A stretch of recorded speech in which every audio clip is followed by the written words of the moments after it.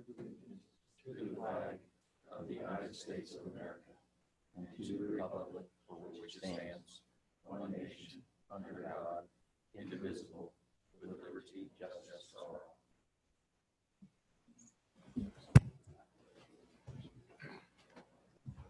We're going to hang here a second until the Zoom is up and running.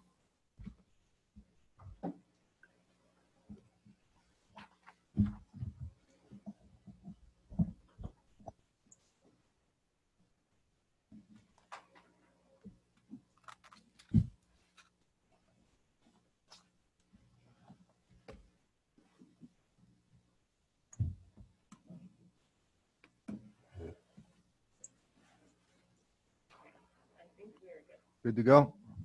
All right. First of all, if you do not send an advance comment sheet prior to the start of the meeting, but would still like to comment on an agenda item, please do one of the following.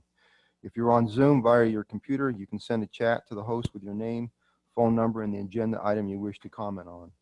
If you are listening on the phone, you can send an email to wgfvideo@yo.gov.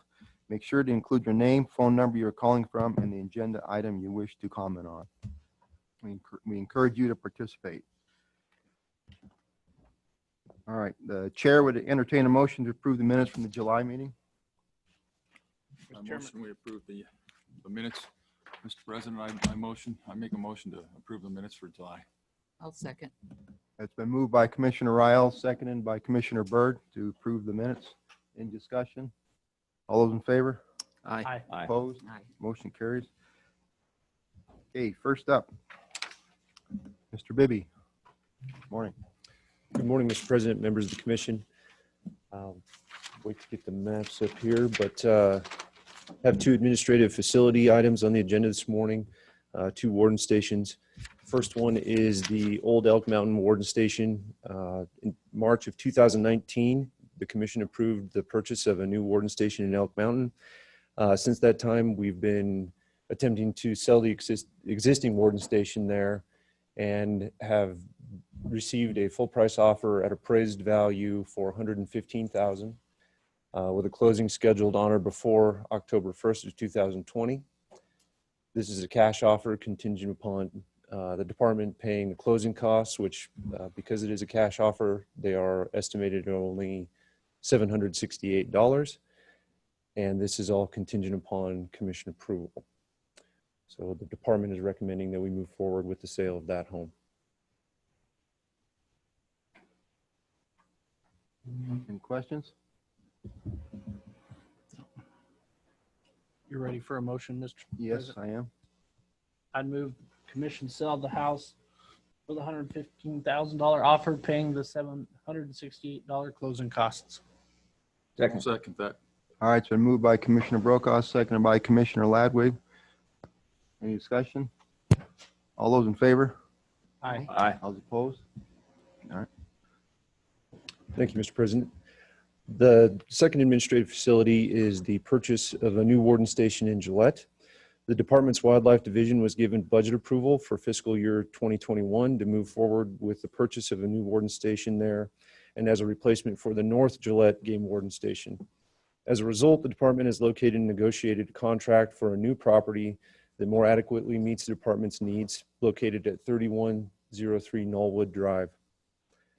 The department currently has the property under contract for $286,000. This is contingent upon commission approval. The department has also engaged local professionals to conduct inspections of the property, including the roof, infrastructure, electrical, plumbing, and so forth. All of these inspections have come back satisfactory. Upon approval and completion of the purchase, the department would begin the process of selling the existing North Gillette Warden Station. So at this time, the department is recommending that the commission move forward with the purchase of this new warden station. Mr. President, Sean, do you have any idea what the old station is worth? The value of the old station at this point? Commissioner Schmidt, this is a entirely guess on my part, but it's somewhere around $200,000. Would be my 200? guess. Yeah, okay, thank you.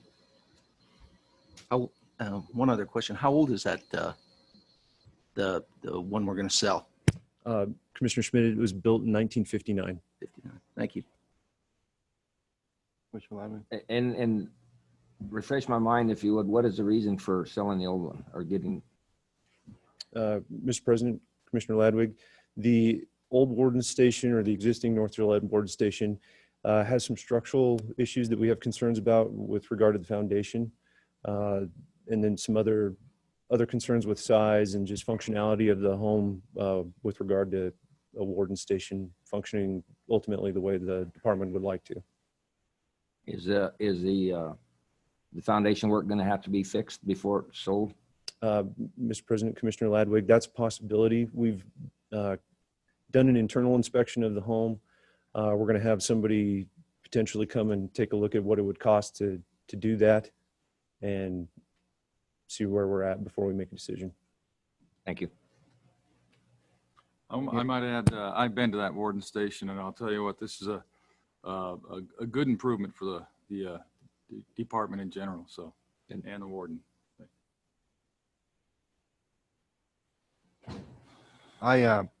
It's not the time to discuss this, but I'd like to see the department look into the whole overall plan we do in providing warden stations in some of these towns. Our biologists and our other people, they go into a community and they have to fend for themselves. I'd like to see us maybe reevaluate or look into the possibility of reevaluating the way we do that. There's some communities that don't have a choice because of lack of housing opportunities, but you know, the use of a warden station is not the same as it used to be. That was the hub for everything. It's not quite the same anymore. So that's another discussion, But I do agree with you, Pete. Agreed. Entertain a motion.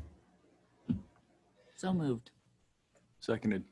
Moved by Commissioner Byrd, seconded by Commissioner Rael. Any discussion? All those in favor? Aye. Opposed? Motion carries. Thank you. Thank you, Mr. President. Mr. Brimar.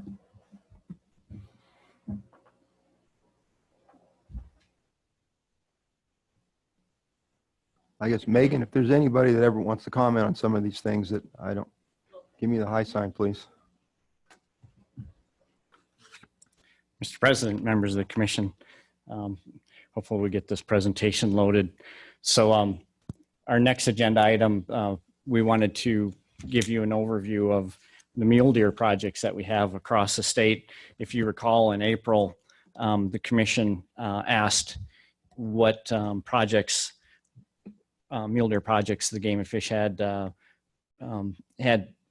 implemented and across the state and where some of the MDI funds were going. And so this presentation gives you an overview of those projects and kind of where some of the funds are going and what some of the outcomes are from the studies. So what I do is there's 10 different herds here across the state.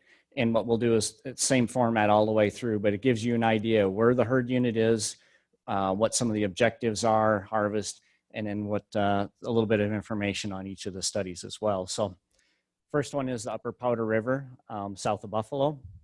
And hunt areas 30, 32, 33, 163, and 169. Has an objective of 8,600 mule deer and our objective of 18,000, but the population estimate is under 10,000. Managers think that that population struggles with some habitat conditions and CWD and some predation issues. And they're considering changing that objective down the road, but they wanted to get some research information from this population. And also this last year, they did a siteability survey there as well.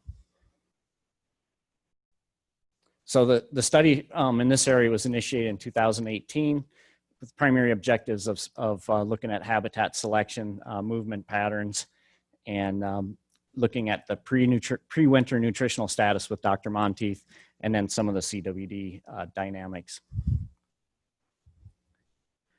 Some of the methods, so they wanted to radio collar 70 female mule deer and keep collars on for 3 years. Measure body condition. You're familiar with the ultrasound machine that Kevin usually shows in some of his presentations. So Kevin's working closely with them.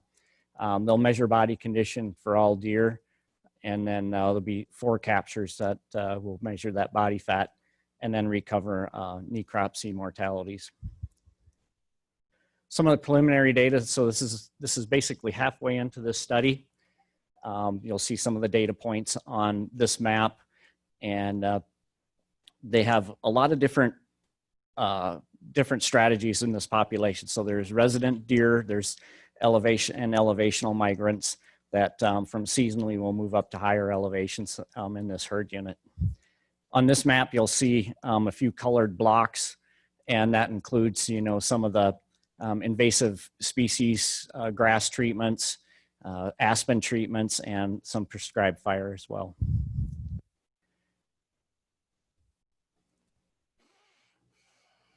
And I should mention that what some of the habitat folks do, like in this case, it's Todd Kaltreiter, works with the wildlife managers, and they'll try and target some of these locations where the habitat treatments are and get them into places where those deer typically move to seasonally. And so on some of these, each of these herds, you'll see some of these maps that'll show the habitat treatments kind of corresponding where those deer are at during certain times of the year. Funding from this study, some of the Commission's Mule Deer Initiative funds, also the BLM, and a number of these projects, the BLM has become a real big partner with us and has funded a lot of the radio collars and a lot of the work on these studies, because they also benefit from knowing where to implement some of these habitat treatments if they know from a selection standpoint where those deer are preferring to be during times of the year.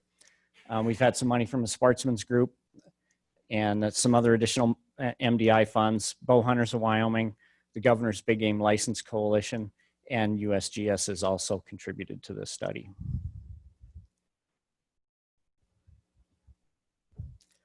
The Powder River and Pumpkin Buttes.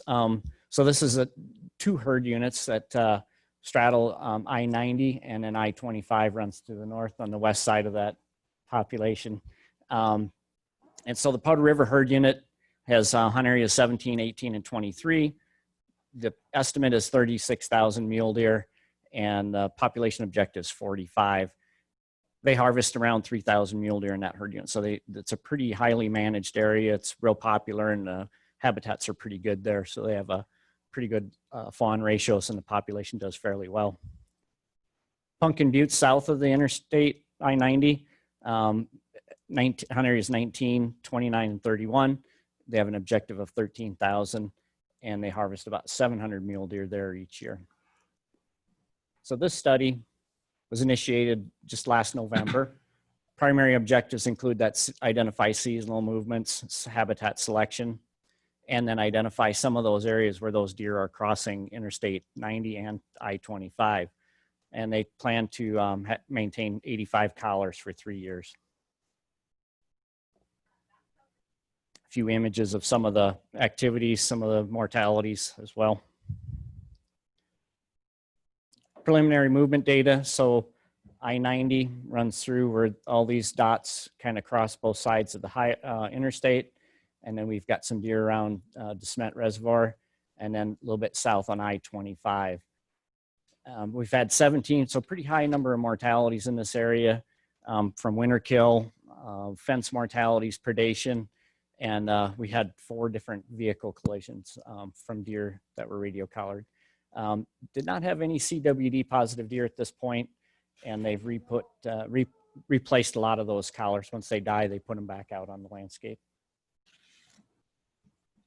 So here's a couple different deer movements that were hit by cars on I-90, and you can see that some of the points as they're around the interstate area.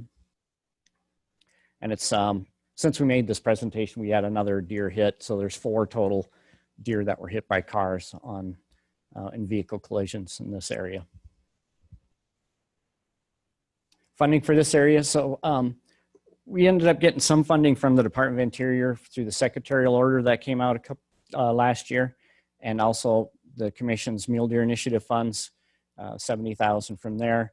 The Migration Initiative contributed 30,000, and then the Sportsman's Group also gave 5,000. The North Bighorns is another herd unit up in that north central part of the state. And its areas 24, 25, 27, 29, and then 50 to 53.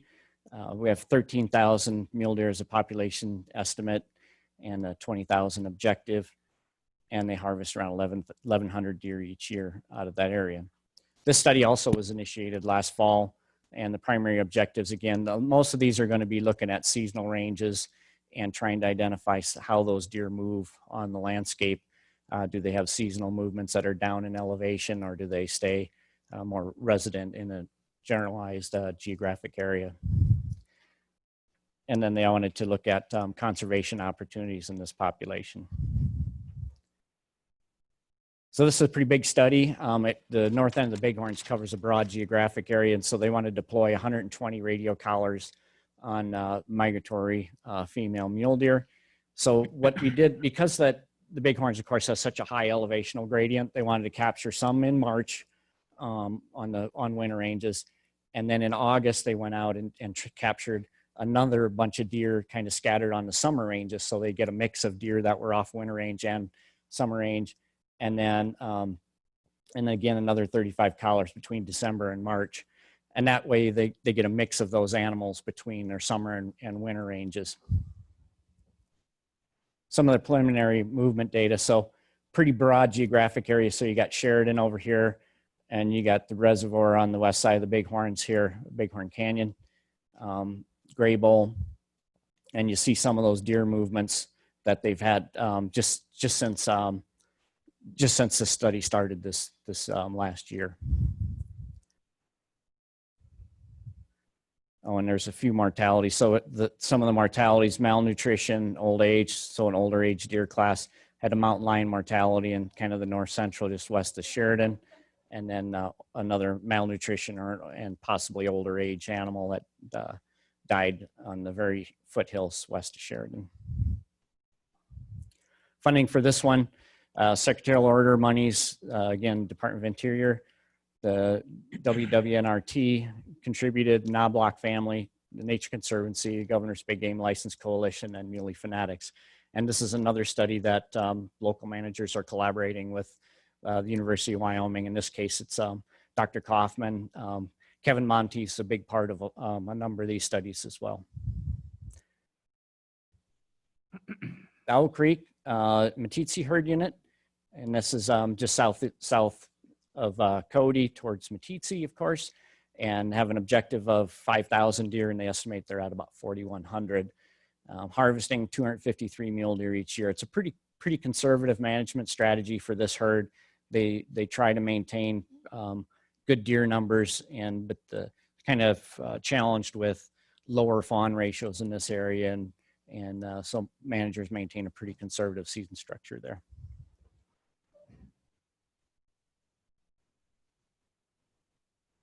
So this study was initiated in 2016 with Matt Kaufman, and it's part of that Yellowstone, Eastern Yellowstone deer migration study. So there's a whole collection of deer herds that were part of that study.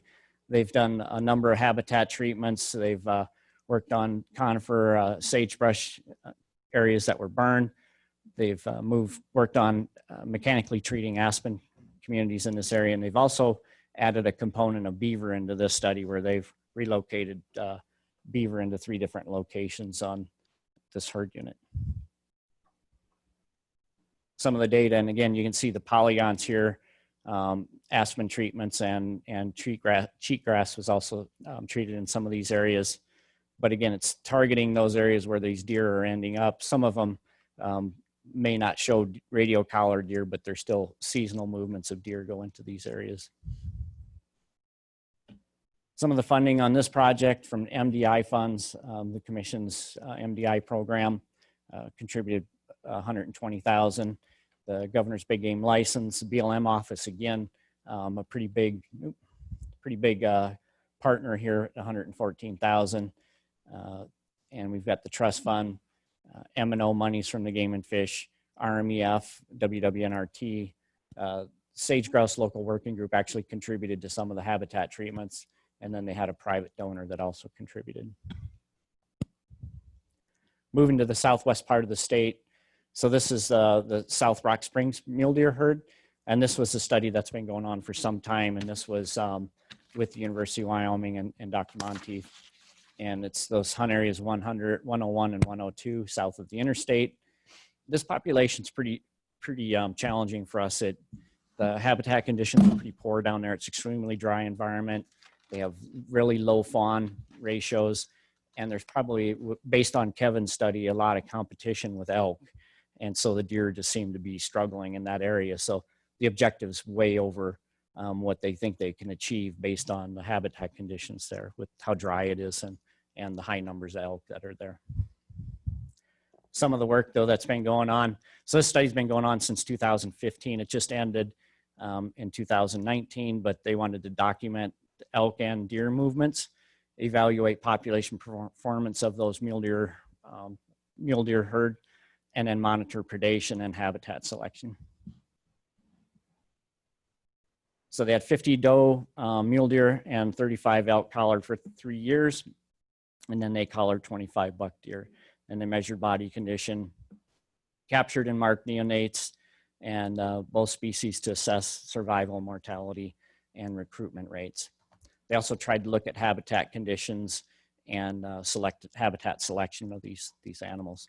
And so this map shows you over that course of time, this is just winter, spring locations of deer. So all the lines on this map show the distribution of those deer.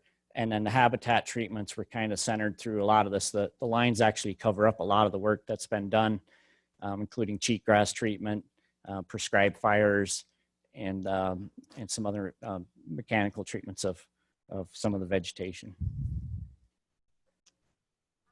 So there's quite a bit of dietary overlap in this area between the deer and elk. Most of the animals that they had collared were non-migratory in this area, so meaning they had their seasonal movements were pretty much confined to a geographic area. They never had any real major movements. There's some separation of the animals, but the overriding analysis indicates that there's competition between the deer and the elk in this area. Female deer are pretty much smaller, poorer body condition than some of the other herds that Dr. Monteith has worked on across Wyoming. And so it's pretty concerning to us that the condition of these animals going into the fall, as well as the adult condition, fawn survival is fairly poor. We've got adenovirus, predation, and malnutrition. And elk neonate survival is pretty normal. So pretty much indicates to us that there's, elk are a little bit better at competing for resources. And so the deer are kind of getting edged out of it in this case. Doug, staying on this area, the South Rock Springs area, which has been heavily studied,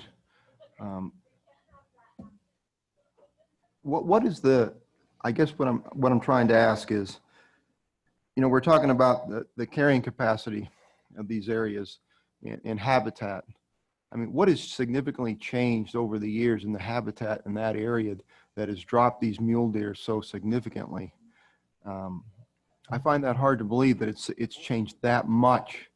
To me, there's more going on than when we talk about habitat. The Sure. carrying capacity of the land is all of the animals, not just the mule deer. Correct. And it seems to me that we need to start looking more and more heavily at the elk numbers in some of these areas as being one of the more significant reasons why our mule deer are struggling. Yeah. Is any credence to that? Yes, Mr. President, absolutely. And our local managers, when we have public meetings, are presenting this information.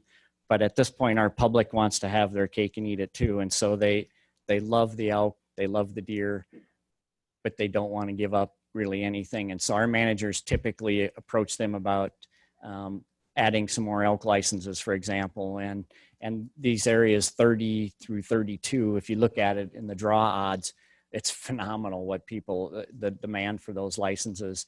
And so the public's not really ready to give much up, but we're trying to educate them more that the high elk numbers are having an effect. And when you add that to some of the environmental conditions that we're facing in Southwest Wyoming with dry conditions and the prolonged drought, the impacts on the habitat are pretty profound, and deer seem to be taking it hardest because the elk can compensate and compete more for those resources, the limited resources. Well, I personally, I don't know how the rest of you think, but I think we need to step up our game regarding educating the public on this elk mule deer relationship. Because in so many of these areas, private land is an issue, and getting harvest on these elk is extremely difficult. And sometimes I think we're trying to blame it all on habitat, why we're not having any mule deer in these areas. And we can only spray so much cheatgrass. We got to do something else. So that's just my opinion. Yep, we're working on it. Thank you. So this funding, this study, a huge project. Game and Fish Commission and the department have contributed over $570,000 into this study.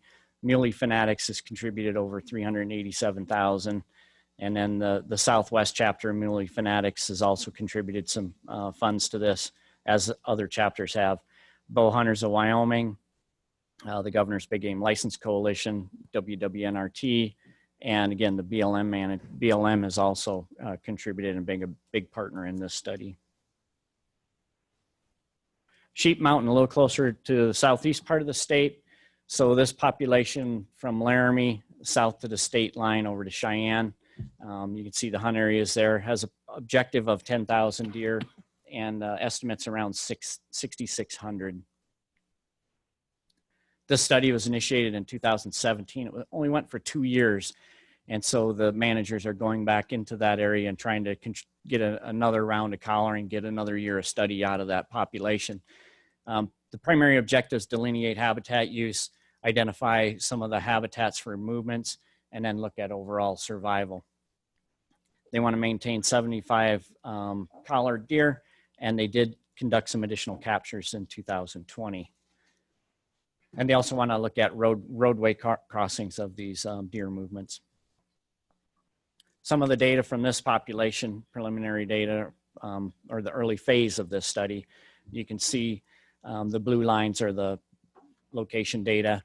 And then we've had cheatgrass treatments, deer conifer cutting, and then, and I'll break this map into a little closer images here as well. But you can see there's some cheatgrass treatments that have been planned, and it corresponds to where these animals have been moving. Some of the funding for this, Game and Fish Commission, $121,000.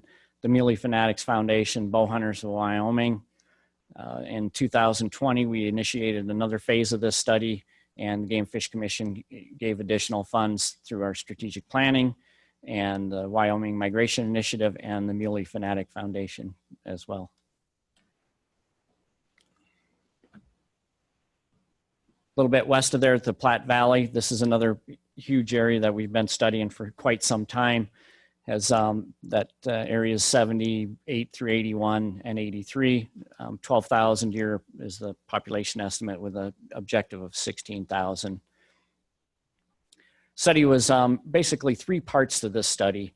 So the Platte Valley deer study was from 2011. That was Dr. Kaufman evaluating movement patterns and threats to mule deer migrations. And that was 55 does and 15 bucks.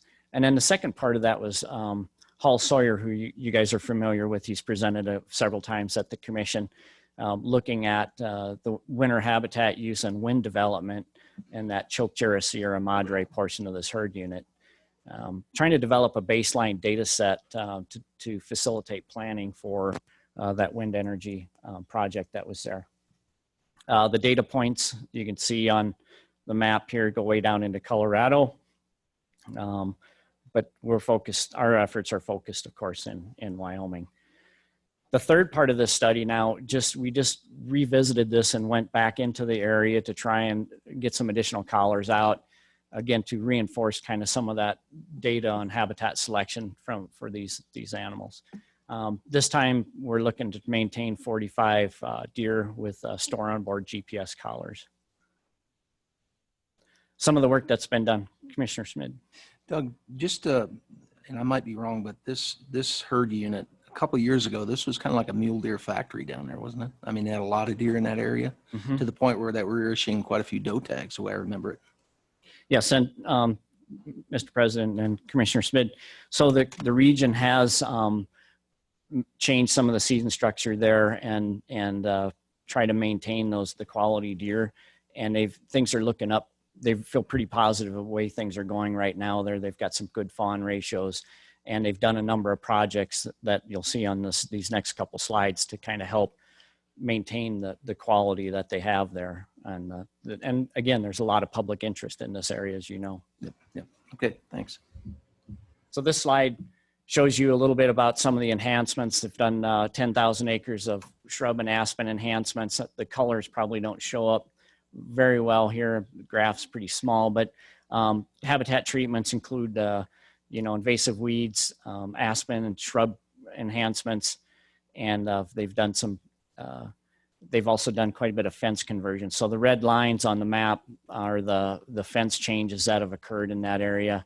And so far they've conducted about fence changes on about 35 miles of fence in that area. So quite a bit of work going on in that Platte Valley. And managers really feel that they've got some good things going with that population. This is just a slide of the fence, some of the fence work that's been done there. And the very southern portion of the herd down by Riverside, cheatgrass treatments and some of the aspen work. And that was one of the areas that we have, of course, the corridor is designated. So that line, the polygons that you see are that's the actual corridor that's been designated through the process that the commission has outlined for us. And it'll also be, we're also looking at applying the executive order now that's been signed earlier this year. And so the governor just recently asked for applications for people to be involved in that the working group there for that corridor. Current funding on this, so this is the 2020 portion of the study. Secretarial order, we allocated $50,000 from that. Knobloch Family Foundation has contributed some money as well. Bates Hole had 6, a little closer to Casper. This is areas 66 and 67. And it's a 4,600 mule deer estimate. Population objective is 8,000.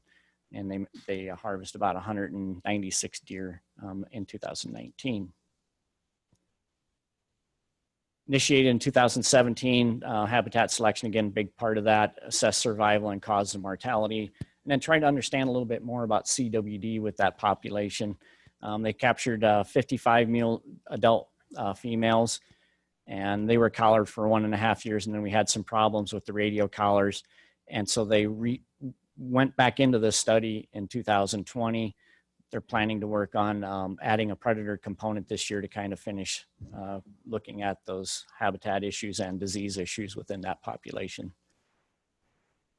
So they got quite a bit of habitat work that's been done in this area over the last 15 years, and a little bit of collar data, the dots on the map, but you can see kind of in relation to where deer are moving and some of the habitat treatments, including juniper treatments, some aspen treatments, and sagebrush treatments as well. So again, as I mentioned, Mr. Quick question, Doug. Hunt Area 67 has been closed. How long has that been closed there? I'm going to see if Justin is on listening in, if he can provide us any insight. If not, I'll get back to you on that. Okay, thank you. Yeah, that thing, Mr. Schmidt, has been closed since, at least the early 1900s. That was one of the original wildlife refuges established in the state of Oklahoma. Okay, all right. The remnant of that refuge. Okay, thank you. And I should mention too on Mr. President that in the Platte Valley, last year the commission passed the antler regulation, and so the region feels pretty positive that there's a number of contributing factors that help that deer population, so they don't have the pressure on those wintering deer like they did before, because now they have the antler regulation in place. And so there's and then also the conservative season structure that they're feeling pretty positive about where that population is going.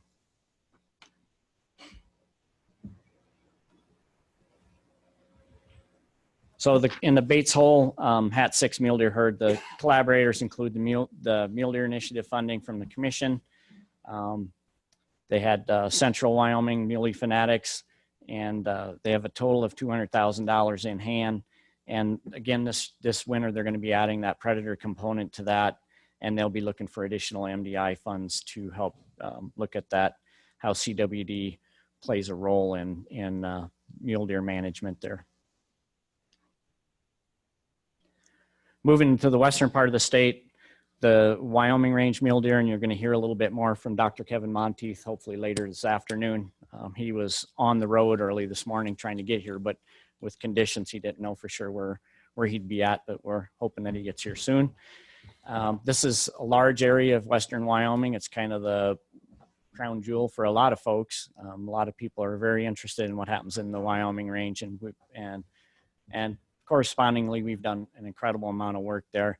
Have a 31,000 mule deer estimate, 40,000 objective, and we harvest about 1,500 mule deer there. So this study initiated in 2013, primary objectives to determine those movement patterns of deer, evaluate survival and link it to body condition, and then assess habitat selection. And again, Dr. Monteith and folks have been collaring fawns in that area, as you're well aware, and a number of you have been out on some of those captures. Looking at the map, you can see the data points of all the deer that have been collared so far. They've had 691 mule deer monitored. Numerous related associated studies with that project as well. Some of the work that's been done, a lot of prescribed fire. As you know, the highway crossings, the South LaBarge work, fence modifications. Dr. Monteith's research associates conducting work and then creating the Deer 139 video series, and then a lot of cheatgrass treatments. And so when you look at a map, this is the northern winter ranges, and again, the deer data points, and then some of the work that's been done on between, cheatgrass, sagebrush, and other shrub communities, and aspen treatments as well. And that gives you a kind of a tally of everything that they've worked on so far in the northern winter ranges there. On the southern winter ranges, we're just getting started on some of those, but you can see just north of some of the polygons, we have some of the projects have been implemented, but we're starting to target these other remaining areas. NEPA work has been initiated, and they've identified a number of treatment areas, and they're starting some of their invasive species work there as well. So this project, well over $2 million been contributed to this study so far. Some of the habitat projects have over $4 million invested in them. And again, we feel pretty strongly that we've got a number of things going for us with this deer population and a lot of the work that's been done to date. Sublet mule deer herd's another huge deer herd in the western part of the state. Of course, this is the Red Desert to Hoback Migration Corridor herd unit that you've heard so much about. And this includes hunt areas 130, 131, 138 to 42, 146, and then 150 to 56 up by Jackson, and then hunt area 162 in kind of by the Hoback Rim. 21,000 objective, 32,000 deer objective with estimate at 21,000. Some of this work, radio collared 131 mule deer have been monitored a number of years. This was our first, of course, designated corridor, and this is the corridor itself on here. Did not put the data points on a map, but when you look at the corridor in relation to some of the treatments that we've done, you can see that there's been a number of, Samuel, can we go back to display on that last slide? A number of projects. Yeah, go right to the end, and then I'll just back it up one.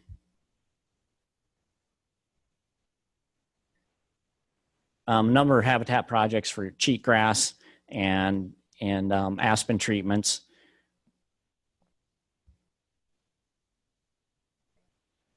No, you're right. Don't know what button I pushed on here.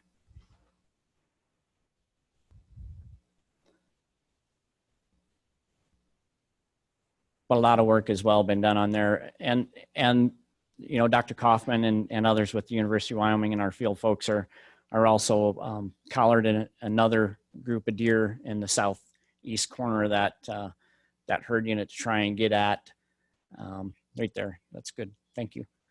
Try and get at some shorter distance migrations that are in the winter along the interstate, but may not travel quite as far.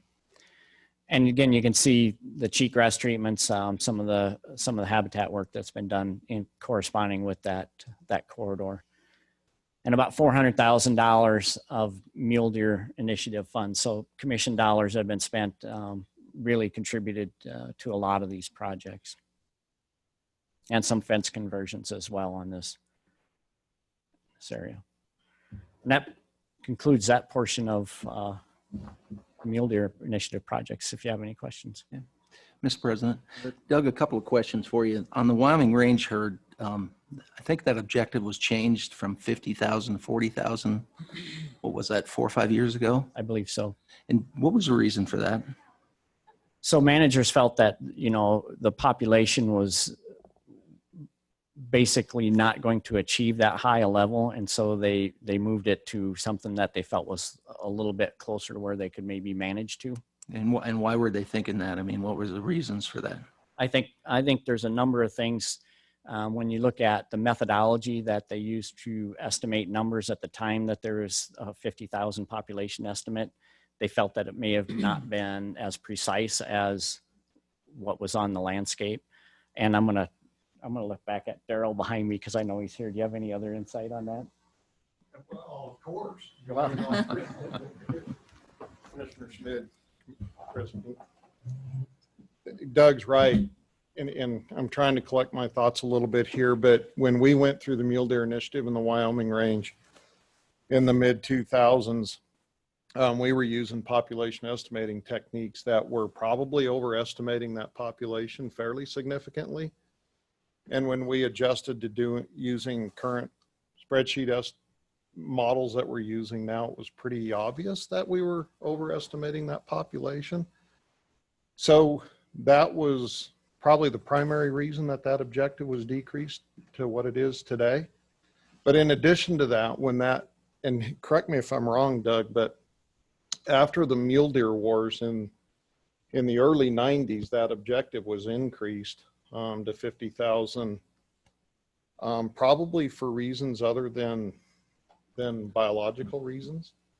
And so it was probably from the get-go, even when we had mule deer population numbers that were at their highest in the late 80s, around 1989, was probably unachievable. There was a lot of it, and I'm sure many of you are aware of what we refer to as the mule deer wars, but there was an effort there, I think, to politically appease some folks. Mm-hmm. So that objective was unrealistically high from the get-go.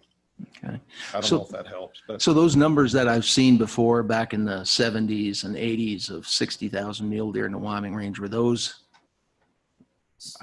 numbers incorrect as well then? It would be my opinion that they were probably estimates that were artificially high. I think that's the risk that we face when we take historical data that was based on the best information that they used at that time to create an official number to base our stats on. And then as time goes on, scientific techniques change, or modeling techniques to predict what the population is change a little bit.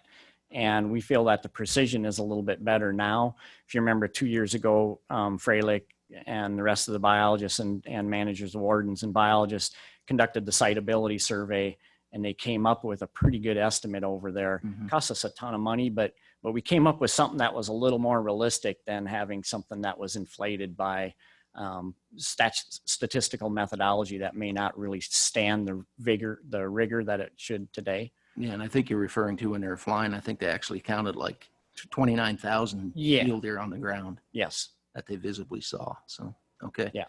And then also in the sublet herd. If I could interrupt just real quickly, I do want to emphasize that though we were estimating 60,000, it was the best we could do at the time. At the time. We contracted, and I don't remember when that was, but it's been within the last decade or so. an independent evaluation of our estimating techniques using what we called pot 2 at the time. And it was shown that on average with mule deer and pronghorn both, that modeling technique, which we had been using for, We're trying to record. I'm sorry, had been using for a decade or two, was overestimating most populations, if I remember, like by 10 to 20%. But I just want to emphasize it was the best we had at the time. Okay. Yeah, and the reason I ask is because we've mentioned this before, I think, in some previous meetings, but it seems like whenever we change objectives, we're always changing them down rather than keeping them at, or trying to raise them and challenge ourselves to create more bodies on the ground. So that was one of the reasons for my question. The second question I have, Doug, is with the sublet herd. I see we're at about a 21,000 number right now. And that was, just for a refresher, I mean, from the winter of 16, 17, that herd plummeted to 17,000 animals. And prior to that, 3 or 4 years prior to that, they were within objective or at a near objective. And it looks like they're coming back pretty nicely. We hope so. Yeah. And I think there's a lot going for them with the habitat treatments and the fence Right. projects, conservation work that's been done. Yep. And So very good. Thanks, Doug. Couple things. We are recording this through Zoom, so whenever anybody speaks, please walk up to the podium and actually speak into the microphone. And we need to do a better job too ourselves. Also, I wanted, just before I neglected, there's 2 pretty big players that are not sitting at this table right now, and to let people watching, Director Nesbitt and Commissioner Crank are testifying before a congressional committee regarding grizzly bears, and they will be with us shortly. So I thought I would point that out. Any other questions? Mr. President. Doug, you made a focal point to, I think I know the answer, but I'd like to, for the sake of public opinion, you'd mentioned in the Owl Creek area that we relocated beaver. What's the benefit for the mule deer initiative? What? yeah, so it ties back to the upland health of the landscape. And so looking at the watershed health Habitat? and trying to get beaver in to withhold some of that, raise the water tables, a whole number of things that of course beavers will help with that landscape, get some of the higher water table, a little better vegetation. Aspen communities, beaver will be using dam building materials, chewing down aspen and stimulating additional growth there in willows. So, You know, the mule deer initiative's a broad effort, and that's just one of the little tools that we use. Relocating beaver, who would have thought of that? I mean, basically the public's going, what are we doing here? So, yeah, there's thank you. Yes, there's a lot of benefits to doing that and looking at a watershed scale, the health of the watershed. So. Sure, thank you. Any other questions? All right, I guess we'll journey on. All right, can we get on the next?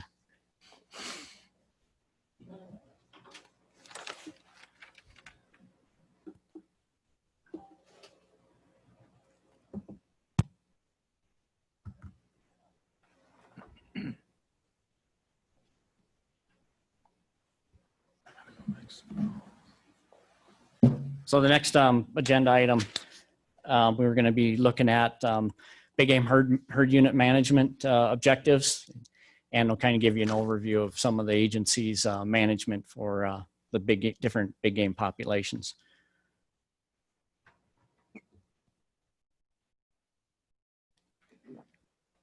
So each year we do an overview of the objectives that the regions have looked at. And so what we want to do is give you a little overview of what management by objective means, and then some of the management strategies that our folks use and apply to the big game herd. So management by objective is basically plan management instead of reacting to different scenarios on the ground. Provides a little accountability for our field managers, and then a little bit of transparency for our publics in that our department personnel know where they need to go. The landowners know where we're trying to get to. And then the land management agencies such as the BLM, Forest Service, and others know where we're going to. And then as well as sportsmen and other stakeholders that are interested in big game populations in Wyoming. And so when you look at, it's really a plan management system. So we inventory where are we at, and that's where we do our aerial surveys. We estimate where we're at. Again, like we talked about with Daryl just a few minutes ago, in some cases we apply some statistical modeling to kind of add some precision to that to estimate where that population is at. But in this case, on their plan management system, you have the inventory, you have your objective on where you want to get to, and then you have actions on how you're going to get to there. And that includes the season setting. Do you treat some habitats and things like that? And then you also have the fourth step is evaluation, and did you make it to where you want to be? And so when you look at a big game herd unit, so this is the Cody region here. And if you look at the gooseberry elk herd unit, it's areas 62 through 64. It's a geographical area where those animals that live within that area, in this case, it's the elk herd, gooseberry elk herd, they pretty much spend their entire annual cycle within that geographic boundary. They move from winter range to summer range. Their calving season is within that geographic area. So when you look at across Wyoming, for each of the big game species, we have 40 pronghorn herds. We have 37 mule deer herds, 5 white-tailed deer herd units, 35 elk herd units, 10 moose herd units, 10 bighorn sheep herd units, and 2 mountain goat herd units, and then 1 bison herd unit in the state. And then the very right column of that shows the number of hunt areas within each of those species. So the big game objectives, you know, each 5 years, our managers look at those objectives and then determine did they make it and where do they really want to be in the future. So they either elect to retain that objective, or they start considering some changes, or they update that objective. And then they evaluate habitat population status each 5 years as well to determine if they need to modify some things to achieve where they need to go. Gauge public interest and desires through some of our season setting processes, including the open houses and also their individual discussions. Those updates are then presented to the commission for approval. And so that's what we're here today to do, is present the herd units that the regions have decided to modify. They think it's worth modifying those objectives. Doug? Yes. I thought we had closer to 130 pronghorn units. Why is it 103? I'd have to get back to you on that. I'm not sure if we've modified that in recent years. Sometimes we may have combined a couple of smaller herd units yeah, because when you start getting radio collar data, there's new information. And right now we're working with a group of professors from the University of Montana on our herd unit analysis now. And they're kind of suggesting that maybe there's not as many as what we think, that maybe some of those, there's animals that do contribute to the adjoining ones. And so they're actually a larger population than what we're looking at right now. So I may have misspoke. I was talking about hunt areas. Oh, hunt areas. Yeah, and I think each year there's an opportunity for managers to kind of tweak those a little bit as well. But they try and not do that every year, but once in a while there's some of those that get combined. One of the latest ones that I'm familiar with is like on the mule deer, we had areas 141, 162, and they were always in the packet when you looked at the regulation 141, 162. So it just made sense for us to just call them, you know, 1 hunt area instead of 2.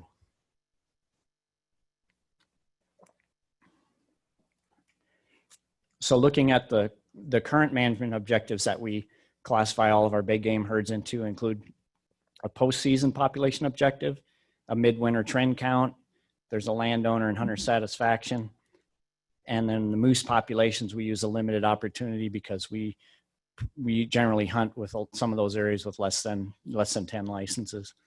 And then bighorn sheep limited opportunity objective as well.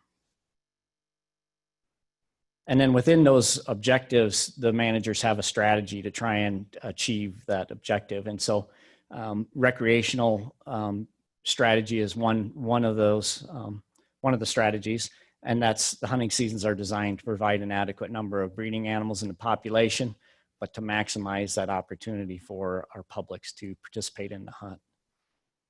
And then there's special management object strategy, which is tied mostly to moose, bighorn sheep, and then some of the other populations. As I mentioned earlier, there's a lot of public interest in maintaining a real high quality hunt in some areas. And so we maintain a special strategy opportunity for option for some of those areas. We also have a private land. So in the eastern part of the state, we have a strategy for private land because it's very difficult for access. And so focus on building landowner relationships in these areas rather than tying it to a buck or a bull quality. So what we did this year, so in 2020, we had 35 big game management objectives that were last reviewed in 2015. And so we revisited all of those again this year.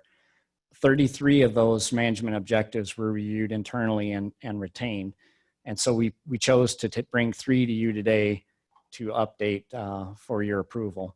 And I'll go into those here in just a second. And so the Casper region, when I prepared this presentation, we sure weren't thinking that this is what Casper would look like in September, but that's probably pretty close to what it looked like yesterday. And so in the Casper region, we're looking at the rattlesnake pronghorn herd unit. And in this one, if you remember, I said that we had strategies. Once we have an objective set, we select a strategy to try and help achieve that. And so the current strategy is a special and recreational for the couple hunt areas that are there. And what the managers would like to do is just go straight across recreation. And what that means is they provide more opportunity for the public to hunt because the buck quality is maintained there, and they believe that they can provide more opportunity. And it basically managing for a real high buck ratio in there constrains their current hunting opportunity, and they think that they can provide more hunting opportunity in that part of the state. Is that where Dr. Monteith is doing some of his antelope study in 72? Is he doing that? 73. Yeah, it's in the area north of there. If we're good, I'll move into the Lander region.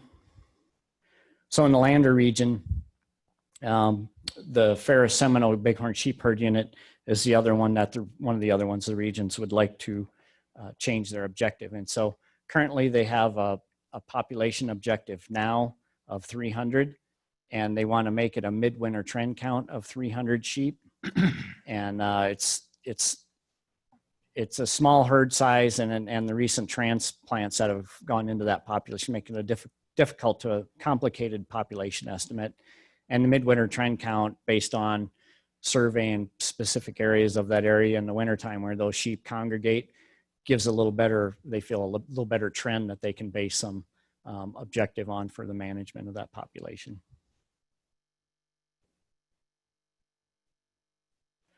Moving down to the Laramie region, this is the third herd unit that managers look to have an objective change. The Shirley Mountain elk herd, currently it's at 800, and they did that public review in 2015, and it's a midwinter trend count. And what they'd like to do is move that from an 800 trend count to 1200 population midwinter trend count, and it's a special management strategy. And the managers feel that that current objective is not realistic given the access and herd dynamics. And they proposed objective they feel is sustainable, and they can maintain some liberal harvest there and continue to work on improving access. So, and with that, that's the 3 herd units that we propose to have objective changes this year. Any questions?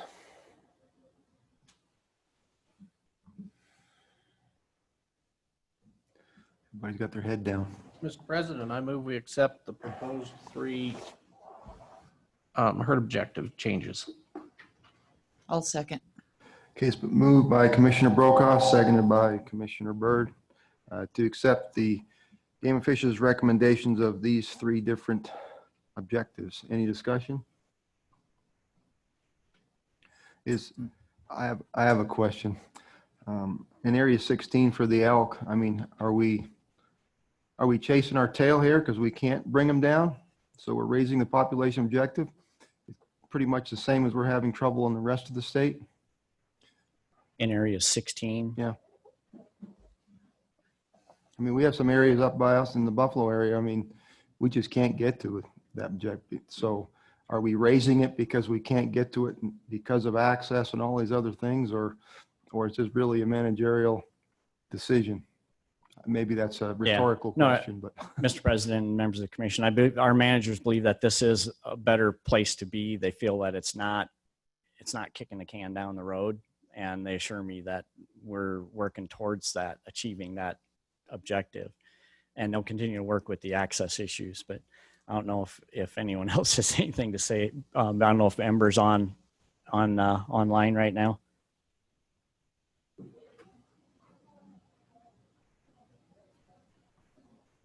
Mr. President, members of the commission, can you hear me okay? This is Ember Hall, Wildlife Coordinator for the Laramie region.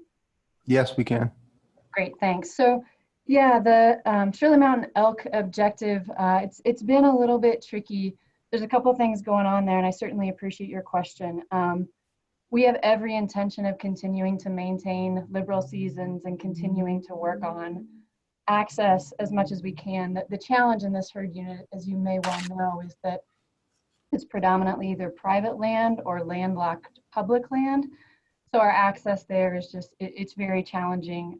Over the next 5 years, the duration of this objective change that we're proposing, we're hoping to be able to make some inroads with access, but we just at this point feel like 1,200 animals is a much more realistic and sustainable place to be. And once we get to that point, we'll certainly be open to reevaluating that objective and continue to consider managing that population down even further. But at this point, we feel like 1,200 is about as realistic and achievable as we can get.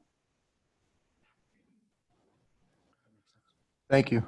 Yeah, I hate to be a broken record. I just think our increasing elk numbers are really a strong, have a strong influence on our mule deer numbers.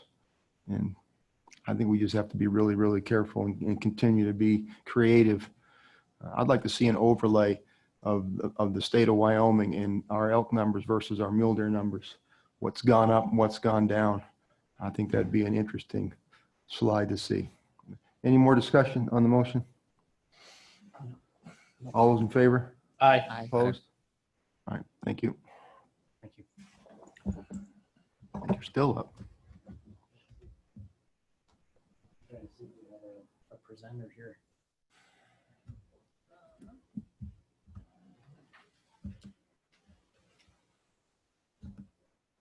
May have to text one of my guys to see if they're getting close here.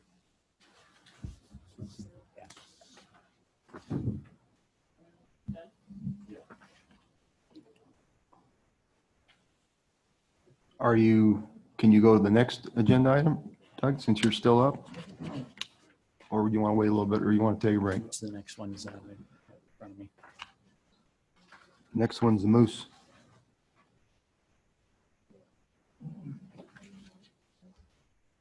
Yeah, we can put the moose on.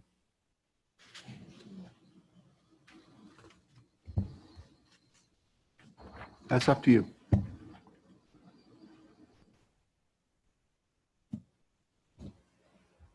All right, so we've got a couple guys that are trying to get here today, but it's been a little bit on the challenging side. So Dan's calling Doug McCorder now to see kind of where he's at in the process. And I don't think he was planning to be here quite this early, but and then on the statewide moose management and research, we had Tim Thomas lined up to present, and unfortunately he's tied up and didn't get over here. So I guess I'm just going to go ahead and run through the slides here, and we can talk about moose management in Wyoming. So it's been probably about 4 years ago, the commission, we gave a presentation in Sheridan, and the commission was very interested in the moose research status across Wyoming. And the commission also funded with Commissioner Culver at that time some research in the bighorns. And so we'll give you kind of a little overview on that as well.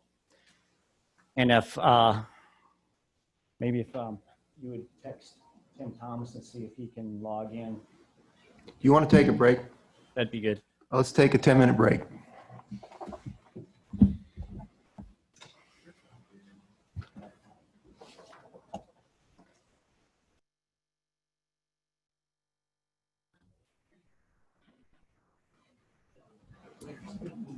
We're going back. Yes. Going back to our original plan here, Mr. President. So, Mr. President, members of the commission, so we have, you know, the next agenda item is our bighorn sheep issues, and then we'll get the moose research presentation back on the Zoom screen here, and then we'll have Tim Thomas give an overview of moose research and management across Wyoming. So our next talk is with Doug McWhorter. Doug's the wildlife management coordinator in Jackson, and Doug's kind of our industry expert on bighorn sheep, all things bighorn sheep. He spent a few years working in the Pinedale region. Doug had started a little over 30 years ago, and today, you know, he's the coordinator. He's also worked in the Cody region most of his career on a lot of bighorn sheep issues there as the wildlife biologist there.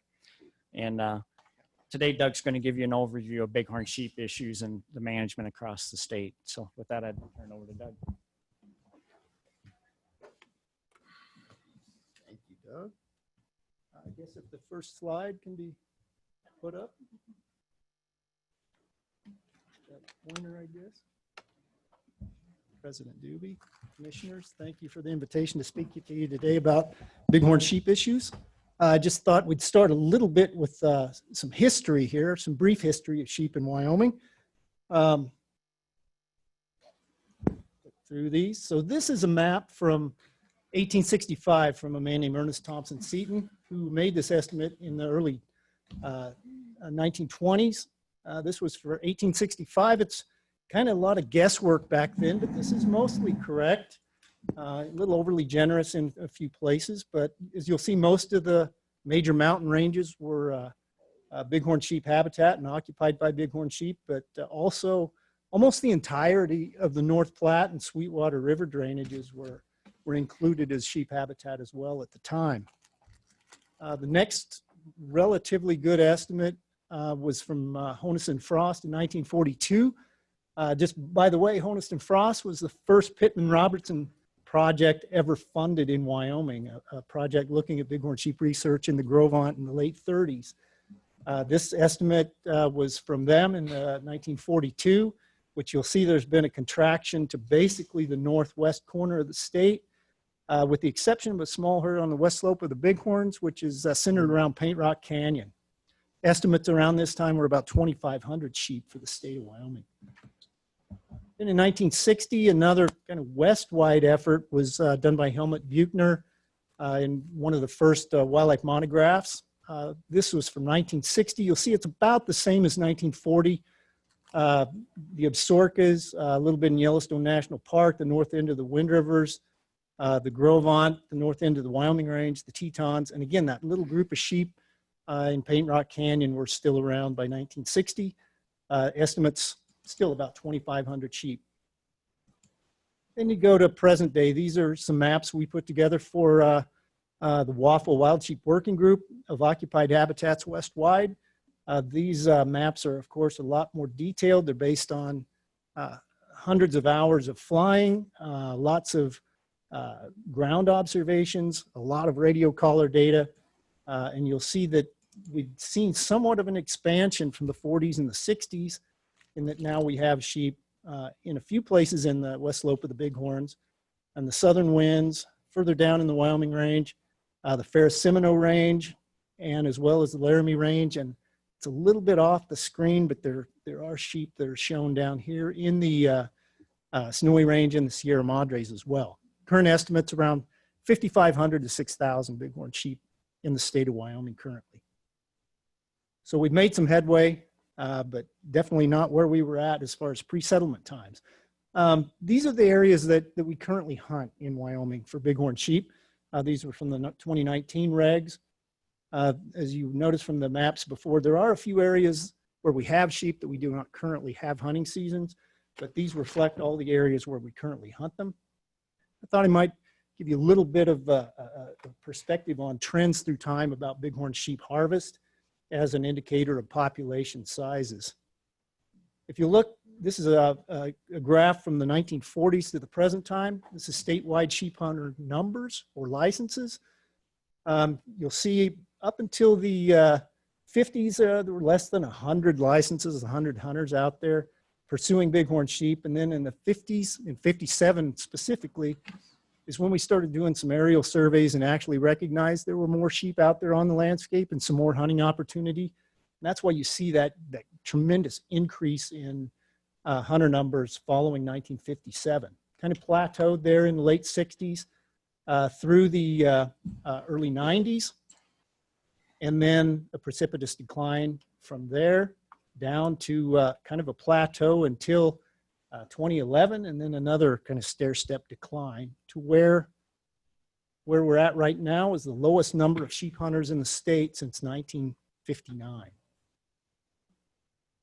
Statewide ram harvest follows a similar picture, an increase through time, peaking in the late 80s, early 90s, then declining, kind of a plateau, and then from 2011 on, another decline. This number in 2019, our harvest represents the lowest ram harvest in the state since 1976. A flip side of this is it kind of paints a bleak picture for bighorn sheep populations based on hunter numbers and ram harvest, but I want to share the perspective that if you draw a sheep license in Wyoming, you're still going to have an incredible hunt. If you'll see by this graph, this is statewide hunter success, and it increased up until the late 2000s, and it's kind of plateaued around 80%. 80% is kind of an informal goal that we'd like to achieve for bighorn sheep on a statewide basis, and you can see that's being maintained. Same thing with hunter effort. How many days per ram harvested is kind of plateaued or leveled off around 10 days per ram harvested for the last couple decades. So the point being, if you do draw a sheep license, you're still going to have a great hunt. It's just that we're not issuing as many of those in the state. So this is by design.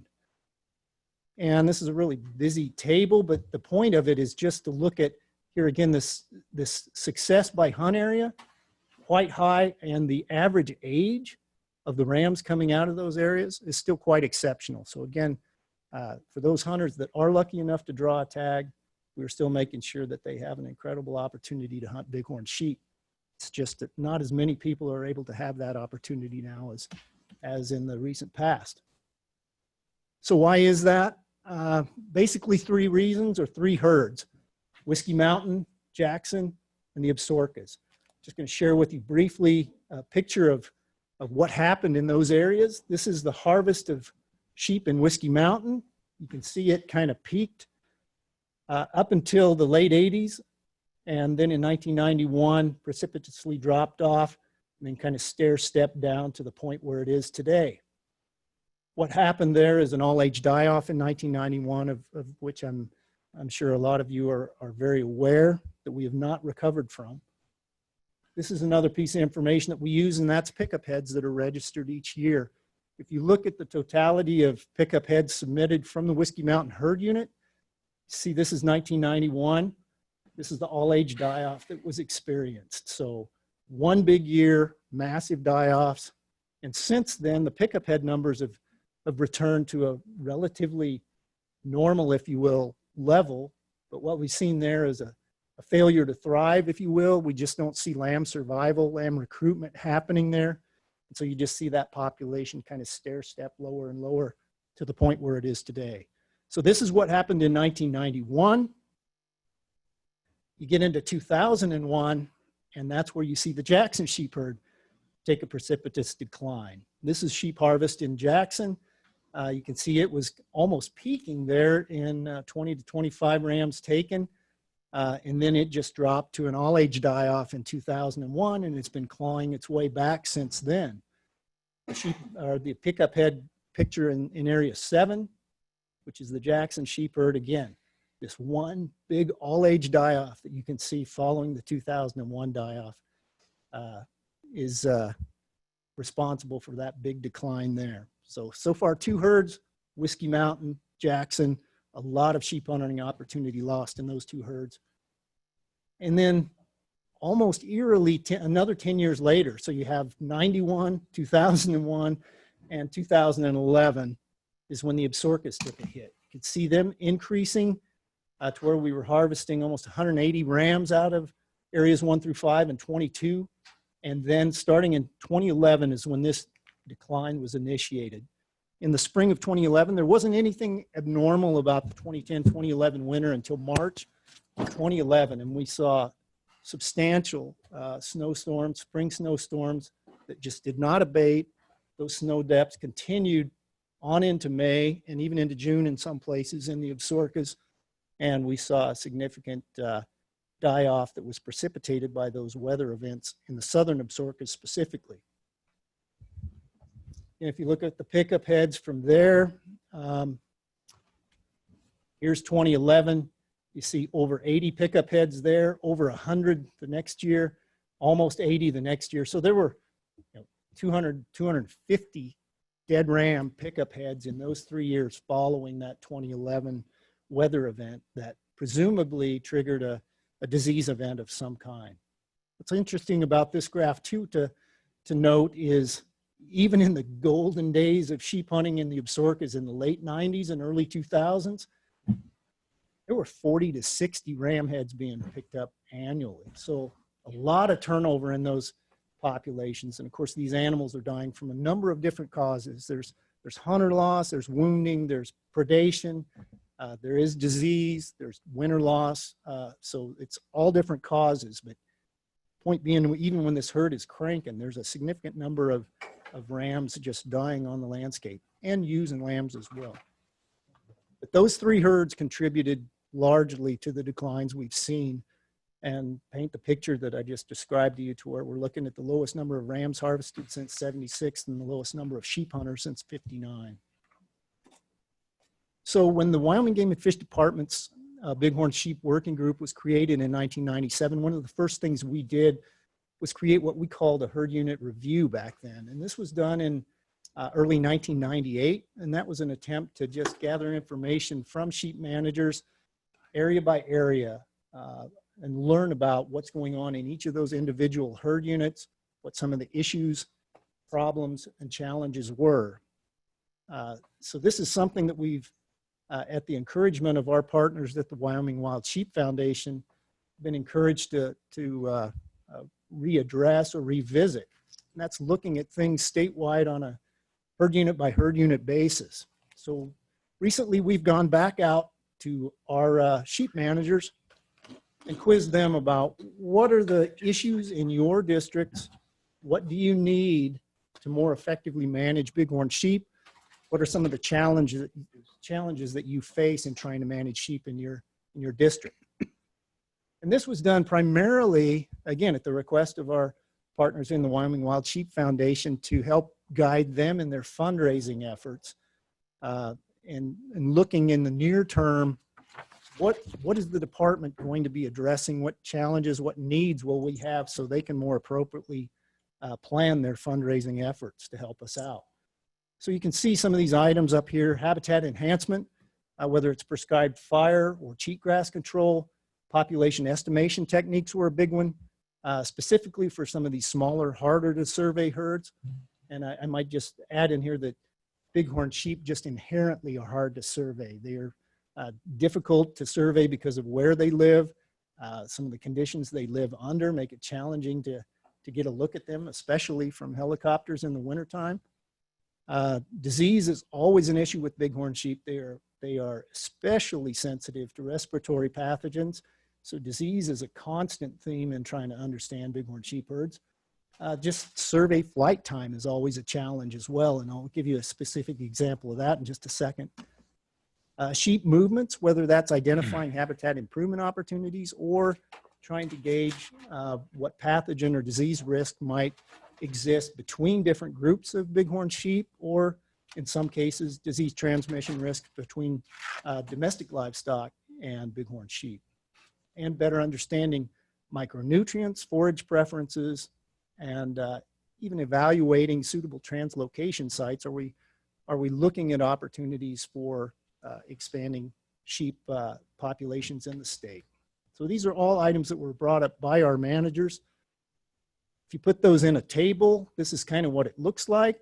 Of all the 44 individual issues or projects that folks brought to our attention, about a third of them were habitat oriented. So with half of those being improvement projects and half of them addressing invasive species. Another close to a third was management or population monitoring, whether that was disease monitoring, survival through radio collars, habitat use, getting better estimates through survey time or new techniques perhaps. So those two items comprised almost a third of what our managers were saying they needed to do a better job of managing bighorn sheep in their districts. Disease was a significant one, as well as understanding more about seasonal movements, looking at separation of wild and domestic sheep and goats, trapping and translocations, education, policy, and research were some of the more minor components. So this just gives you an idea of what our managers are looking at on a statewide basis as far as what's important. I might just speak about a couple of these projects in a little bit of detail here. Keep talking about cheatgrass, and I know you're all familiar with the threat of cheatgrass and how that impacts wildlife habitat. This came up numerous times, as you saw from the survey of our managers. This is just one example of a cheatgrass project in the state of Wyoming. This is in Teton County, a very collaborative effort led by the Teton County Weed and Pest that we are participating in and helping fund as you have as well. So cheatgrass control, whether that's just without any pre-disturbance or following some sort of wildfire or prescribed fire, oftentimes you have to address this cheatgrass issue on the heels of those habitat improvement efforts. So this is going to be a big item in the future and will not be going away, and it's going to be something that we will need help funding for quite some time to come. Population surveys, you heard me mention the importance or the needs of managers to survey bighorn sheep and how difficult that can be. Sheep are not a cheap species to manage, and we definitely do not recoup all of our management costs through license sales. The costs of surveying sheep, just because of the country they inhabit, make it very difficult. A lot of this has to be done by the air. So this is an example of a population survey we just completed in July of this year. This was specifically directed at the Absarokas, and you heard me talk about the declines in the Absarokas that we've witnessed recently, but that left us wondering, we know we've had a significant decline there, but where does that leave us? Where are we at? How many sheep do we currently have there? So we were able to obtain funding to do this rather comprehensive survey, which included almost 90 hours of flight time, over 4,000 miles of line flown, a cost of over $80,000. Numerous sources contributed to this effort, and if you can see all these orange lines, so this is the Montana state line, the Yellowstone Park boundary is kind of through here. This is the thoroughfare, this is the southern Absarokas. These are all lines of where the helicopter flew. We did obtain over 3,100 observations of sheep during this survey, which makes us feel good about our previous estimates of sheep in the Absarokas being somewhere between 3,500 to 4,000 sheep currently, which makes you appreciate how many sheep there must have been there before 2011. It's something to behold. And just to put this in perspective, any of you that have heard me talk about the Absarokas know I'm quite partial to them, but there's no place in the lower 48 that even comes close to what the Absarokas have for bighorn sheep. It is the largest metapopulation of sheep anywhere in the range of bighorn sheep. So others there's some desert sheep herds in northwestern Arizona, some sheep herds in Montana that approximate 800 to 1,000 individuals that are large populations.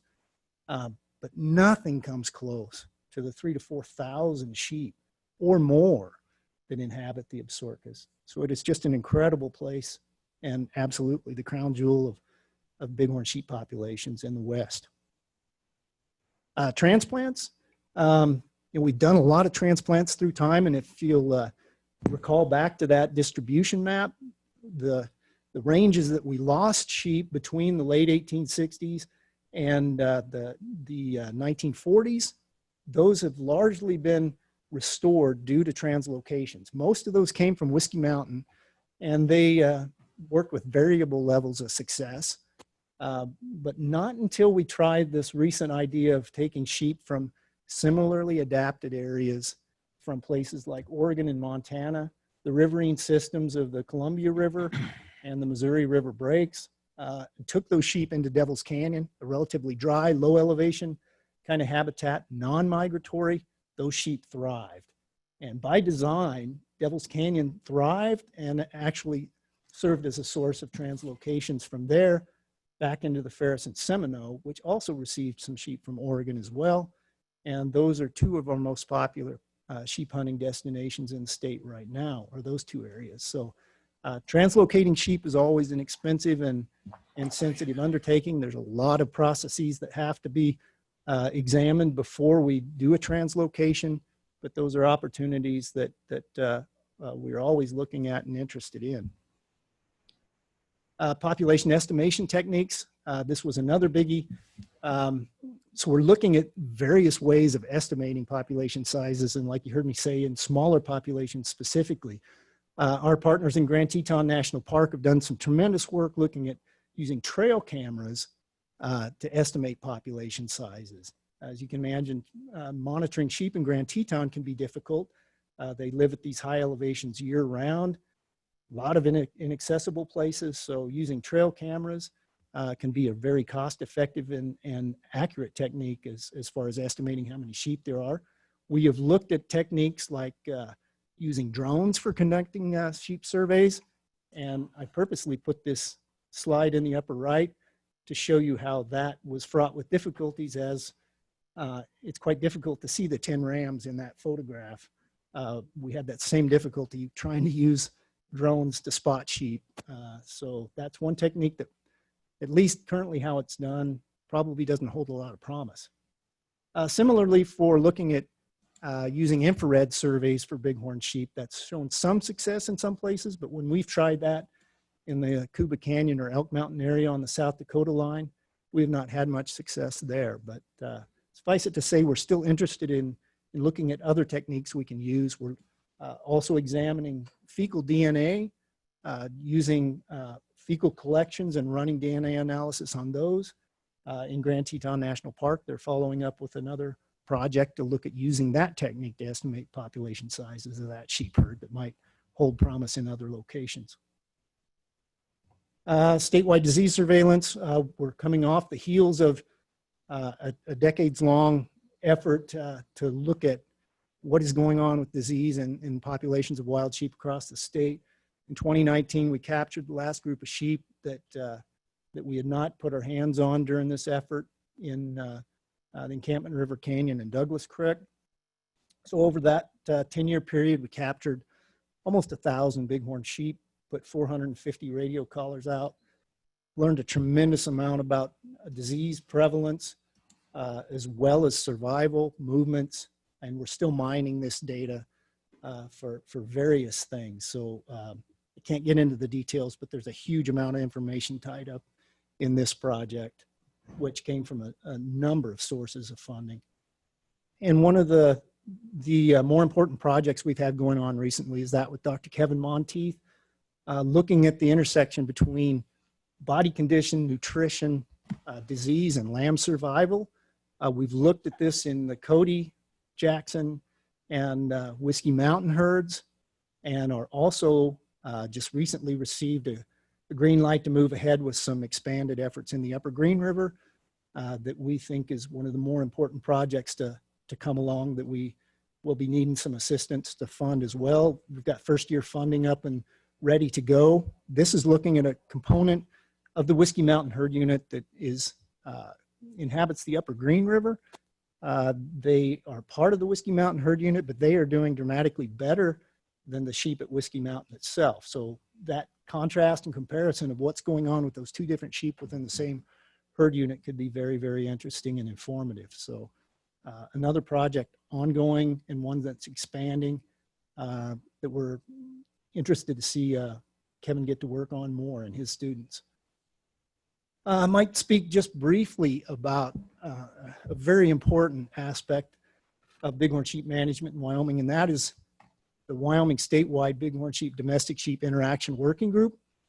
This was a group that was convened in the year 2000 by then Governor Jim Geringer and Senator Craig Thomas, and it was specifically to address these issues of conflict between domestic and bighorn sheep, which at its root are primarily respiratory pathogen-based diseases. And through that working group, we did produce a final report, often called the Wyoming Plan, and this is what has guided us in our efforts since its completion in 2004.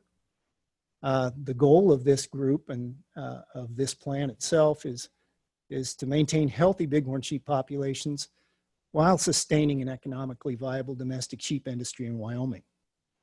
Very key to this were some terms of agreement.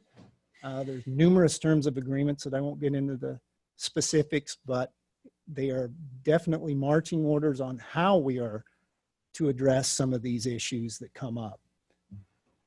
There's sets of recommendations that we've attempted to follow, and then this is now a statute, and so this Wyoming Plan is Wyoming law. So it's very important, and I might just take a couple minutes to show the guts of this plan, if you will. Let's see. So it's based off of this map right here. The success in this plan, in my assessment, is the prioritization of bighorn sheep herds in Wyoming. If you'll return back to the distribution maps, you'll see that these are the areas in the Absarokas, the Wind Rivers, the Tetons, the Gros Ventre up here. These were sheep herds that were never extirpated. They've always been there. They are what in the Wyoming Plan we classified as our core native herds. We also delineated what we call cooperative review herds as well, that include the south end of the Wind Rivers, the west slope of the Bighorns off National Forest, some of this country in the North Platte and the Sweetwater River drainages here, the Laramie Range, as well as the Sierra Madres and Snowy Range.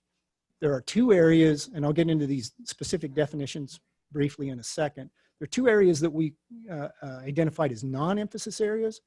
That is the Bighorn National Forest on forest, and then the Salt Range and Wyoming ranges in western Wyoming. And then there's also what's called a non-management area, which is basically everything else in the state.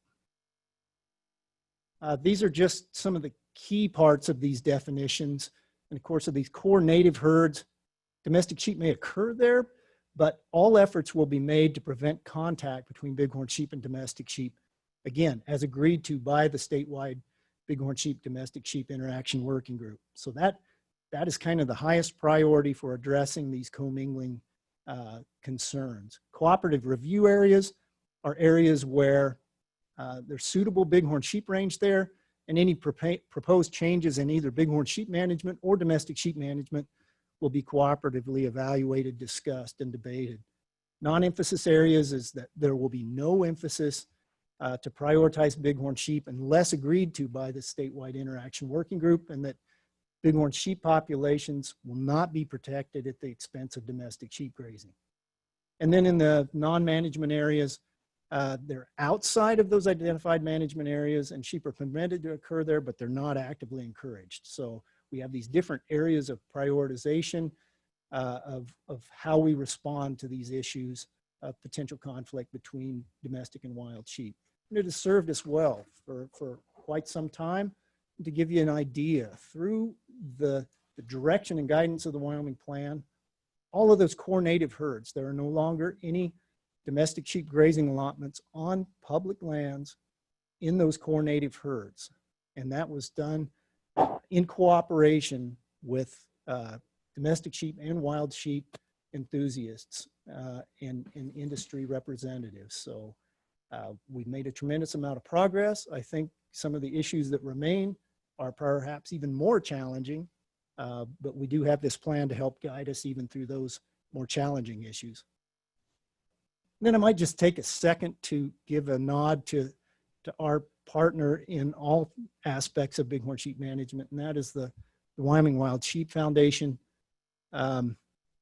They have participated in bighorn sheep issues since their initiation in the early 1980s. And when I say participate, from a funding aspect, so since that time, they've raised over $1 million. And when I say over $1 million, I mean like $1.7 million, and made many of the projects that we have done through time possible. They not only just contribute funding, but they participate on the species, Bighorn Sheep Species Committee of the Wyoming Governor's Big Game License Coalition, so help make those funding decisions. They also host every year what we call the Bighorn Sheep Summit. It's been going on since 2003. It's we get together in the Bighorns in a place specifically far from cell phone coverage to sit down, have meals together, sit around the campfire, debate, give updates, and talk about the future of bighorn sheep issues. And I hope you'll be able to join us. Commissioners are always welcome at this gathering. This last gathering was virtual, which was quite unsatisfying after you've been to a sheep summit in person. But I do encourage you to all join us there when we do have our next one in person, which hopefully will be this next summer. And I will just say that I've been associated with the Wyoming chapter for about 25 years and seen it go from a quite small group of dedicated people to a larger but still small group of dedicated people that make a tremendous amount of things possible. And I am constantly humbled by the amount of work their volunteer board puts into their annual fundraisers that allow us within the Game and Fish to do what we love and want to do for bighorn sheep and the citizens of Wyoming. So I'm truly humbled and just honored to be associated with the Wyoming chapter. So with that, if there's any time left, I'd be willing to take any questions. And of course, at any time after this, I'm always interested in talking sheep at any time. So feel free to reach out. Thank you. Thank you, Doug. Any questions? Mike? Yeah. Doug, has there been any work done or any studies done at all about human activity in the backcountry with bighorn sheep and the effects on bighorn sheep? Yeah, probably. And there's quite a bit of older stuff. Probably the most recent stuff is that done by Allie Quartermatch with the backcountry recreation, specifically backcountry skiing in the Tetons. And so you're looking at predictable or unpredictable activities happening in bighorn sheep habitats in the wintertime. Yeah. Well, the reason I ask is with the Whiskey Mountain herd and the numbers that we're seeing today from that, I think they peaked, I can't remember when, 80s and 90s. I think I've seen some numbers around 2,500 head, and we're down to about 500 or 600 now. And that got me to thinking, I've been fortunate enough to be up there 13 times on different sheep hunts from 1978 to 2013. And one of the things I noticed was the increase in people in the backcountry. Specifically summertime? Yeah, summertime. And, it got me to looking around and researching some of that stuff. And I'm finding some pretty staggering statistics and projections for the next 10 to 20 years on different activities. They're talking some of the stuff I found, these challenge activities that they talk about in mountain climbing and rock climbing, they're projected to increase by 15 to 20% over the next 10 to 20 years. Horseback activity from 7% on a gradual growth to about a 15 to 20% increase over the next 10 to 20 years. Backcountry horsepacking trips. Hikers, they say 79 million people are actively hiking these days, and they're expecting another 10% increase in that. And the one that really stuck out to me was people visiting primitive areas, backcountry skiers, backpacking, remote wilderness, primitive camping. They're expecting that to grow over the next 10 to 20 years by 40 to 60%, some of the stuff I'm reading. And a lot of this stuff is other stuff I found is that, bighorn sheep are really stressed by human activity. And it keeps them pushed back into remote areas, maybe where they're having a little tougher time making a living and raising a lamb. And a lot of this activity is coming, I mean, they're talking, these are 20% increases during the crucial lambing months in human activity. So that's the reason for my question. I hope that's something we're going to continue to look at and really, not wait until the very end that we really start taking a real serious look at that.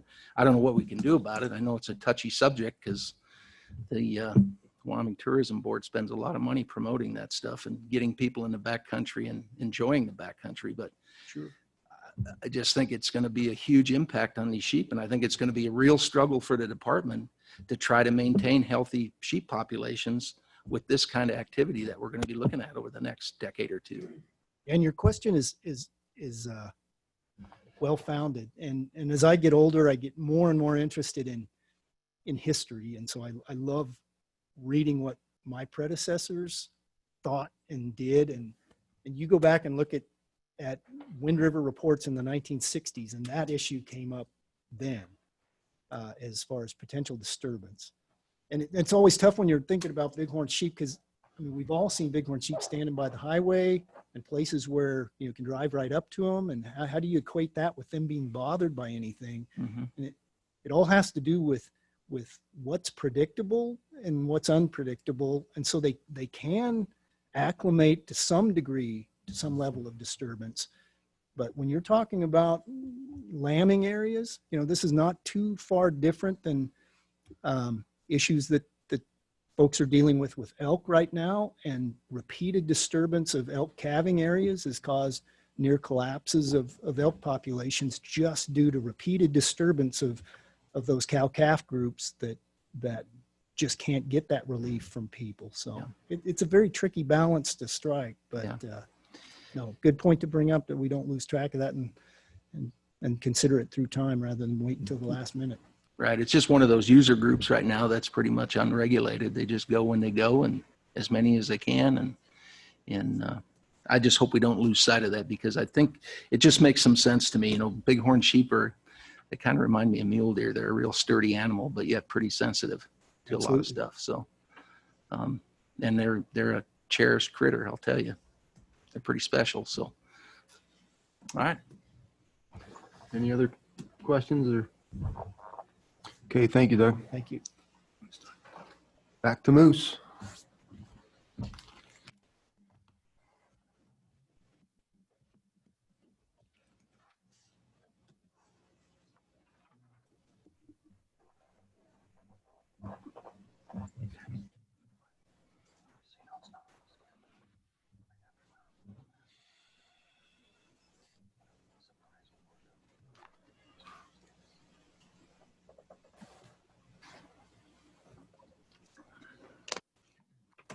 Mr. President, members of the commission. So I think we have our next presentation lined up, and we'll have Tim Thomas logging in on Zoom. We'll unmute him and he'll be able to walk us through his presentation. And so just to give you a little background, so Tim was the Saratoga wildlife biologist for quite a few years and then moved to Sheridan. He's the wildlife biologist there. And Tim and I both got our long-term positions with the department at the same time. We took a final at like 4 o'clock in the afternoon in Missoula, Montana, and we jumped in a car and drove to Laramie through the night, stayed in the Motel 6 south of the interstate there, and then we interviewed for positions, and we both got on to some long-term positions, and that was pretty close to 30 years ago. So back in 2016, the commission took a real interest in moose management, and we gave a presentation similar to this one. And at that time, former Commissioner Culver was on the commission and advocated for some funding in the eastern part of the state. And so we did get a bighorn moose study started, and we're starting to see some results from that. And Tim is going to give us an overview of some of the status across the state and the current research that's ongoing. And so with that, hopefully we have him unmuted and I don't have to talk through his slides. All right, can you guys hear me? Yes. All right, President Doobie, Commissioners, Director Nesvik, my apology for not being there in person today. I will be there later today so I can have discuss individually with anyone if they have some specific questions they want to go through after my presentation. But we'll go ahead and advance the slide, please. So moose are a relative newcomer in Wyoming. There's scant evidence of moose occurring in Wyoming prior to the 1800s. They appear to have naturally colonized western Wyoming from Idaho and Montana in the mid 1800s, first showing up in the records around the 1850s. They naturally colonized all of western Wyoming. They were transplanted into the Bighorn Mountains in 1948, and this is a photo of the moose in corrals at Jackson that were eventually shipped over to the Bighorns and released, starting the herd in the Bighorns. They were also released into northern Colorado in the 1970s and naturally moved into the Snowy Range and Sierra Madres. So next slide, please. So they occupy most of the major mountain ranges in Wyoming. We have 10 designated herd units that you can see here outlined in green. And those herd units are divided into 38 different hunt areas, which are the blue lines dividing the hunt areas. Of those 38 hunt areas, currently 31 of them are open for hunting. 7 of them are closed. Most of the ones closed are around the Jackson, Cody area, and have been closed for several years due to declining moose populations in those areas over the last 20 years. Our postseason population estimate for moose in Wyoming was about 3,600 moose at the end of postseason 2019. Next slide, please. So as you guys know, moose are managed by objectives. For moose, we've got 1 herd unit, the Lincoln herd unit, that is managed by a population objective. 5 herd units are managed by trend count objectives, and 4 herd units are managed by limited opportunity objectives. Moose are relatively solitary animals, low density, they're difficult to count. Some of the same issues that Doug McWhorter brought up with sheep kind of make managing moose difficult. And so these are the objectives we've come up with to try and better manage moose populations. Next. So our current status is that managers feel that we've got 3 herd units that are increasing populations. We've got 2 herd units that are probably stable to maybe increasing populations, and 5 herd units that have a stable population. So at this time, managers do not feel that we have any populations that are continuing to decline in Wyoming at this time. Next. So here's our population estimates over the last 5 years. You can see there's a fair amount of variation in this, and this again goes back to the difficulty in collecting quality data in order to make these estimations on. This is just a photo from the Bighorns of kind of what we see when we're flying moose surveys. You don't see large groups of animals like you do elk or deer. Usually it's just 1 or 2 animals at a time in these habitats. It's easy. If this guy had gotten in those trees 30 seconds earlier, we may not have seen him. So I guess the point of this slide, though, is that we're probably somewhere in the mid 3,000, maybe 4,000 moose in the state of Wyoming right now. And it appears relatively stable. So next.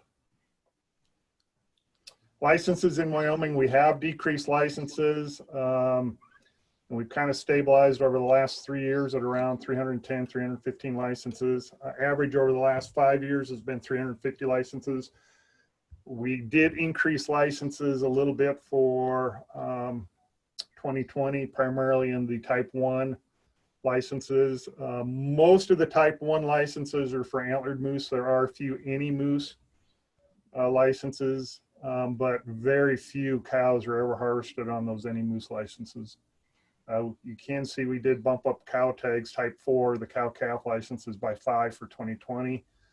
With population stable to increasing, I would anticipate, I know at least for the bighorns, we may be looking at proposing some cow harvest for 2021. And I would think we might see a little bit of proposed cow harvest in some of the other ones for 2021. So next. Harvest over the last 5 years, pretty high success rate.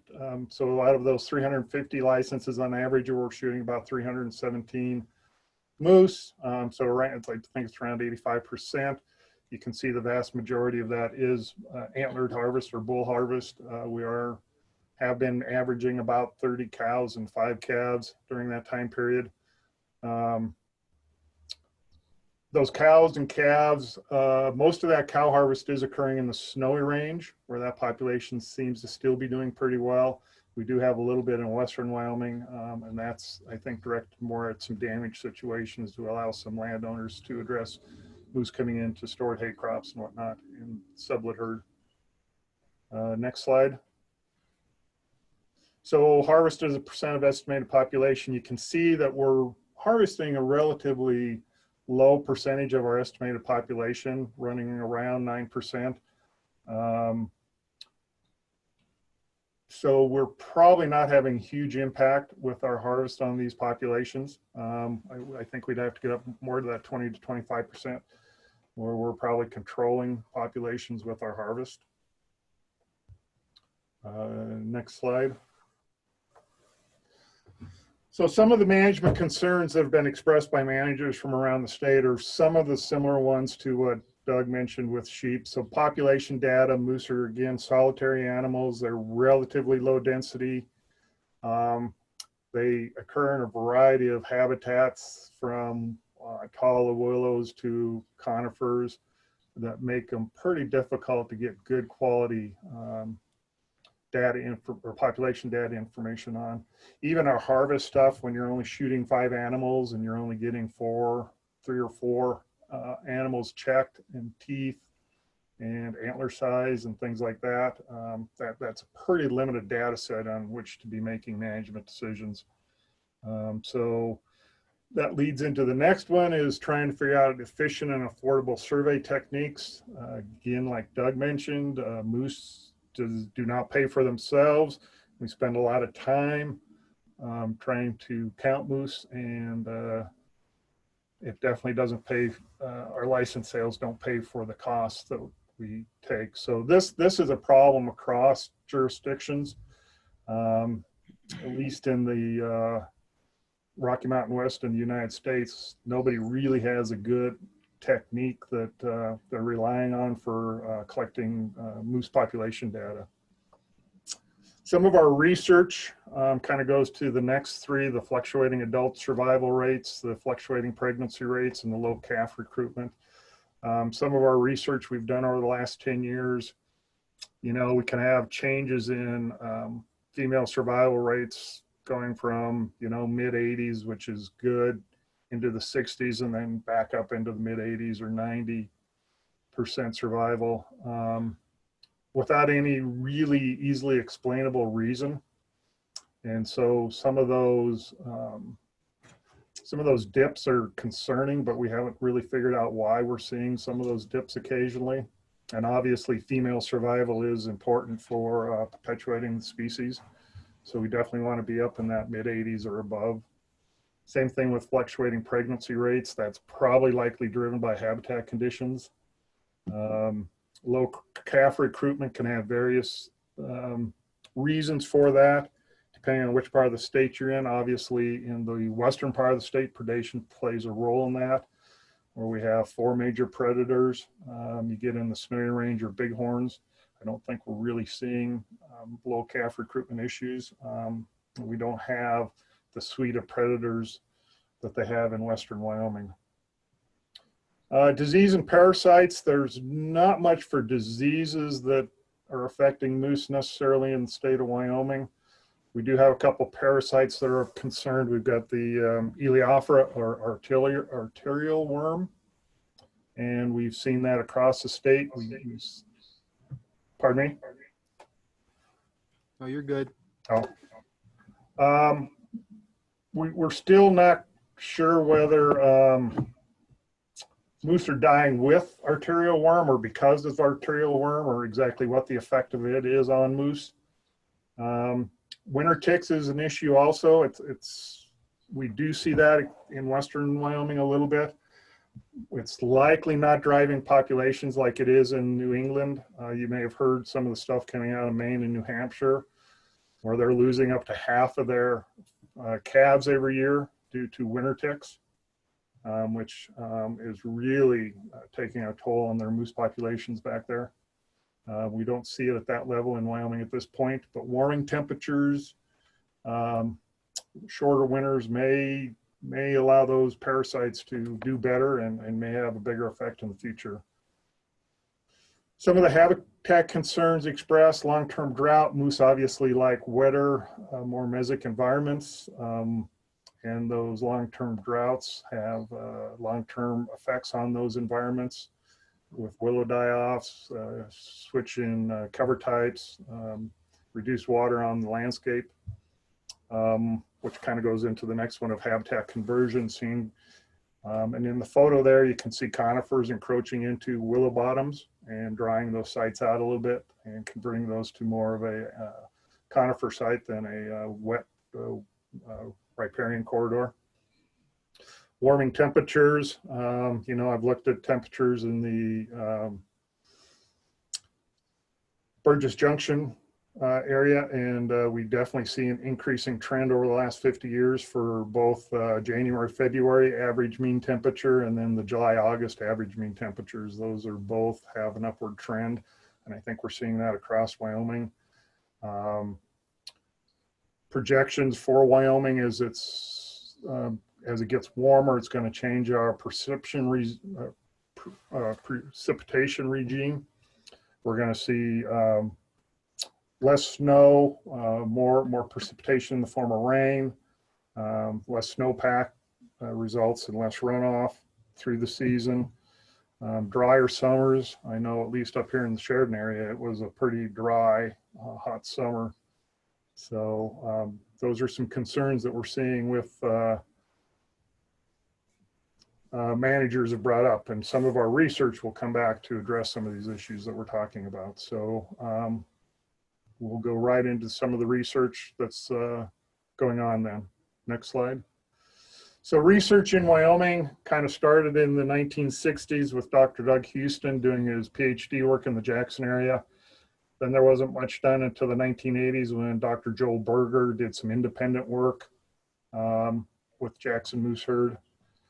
1990s to 2000, Dr. Anderson and Dr. Lindsay through the co-op unit had a couple of students doing some work primarily in the greater Yellowstone area again.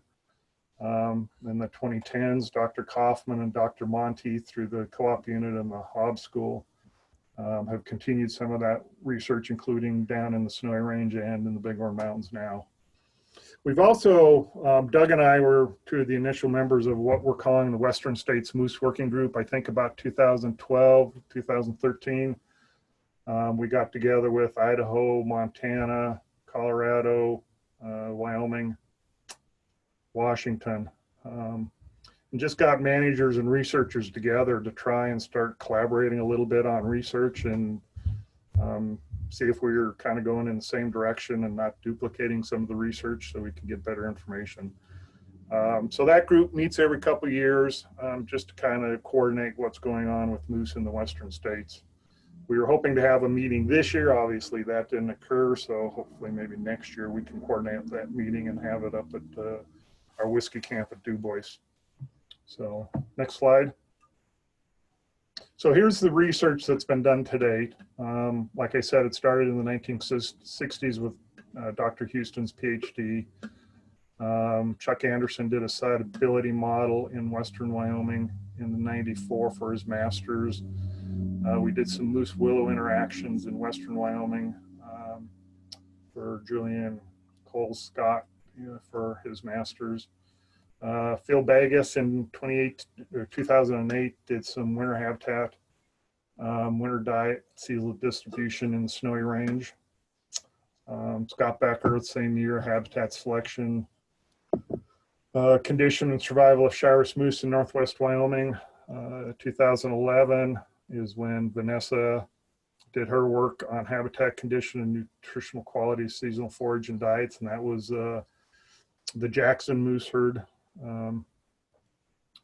2013, effects of climate and plant phenology,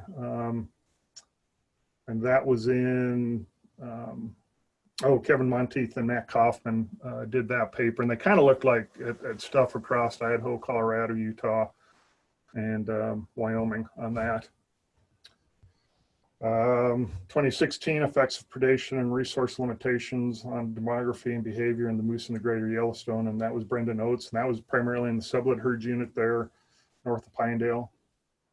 2018, behavioral physiology and demographic consequences of resource limitations for large herbivores, and that was Brett Jesmer. And Brett was looking again statewide, actually region-wide. He was pulling in some stuff from Colorado and I think even Idaho on that. And actually that should be his doctorate, not his master's. And Alex May just finished up. He actually just defended his moose don't respond to beetle kill despite an appetite for something fresh in the Snowy Range. And that was actually kind of a follow-up on Phil Bagus's stuff, because Phil did his work in 2008 prior to the beetle kill in Snowy Range. And so bringing Alex back in and doing some comparison of that has been kind of interesting. So next slide. So we've got a couple ongoing research projects, or some of that have just finished up. This one just finished up.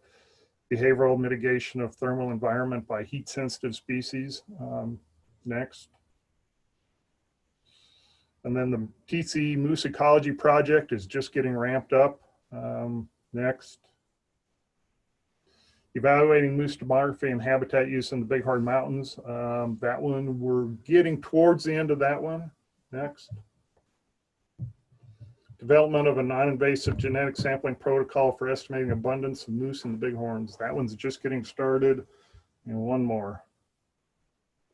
Evaluating efficacy of treatments enhancing moose habitat. And that's just getting off the ground now. So we'll kind of go through each one of these a little bit. And so next one, please. So we're going to start with Tana's, which she has just wrapped hers up and is actually moving on to a doctorate program. So she was looking at how do moose use their environment to help cool themselves down. So next slide. So her study objectives: understand moose day use beds as thermal shelters. So there's a couple theories in here on how moose, which are a large, dark animal, so they retain heat, they don't dissipate heat very easily, they suck heat in from the environment due to their dark coat. How do they maintain a stable heat through the day? You know, there's some research out there suggesting that they are fairly sensitive to warm temperatures, both in the winter and the summer. There's some debate on exactly where that threshold is, but I think most managers agree that there is a threshold for moose. So next slide. So some of the stuff that they found was that during summer months, moose spend about 48% of the daytime hours bedded. So they're not up moving around a lot during the daytime. So hotter, it's warmer during the day. They're not expending energy. Muscles aren't working. They're not producing their own internal heat. So they're not helping to warm up. One of the things that they thought is the moose might seek shade so that they're not getting reflective heat from the sun. But what it's turned out is that what moose are really selecting for is either moist beds, wet beds, or actually standing water. And on the warmest day, moose are always found bedded in standing water. So it looks like they're using conductive heat transfer to manage their body temperatures, and not convective or radiative, avoiding radiant heat, or just doing convective in windy areas. So it seems like the moist, wet, or standing waters are the most important, at least in the Snowy Range, for moose. That's a little different than stuff that we found, some research in northern Minnesota and in New England, where moose used deciduous forests. But one thing they didn't really point out in those studies was what the soil wetness was in those studies. So they may be using those deciduous forests because they are moist or wet, and they didn't really look at that necessarily in those studies like Tana did in her study. Next. So moving on to the bighorns. So Lindsay Martinez has been working on this since 2017. We've got 70, I believe 74 collars out on moose in this study. We've had a big problem in this study with collar failures, and I'll talk about that in a little bit, but the objectives, next slide, please. The objectives were evaluate the population performance of moose in the Bighorn Mountains, see how they're doing, evaluate seasonal range use and movements, and evaluate browsing intensity, especially in willow communities. Next slide. So this is getting some collars out. Some of you guys might recognize the person in the top left there who came out, and we had a really good morning that morning and had 2 moose down and collared by about 8:30 that morning. So lots of help, when you're starting moose, it's good to have lots of help out there. They're big animals to handle and deal with. So next slide. So this is all the collared moose in this bighorns. And you can see there's a lot of variation in their movements, their home range sizes. And for some collars, we've got much more data than other collars. Like I said, we had about a 42%, I think, failure rate on these collars. The initial collars we put out were supposed to be dropping off this past March. There should have been 20 of them dropping off. Only one of them went on mortality and was retrieved. So we don't know if there's other collars laying out there, if they didn't fall off, or exactly what's going on with those collars. So collar failure has been a huge issue with this project, but we're trying to make the best of the data we do have, and we'll make the biggest effort we can to get all the remaining collars and get any data off them that we don't have already. So next slide. One of the things that Lindsay's looking at obviously is home ranges and seasonal home ranges. So moose, about 91% of the moose are non-migratory in the bighorns. So basically their summer range and winter ranges overlap. So in this photo, here's 5 different moose or 6 different moose. The green areas are their summer range, obviously larger than their winter ranges. The blue area are their winter ranges. So they're not moving very much, if at all, from summer to winter range using the same habitats. About 9% of the moose in the snowy range are migratory, but only moving 10 to 15 miles between summer range and winter range. We had one exception to that. Next slide. So we did have one cow with calf. Summer range was the top left, right below the Montana state line, and winter range was down by Park Reservoir south, actually in Johnson County. Park Reservoirs, half of Park Reservoir is in Johnson County. So that moose was moving about 41 miles between summer and winter range every year. So that's our biggest one. None of them are necessarily moving off the mountain. The migrations seem to be on the mountain itself. So next slide. So I mentioned collar retrieval. It's nice if you have a dog that's trained with helping with collar retrieval. So far, he's 2 for 2 for finding collars and bringing them back to us. So it really helps crawling around on your hands and knees in those areas looking for those. So next slide. She was also looking at the willow component up there.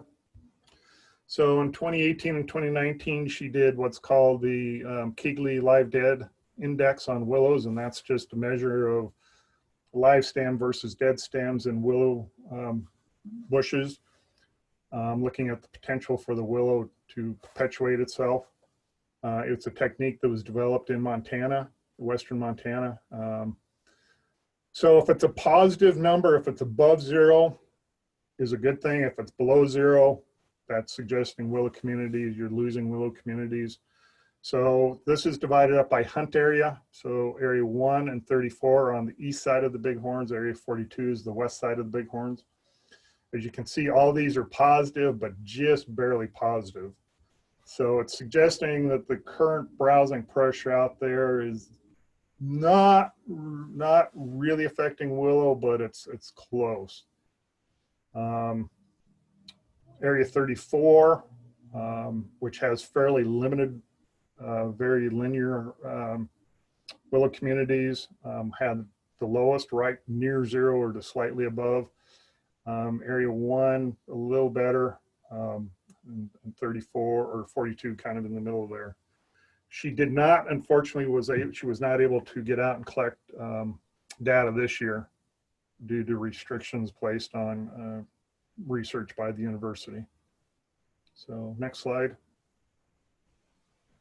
So we're moving on. This is another one that's occurring in the Bighorn Mountains. So they're looking at developing a non-invasive genetic sampling protocol to look at abundance of moose.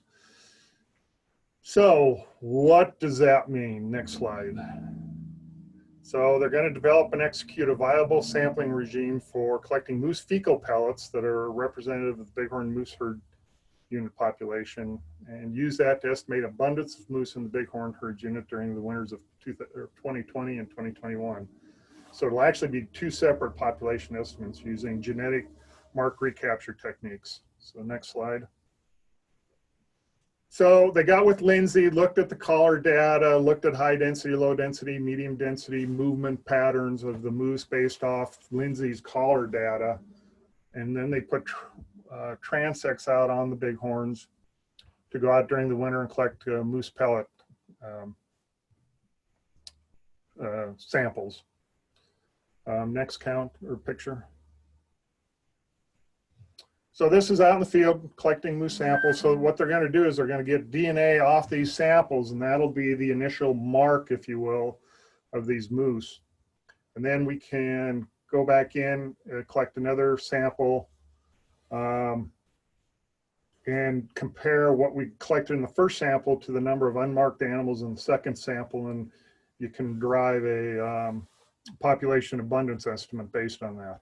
They recently did this in the last 10 years in the northern range of Yellowstone Park over 3 winters, and came up with population density estimates in that area for those winter time periods. They again had some issues with COVID-19. The graduate student left for a week, and about the time all the restrictions, flight restrictions and everything went into place, and ended up getting stuck out of state.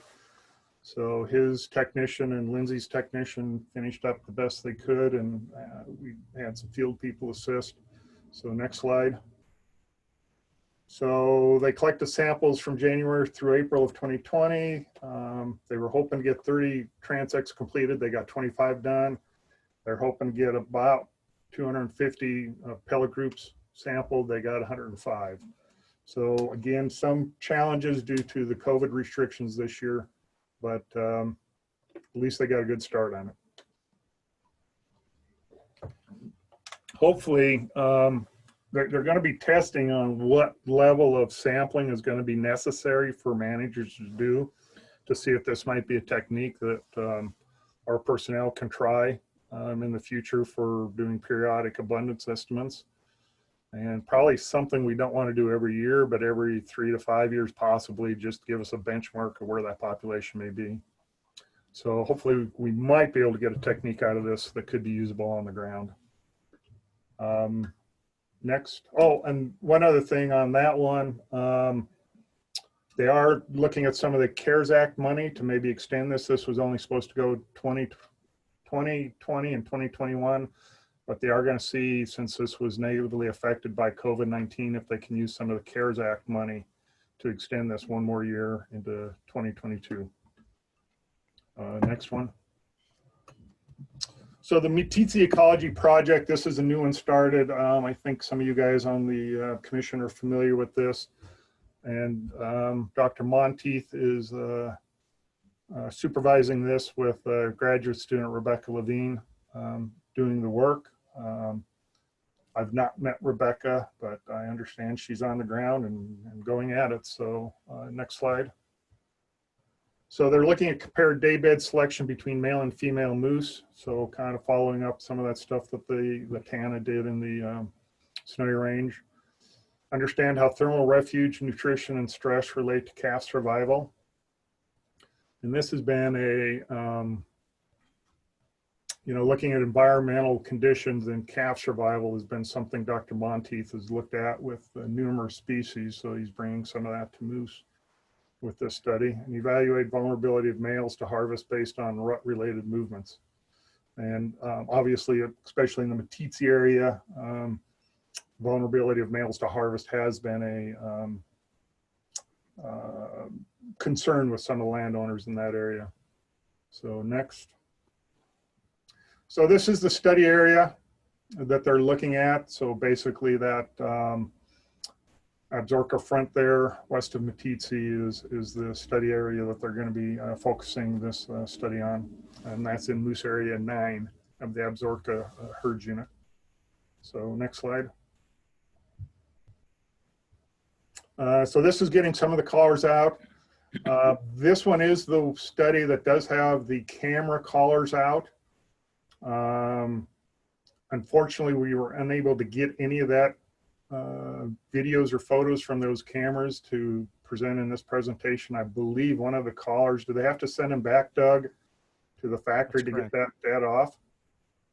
Yeah, they have to send it back to the electrical engineers to download the data from it.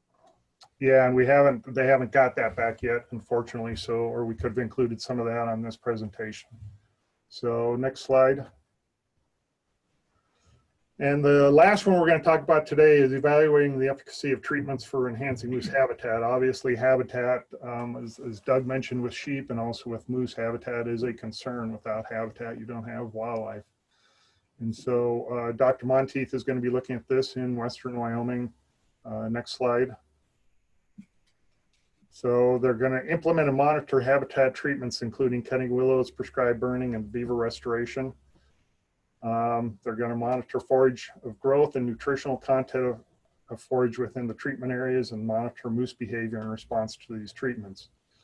So they're going to look at a variety of different treatments, see how the plant responds to it, see what the nutritional response is, and also see how the moose are responding to those treatments. I don't think they have a graduate student on board yet. On this one, at least, I haven't heard they've got a graduate student, but it will be upcoming. I know we funded some of this through the Governor's Big Game License Coalition this year. So it should be up and running here pretty soon. So next slide.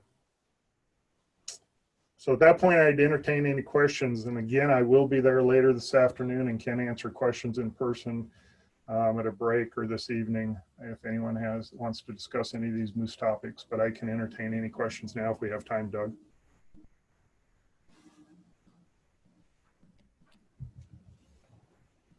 No questions, looks like. Oh, I've got one. What is the leading predator for moose, in your opinion?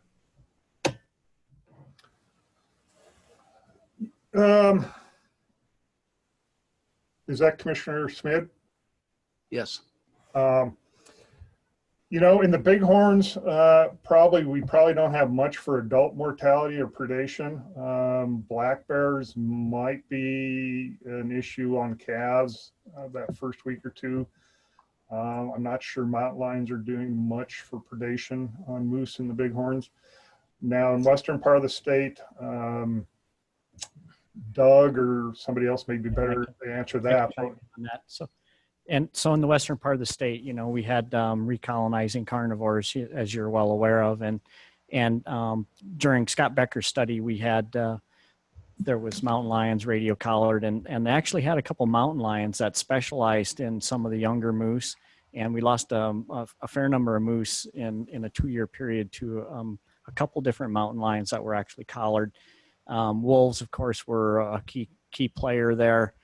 And during Becker's study, we had moose that would migrate from the Moran Junction area all the way to Yellowstone, approximately the 15th of May. And then we were doing calf surveys following that. And when we would get to their birthing site in Yellowstone, all that would be left would be the radial collar and calf bones and cow bones. And, you know, you basically surmise that animal made a migration that far and then had to compete with something for be predated upon after it gave birth. But we did have a number of radial collars that were killed by grizzly bears in that area. But so I think it depends on where you're at in the state. You know, I've seen black bears feeding on moose calves in and around Jackson Lake Lodge during the calving season. So there's a lot of things that they have to deal with just depending on where they're at in the state. It's not that predation is the sole thing, but there's other things that could predispose them to that. But certainly that predation is something that our folks are watching and you know, are concerned with. Okay. All right. Thanks, Doug. Thank you, Doug. Any other questions for Tim or Doug? Okay, thank you very much. Thank you. Appreciate it. Chief Phipps? Good morning, President Doobie, members of the commission, Director Nesbitt. This morning we have licensed selling agents transactions. We have 4 new applicants and 1 transfer. The 4 new applicants, we have the Thermopolis Fly Shop as a fish only agent. There's currently 4 licensed selling agents in Thermopolis, and the annual sales total $97,696. Black Anchor Products in Moorcroft. There's 1 agent in Moorcroft, and their sales total about $16,200. Sportsman's Warehouse in Laramie, which is a new store to Laramie. Laramie has 7 agents, and their last year's sales totaled $830,000. And then we've got Hooked Up Custom Tackle in Pine Haven. There's 1 other agent in Pine Haven, and those sales are $61,782. Those are all the new applicants that we're recommending approval on. And then we have Rim Station in Pinedale, which is a license transfer for new ownership. And in 2019, this store sold $6,508 worth of licenses. And the department's recommending approval on all 4 of the new agents and the 1 transfer. Any questions for Greg? Entertain a motion? I'll make a motion. Okay, it's been moved by Commissioner Smith, seconded by Commissioner Brokaw to accept the department's recommendations. Any discussion? All those in favor? Aye. Opposed? Okay, thanks. Thank you, President Big. Director Nesbitt? Good morning, Mr. President, members of the commission. I've got a few things here on the director's report. I think with skipping the break, you got us right back on schedule there, Mr. President, so we should be in pretty good shape. So I'd like to start this morning by introducing to all of you the newest member of our senior staff, Chief Eric Wiltanger, who's he's just started actually yesterday as our Services Division Chief. I'd ask Eric to come on up here.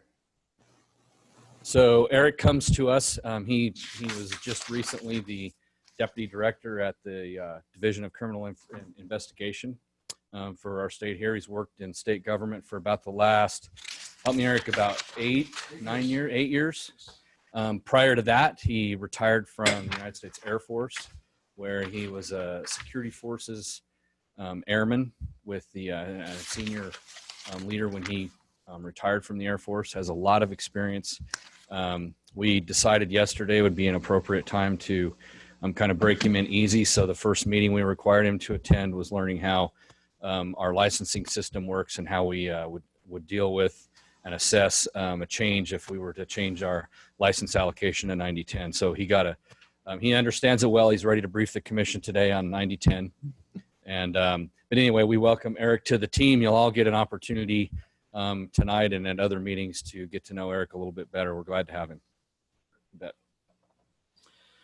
So as most of you are aware, hunting season kicked off here actually in some parts of the state back in the middle of August for archery hunters, and even some rifle seasons in places where we're trying to manage elk.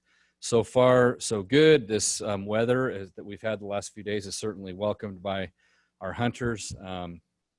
We're a little bit concerned going into the season about how hot and droughty it's been over the summer. We do, I think, now have some relief from fire across the state. Pretty much the entire state got at least some dose of this storm that we just had. I would mention this is going to be something we're still assessing. Our wildlife managers in the western part of the state will be continuing to let us know and update us on what they learned. But there was a pretty significant wind event in western Wyoming that went pretty much from Jackson to Rock Springs. Rock Springs had a measured 86-mile-an-hour gust. There's reports along the Wind River front, there east of Pinedale, south of Pinedale, of large-scale blowdowns that have created probably some real access issues in the wilderness areas in the Wind River Mountains. And the trail system we've heard in parts is disrupted. A lot of blown down trees. We've had outfitter camps that have been severely damaged by blown down trees. So anyway, pretty significant. I have heard, Doug could probably tell us better, that there was some damage in Jackson as well. Power lines blown down in Green River and power outages across the southwestern part of the state. So more to follow. The thing that from my perspective that's probably of concern is, first of all, the immediate need is the hunter access this fall. Some of those areas, especially for elk hunting, are really reliant upon hunters being able to access those wilderness areas on the trail system. And if that's severely hampered, as we've heard it has been in some parts, that could create some real issues with our hunters being able to use their licenses this fall. Long term, there's always, when you have that large of a scale of an environmental event like that, there's issues and concerns with how wildlife may change their movement, how wildlife may alter their use of different habitats based on how accessible and how they can move from one habitat type to the other. So our managers will certainly be watching that. I did want to mention that we're also with hunting season starting, we're winding down the boating season. I wanted to say thank you to really an all hands on deck effort across the entire department to do our level best to prevent aquatic invasive species from being brought into our state. This is something that certainly our field people in the fish division take the lead on. They're the front line on this, but we also have folks from all the divisions that in some way, shape, or form help us in this effort to keep those specifically those two aquatic invasive species that we're most concerned with from coming into the state. Our people at our front counter in Cheyenne who help people get boat inspections, our enforcement folks in the wildlife division that help with enforcing the laws that you've all enacted through regulation or the legislature have through statute. Those are all folks that help. And then we have people from all the divisions that help out at the check stations as well. So great team effort. And I do thank the leaders in fish division for once again putting the effort that they really do into that over this past summer. We've continued to work hard with and get to know better our new partner in the Wildlife Fund. I'm very encouraged by the work that the new executive director has done. You'll get an update from Chris here later today. But that relationship between the department and the fund is continuing to grow and be strong. And boy, they're doing great things. They're really taking the bull by the horns. That board of directors, it's small, but with the efforts of the new executive director and that board, they're doing some really great things. They've raised a lot of money in a very short amount of time, and I'm pretty darned impressed. You're going to get a little bit more detailed update later this afternoon from John, but John and I were able to travel to Cody and meet with Plan One directly here back at the end of July. I was just interested in a briefing from them on, from their perspective, where they were at with the project, concerns they had. I had a lot of questions for them. and I wanted to see some of the detail on what their projections were on costs. They have since developed a great list of bid alternatives, is what they're called, and I'm not going to talk a lot of detail because that's John will have that for you here later today to talk a little bit more detail on that. Today, this morning, Commissioner Crank and I were off in another room as Commissioner Crank testified before the United States Senate Committee on Environmental and Public Works, chaired by our very own Senator Brasso. He did an outstanding job on testifying in support of a bill that would congressionally delist the grizzly bear in the greater Yellowstone ecosystem, and then also prevent any judicial review of that decision. It essentially directed the service within 60 or 90 days to implement the rule that was just basically remanded by the Ninth Circuit Court. Pat did a great job. Both Senator Anzi and Senator Brasso, obviously as the chair, were on and spoke in favor of the bill, as well as Senator Daines from Montana. Senator Inhofe from Oklahoma spoke on it, as well as several others. And it's certainly this is an effort to bring awareness to the issue. As all of you see, it's a long road to get any bill like that passed through the United States Senate, then the United States House, and finally become a law. But you can't get that done if you don't try. And certainly our constituents across the state have asked us to do something in the face of what seems like a very, very insurmountable task to be able to get the grizzly bear delisted in a way that we can actually take over management and have it for a significant amount of time. Here back, switching gears a little bit, back in August, we kicked off a new class of Leadership Development 1 for the department up at the conservation camp.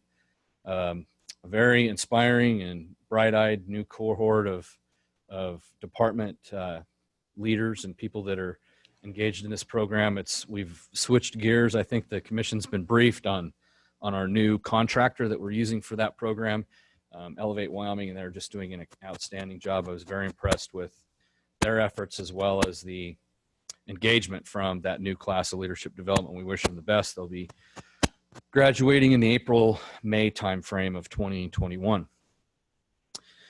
Some of you are involved with and interested in the sage grouse banking rules. This past session, the legislature took on the task of being able to provide authority to the state, to the executive branch to regulate sage grouse banking.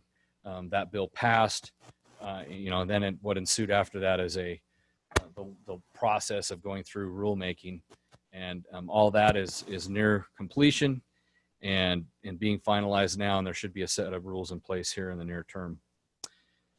I do want to invite and remind folks about Landowner of the Year tonight. It's a great opportunity to recognize one of our most important partners in landowners and ranchers in our state, and we'll be able to recognize 7 landowners here tonight from around the state.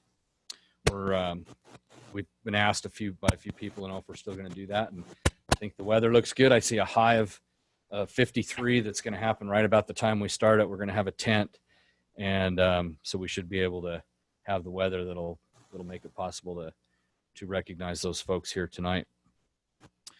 With that, are there any questions, Mr. President, or anybody else on the commission? No, none here. Thank you. All right, a little bit off script here. This is not on the agenda, but I would ask Mr. Bob Budd, who's the Executive Director of the Wyoming Wildlife Natural Resources Trust, to come up, and he has a special surprise presentation. Bob. Mr. President, members of the commission, it's always a pleasure to be here with you. And I thought, by way of kind of reminding you what the partnership we have now done over $40 million worth of habitat research and other projects with you alone.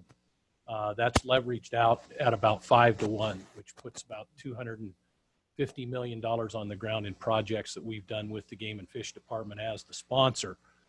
It's a portion of the $100+ million that we've done in the last 15 years. we can't do that without incredibly effective people on the ground. And we, about 12 years ago, created a program called our Partner of the Year. It goes out to someone who has gone above and beyond to get things done. And the nominee this year has been nominated 7 times. But this year, when I told the board, I said, you want to see what this person does, we're going to have a meeting and you're all going to drive over South Pass, because our Partner of the Year is Amy Anderson. And Amy started working with us when she was in Worland. She's continued on through Lander. But I think what really stands out about the work she's done is that she has done all of the aspen work and the habitat work that she's done in that Lander region against incredible odds. The BLM wouldn't work with her. The Forest Service wouldn't work with her. Private landowners would work with her, but other private landowners didn't like what they were doing. And she persevered, and her personality is such that we've treated thousands of acres.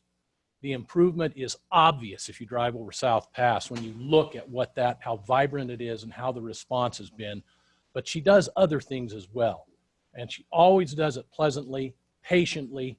Our site visits are always in a blizzard, in the wind, but by God, we get her done. So Amy Anderson is our Partner of the Year this year.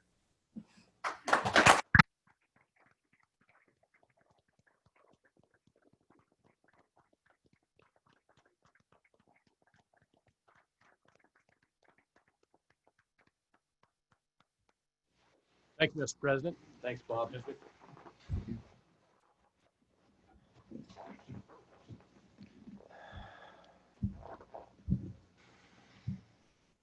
let's go on to the service awards. Okay. Mr. Edberg. Commission President, Commissioners, Director Nesbitt, it's a great honor to give these next 2 presentations on behalf of Chief King. Chief King has fallen ill overnight and is in his hotel room not feeling very well, so I hope he's getting better. But again, it's my honor to present the next 2 awards and recognition. First, I'd like to ask Scott Werbelow, Cody Region Game Warden Coordinator, to come forward for his 25-year award service. Both of these are great examples. Both of these next 2 presentations are great examples of the dedication and professionalism of our employees. So Scott, we began in 1993. It just seems like yesterday, I bet, huh? It does. Scott started out as a damage tech and as an AWAC law enforcement person. He was then hired permanent in 1997 as the Pinedale Feed Ground Manager. And when he took over that position, he saw the need for change and modernization, which he took the bull by the horns, and working with Ron Dean and regional folks, he did that in a very professional and efficient and effective manner. After he conquered that chore, he filled in, took the next position as the Game Warden Coordinator for the Jackson-Pinedale region, and did that job as the enforcement supervisor for the law enforcement folks in those regions until 2011, when those regions were then split. And he was then took a voluntary lateral over to Cody, where he is now the Cody Region Game Warden Coordinator, and again, does those jobs of supervising and assisting the law enforcement efforts and other efforts in the Cody region in a very effective and efficient and professional manner. So it's a great honor and privilege to recognize and award Scott Werbelow with his 25-year service award.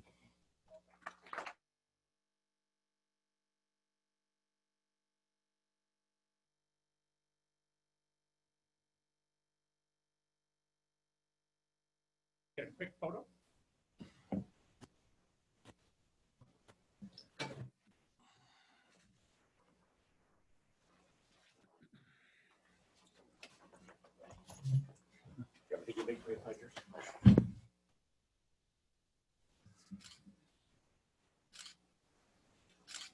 Thank you. Thank you, guys.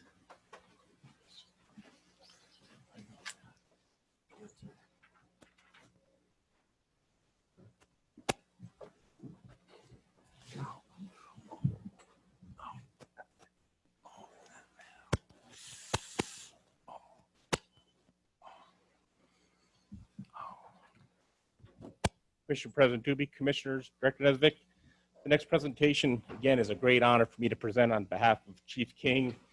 Is to award Buffalo Game Warden Jim Seaman. Jim, if you come forward, please, with the 2019 Shikar Safari Club Wildlife Officer of the Year. Annually, the department selects one outstanding officer to receive that award. It's the highest award given by an outside agency annually to each state for one wildlife officer. So Jim was nominated by Craig Smith, his supervisor, and working with Jim for his career, I can say he is one of the top law enforcement game wardens that Wyoming has to offer. His job has been exceptional, and I just want to read a couple of the excerpts from his nomination. So, this is all right, right? Jim is a 27-year veteran with the department. His law enforcement effort is outstanding, is not restricted to high-profile species, but is distributed across the landscape because all wildlife is important to Jim. He is a true professional, and the wildlife resource and people of Wyoming are lucky to have him as their steward. Throughout his career, Jim has been known as a ruthless investigator and a tireless interviewer. He routinely makes great cases based on pure determination and willingness to never give up when he knows a violation has occurred. He is an example of a game warden that has adapted to changing times, yet continues to preserve the tradition and values of times gone by. Here's the big one. I totally agree. His work ethic, dedication to the job, and wildlife resources is second to none. Working alongside Jim, I can truly say that is the best absolute statement about Jim. He is top notch. Jim's work goes beyond his assigned area of responsibility, and it regularly helps with enforcement efforts in other parts of the region. Jim also assists his peers with non-enforcement tasks like investigating livestock deaths caused by trophy game animals, collaring moose for research project, and assisting the fish division with backcountry fish sampling. The bottom line is that Jim is not only deserving of this award for this year, but his entire law enforcement career has personified the spirit and dedication that is symbolic of the Shikar Safari Award. So on behalf of Chief King, the department, Jim, congratulations on the 2019 Shikar Safari Wildlife Officer of the Year.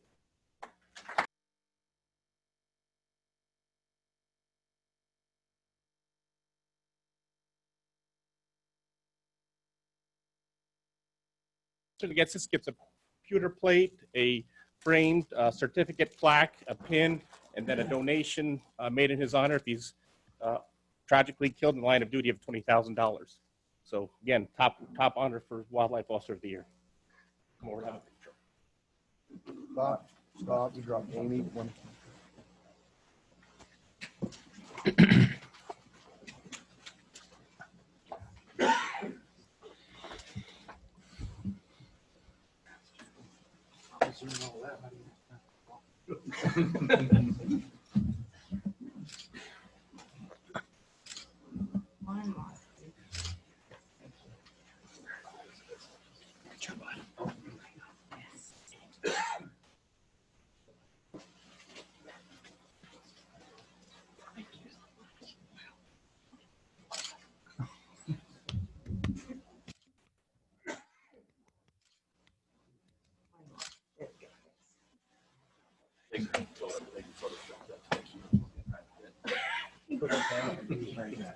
Thank you so much.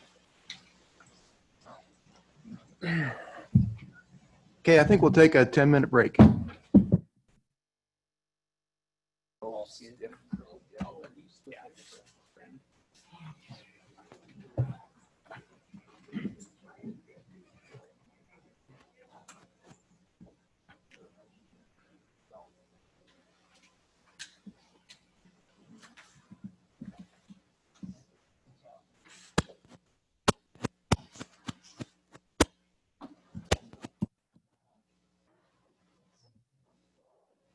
Hey, Sean, you're up.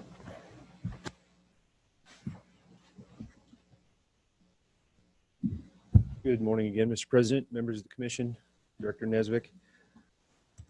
I have 5 property rights projects under this agenda item today. The first one is a transmission line project, the Gateway South, which runs through our Red Rim Daily WHMA.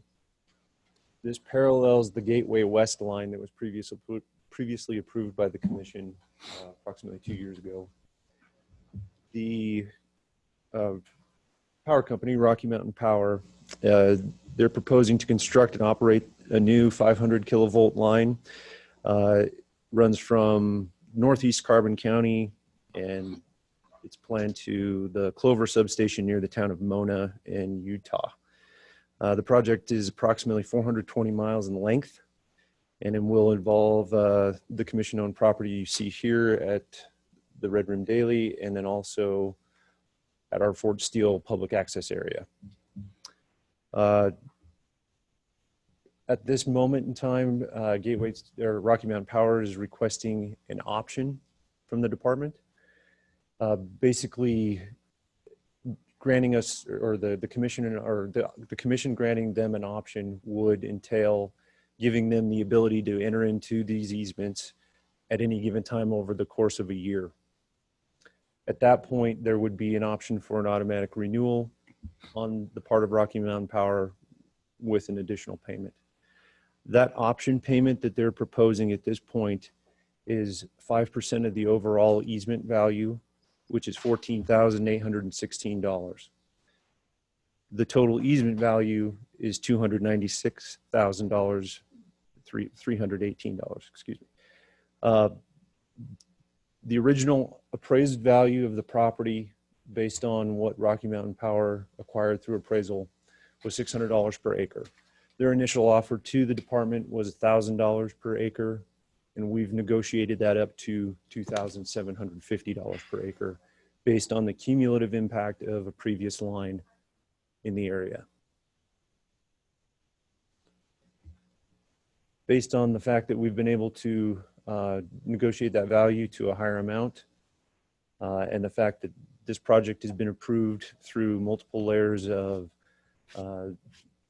habitat involvement and comment from the BLM and the Game and Fish Department. The department's recommending that we move forward with the option for Rocky Mountain Power and move into the easement when they are ready to do that. Any questions?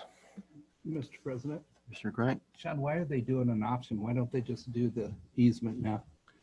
Mr. President, Commissioner Crank, that's a good question. They explained to me that the option is an attempt to accumulate as many people to get committed to the project prior to moving into where they need to start construction, which is supposed to be this spring.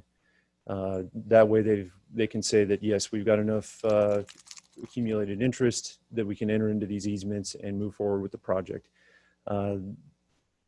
And that was their answer to me. Where's the power coming from? Is this like related to a wind project or something? So it's connecting, Mr. President, Commissioner Crank, it's connecting substations. So there's multiple power sources, and that includes wind energy. Mr. President, I have a question. Sean, what's the length of our access area? And what was the total price there we're going to pay for that? Sure. Commissioner Brokaw, so we've got... It's about a mile? Is that a section they're crossing? So the full length of commission impact is a little over 3.5 miles, and that includes both the Daly area and the Fort Steele area. The Fort Steele area specifically is it's just under 3,000 feet, so 2/3 of a mile, somewhere thereabout. The remaining of that would be on the Daly, and it parallels that Gateway West transmission line that we've already approved. And what was the total payment to us in the option, the first If part? you include the option, the total value is $311,000, $311,134. Excuse me.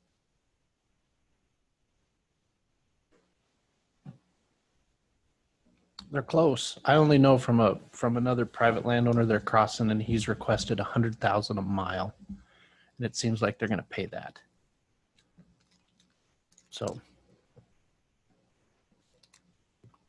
Any other questions? I'd entertain a motion. So moved. I'll second. Moved by Commissioner Crank, seconded by Commissioner Byrd to accept the terms of proposal the department is presenting. Any more discussion? All those in favor? Aye. Aye. Opposed? All righty. Thank you, Mr. President. The next project is a conservation easement donation proposal at Munger Mountain in Teton County. So the Conservation Fund has approached the department and offered a donation of this conservation easement. And it's near the commission's South Park WHMA, which is shown in red here. The commission already holds a conservation easement through a donation in this purple area here. And this proposed conservation easement is adjacent to that in orange. So they're calling this Munger Mountain Conservation Easement Phase 2. This donation is taking place through Forest Legacy program funding, which they anticipate that it will get funded. They believe the easement value to be between 11 and 15 million, 5.9 million of which will be provided by that Forest Legacy program funding. There's some other small contributions, but namely $150,000 contribution from WWNRT, and the landowner will effectively donate the rest of the easement value. The conservation easement fits in with other properties and other easements in the area that are being preserved mainly to prevent subdivision. This property in this area is very valuable for rural residential home site construction. And this entire area is used by a very wide variety of wildlife, namely elk, as they cross from Forest Service boundary to Forest Service boundary through this Snake River corridor. There will be a small public access component to this project, which would be, there's islands that are within the river area there where you would typically not be legally allowed to shore your boat and enter onto those islands. You will be able to do so as a part of this easement. The Jackson Hole Land Trust currently monitors this existing conservation easement on behalf of the department, and they are willing to do so on this one as well. So monitoring would not be an issue for the department either. So this time, the department's recommending to the commission that we move forward with working on the language in the conservation easement, and then we would bring this back to the commission at a later date for a final approval. Any discussion? Any questions? Commissioner Crank? So who's offering us the conservation easement? The Conservation Fund, who is the NGO that's kind of ramrodding the project, Mr. Crank, is wanting us to hold the easement. And the reason for that is that Forest Legacy funding requires that a state agency hold the conservation easement. So they've approached us, the landowner being a willing participant in that, to hold that easement because it fits in with what is existing out there as we hold that adjacent easement, as I said. But it does require that a state agency hold the easement to get that funding. Where's the what'd you say, the conservation fund? The Conservation Fund. Where are they located? Commissioner Crank, the gentleman that I've dealt with, his name is Dan Schlager, and he's based out of Denver. And the Jackson Hole Land Trust is monitoring our existing conservation easement for free? Commissioner Crank, that is correct. And I assume we'll have some written agreement that they'd monitor this conservation easement as well? Commissioner Crank, that is also correct. Any more questions? No, I'll make a motion that we authorize the department to go ahead and negotiate the terms for that conservation easement. I'll second it.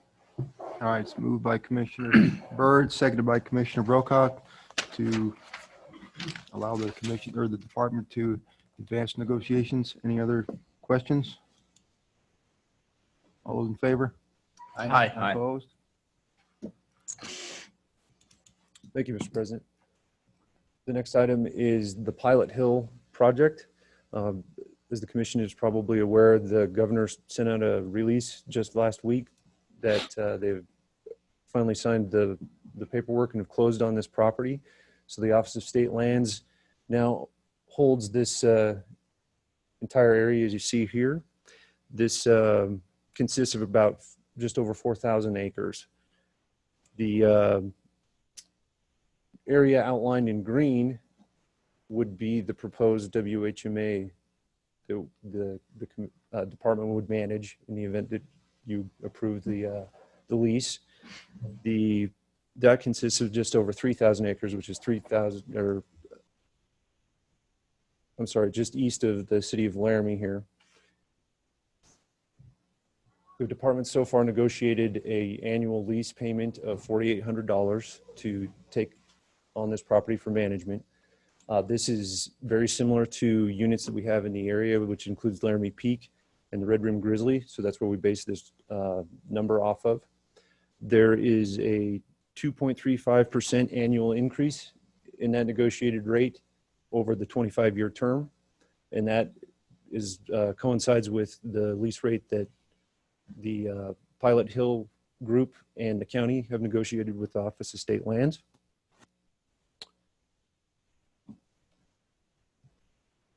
And at this time, the department's recommending that we move forward with entering into this agreement with Albany County. Any questions? Mr. President. Mr. Crank? So we're going to pay state lands $4,800 a year for the WHMA. Mr. President, Mr. Crank, we will contribute money to Pilot Hill Inc. as a component of this lease. There is no subleasing, and we would not have a direct agreement with state lands. We would work specifically with the county and the nonprofit group that is in charge of this project. Why would we do that? Mr. President, Commissioner Crank, the intent here is to operate this area as a WHMA. There is no ability to enter into a sublease agreement, as far as I've been told, with state lands or with the county from that perspective. So this would be a cooperative effort with Albany County and Pilot Hill Inc. to move forward with this project. Mr. President, Commissioner Crank, I think the other thing here too is that us entering into this agreement gives us some real influence in the primary use for that area outlined in green that we're paying the lease for. That's a critical area for elk management. If we weren't to enter into this lease, you know, the primary purpose or the uses that could be managed for could be something other than hunter access or other than elk management. So from my perspective, that's one of the primary reasons why we should consider entering into this agreement and why the department's recommending it. Mr. President, where's I-80?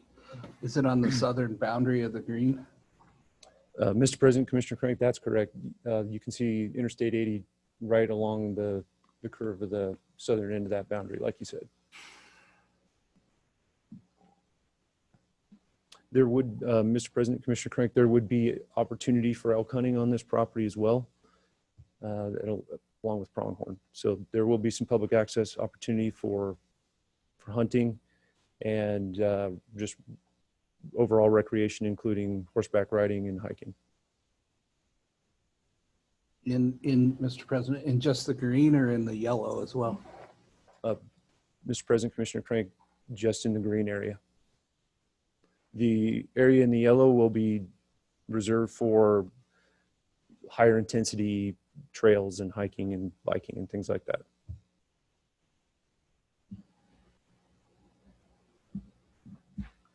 Any other questions? Entertain a motion? I'd move to support the department's recommendation on the Pilot Hill lease. I'll second. It's been moved by Commissioner Brokaw, second by Commissioner Byrd, to accept the department's recommendation. Any more discussion? All those in favor? Aye. Aye. Opposed? Okay. Thank you, Mr. President. The next project is a proposal from Rita Hook. Rita Hook owns a piece of property in northern Weston County. She owns approximately 612 total acres, shown in red here on the map. It is bisected by the highway that leads up towards Deadwood, South Dakota. The property on the left here is 420 acres, and then her property on the right is approximately 192 acres. She's offered to sell the department the western portion of this property at a price of $2,500 per acre, so just over $1 million. And in doing so, would agree to donate the remaining property upon her passing to the department. Ms. Hook is very interested in preventing subdivision of that property. It's her family's legacy property. She has a vested interest in it and would love to see that it get preserved and have a public access component along with it. The three things that the department would mainly be interested in as far as recreation goes is hiking, hunting, and fishing. There is opportunity for turkey, white-tailed deer, and elk for hunting.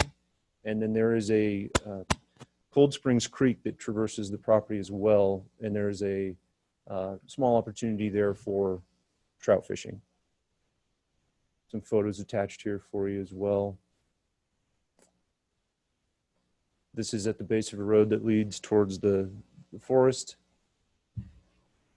Here's the Cold Springs Creek that I mentioned. It's not a very wide creek, and the fishing opportunity, is fairly limited as far as the size of fish. But generally a nice area.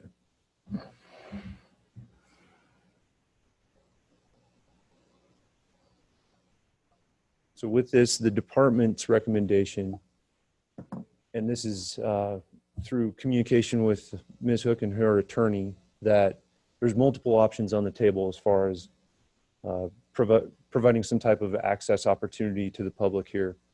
One of which would be just a straight up public access easement of some type, or a conservation easement with public access, or the fee title purchase that I just mentioned.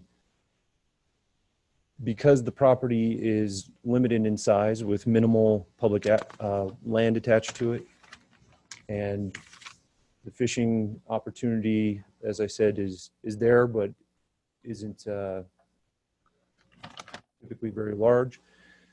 We're recommending that we look for opportunities to enter into a non-fee title situation on this Hook property as opposed to a fee title, but would entertain anything that the commission would have to offer in the way of suggestions or other options. Okay. Commissioner Culver, I think I can still call you that. I'm not sure of the rules. I've been called worse.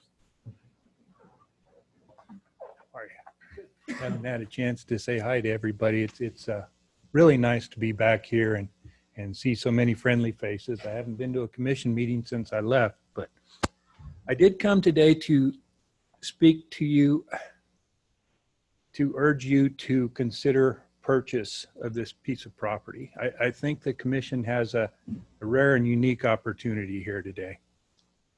One of the things that does make this property unique is the fact it's got Cold Creek running through it.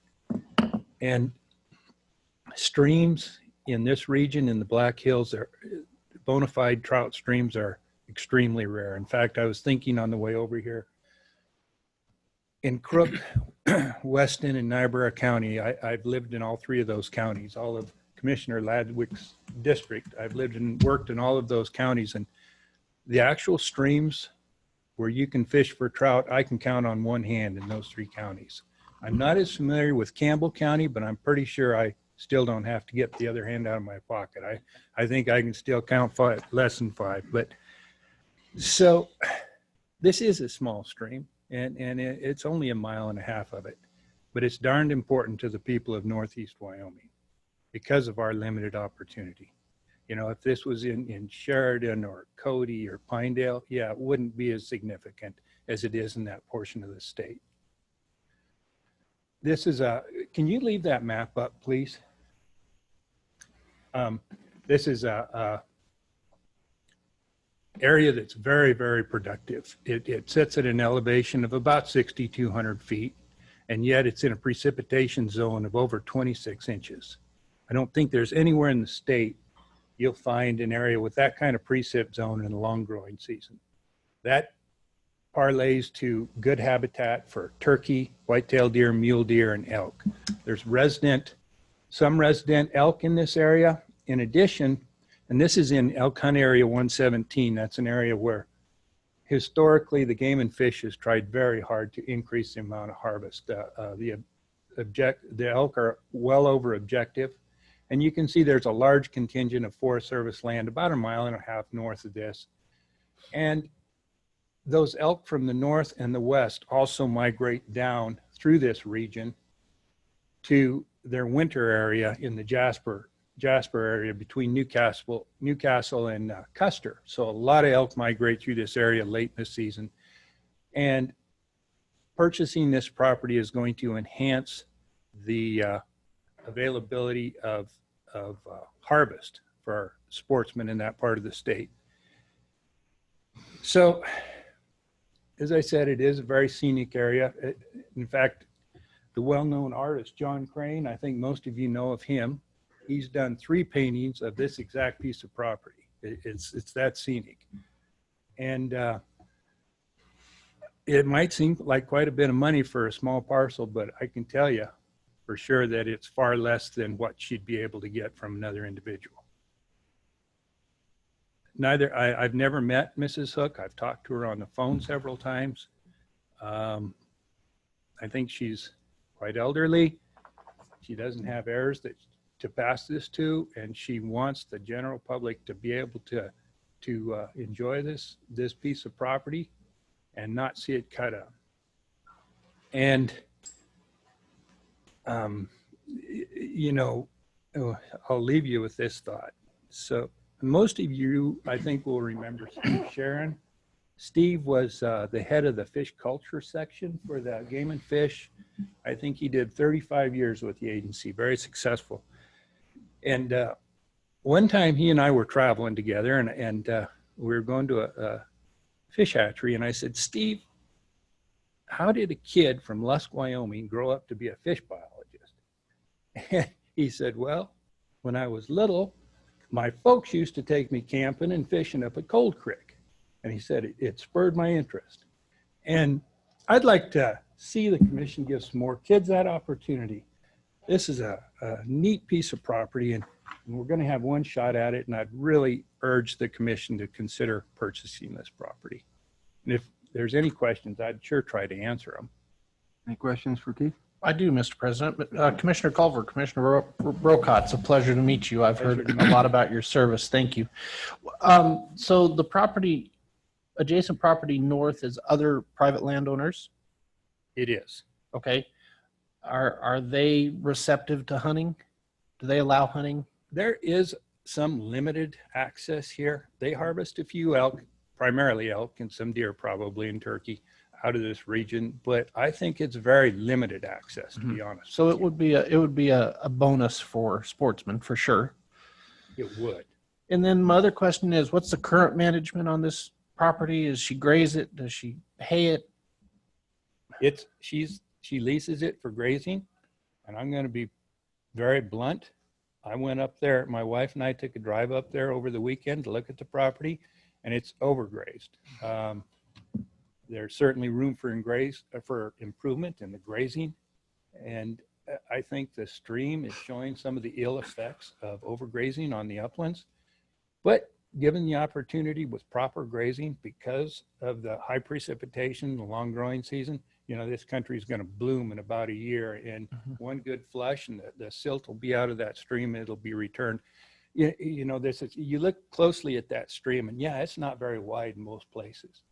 but it's also one of those streams, I don't remember how Roskin would classify it. It's a very mature, stable stream. The vegetation grows over the top. There's beb willow, there's dogwood, and the vegetation grows over the top, and it's got those wide undercut banks. You know, it's great trout habitat, especially for brook trout. I think it has some potential for cutthroat fishing, which we don't have in that part of the world.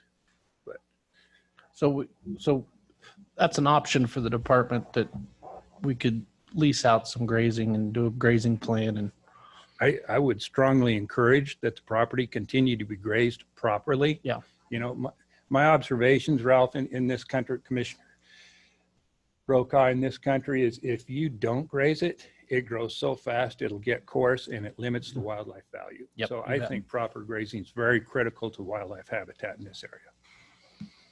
thank you. More questions for Keith?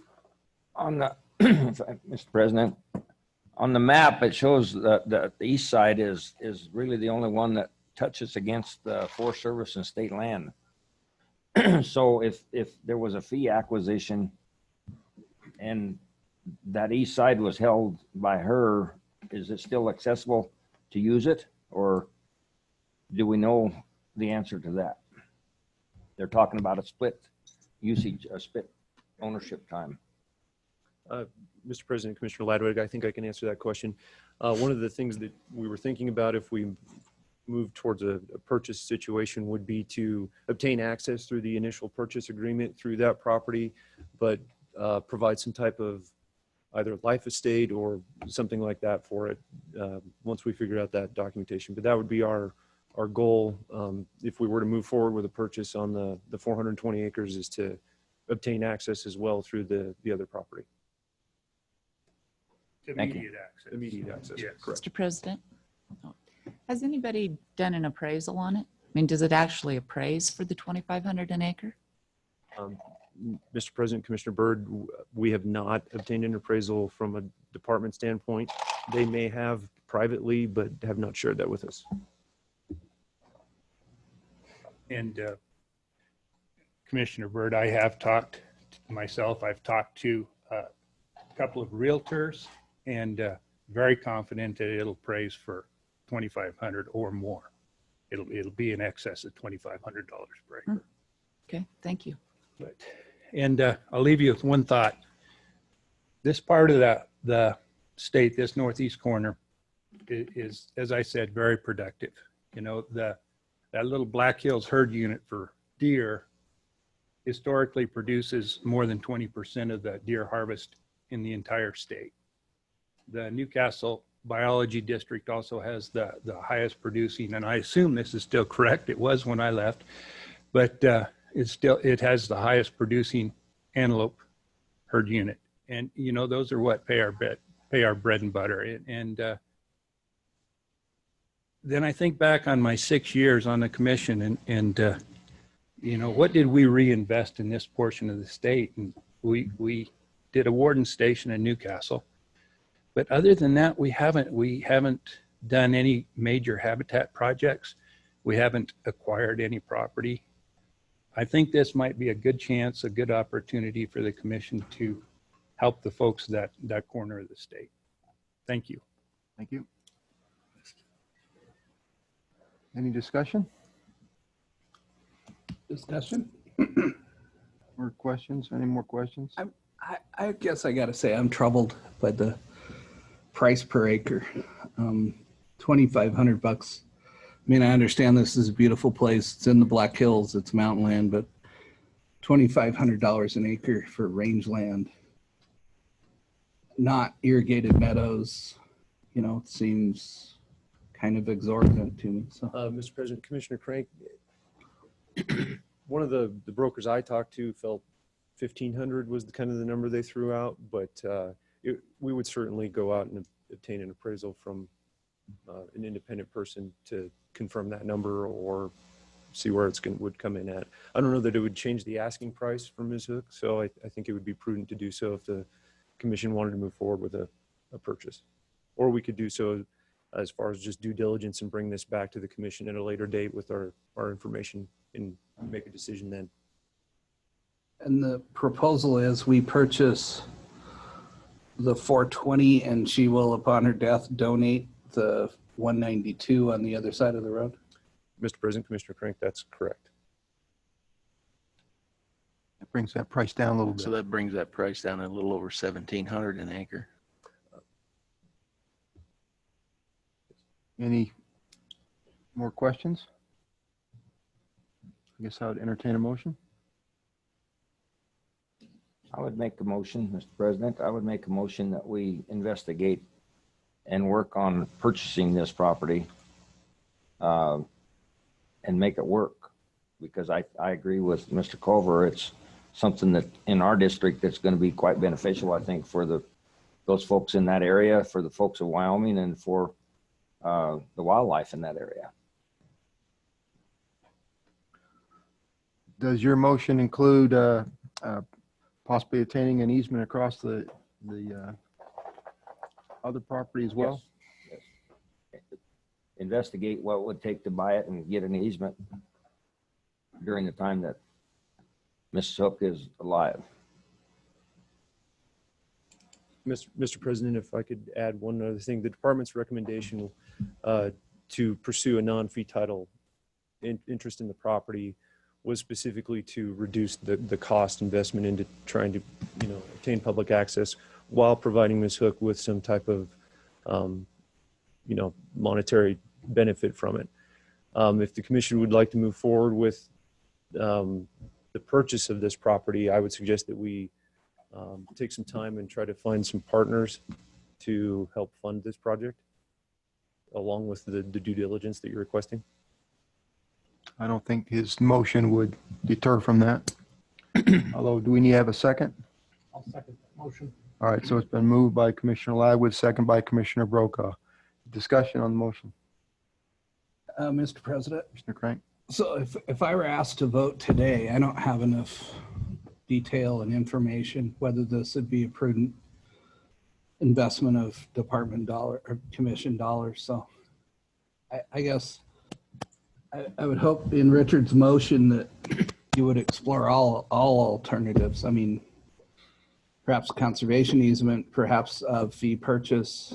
I mean, and appraisals to give us a value on what this rangeland in this particular part of the state are worth. And so I think it's good to investigate. I think it's a promising potential acquisition.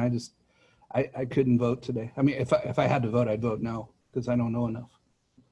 Mr. President, one thing I might offer too, I think one of the things the department owes you right now is we owe you since there's more than one option here, we owe you just at least some kind of an estimate too on what the values would be if it was not a fee title purchase, if it was a conservation easement or a hunting easement or some other type of an easement. We need to bring that information back and at least give a ballpark figure of what that looks like. Mr. President, Director, that'd be exactly what we'd do. We just, at this point, would like your authorization to proceed with that due diligence phase of this project, and we can bring you back some options that you can make good decisions from. That's what we want. Commissioner Ladwood, is that what your motion was? Basically, yes, investigate and to see which is the best opportunity, but I still think we ought to be looking at the fee acquisition, but for sure. But yes, let's investigate it and get the full amount of information that we need to make a decision. Commissioner Rowe. Yep, that was the intent of that. That was my understanding, so I was comfortable seconding it. Still am. Any more discussion? All those in favor? Aye. Aye. Opposed? Okay. Thank you, Mr. President. The project I have is the Ogallala Land and Cattle Public Access Easement in Converse County. And Brian Olson, the Wildlife Supervisor for the Casper region, is here to help answer questions on this project. Just get the slide to the appropriate place here.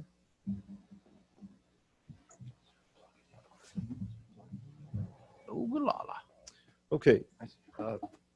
Josh Moore, the owner of Ogallala Land and Cattle, if you recall, is proposing to donate it's not a permanent access easement as far as the property goes, but there will be permanent easements through this portion of the road here, as well as a walking permanent or a foot traffic easement through from this portion of state land to this BLM land, so as to maintain the access that was always existing here.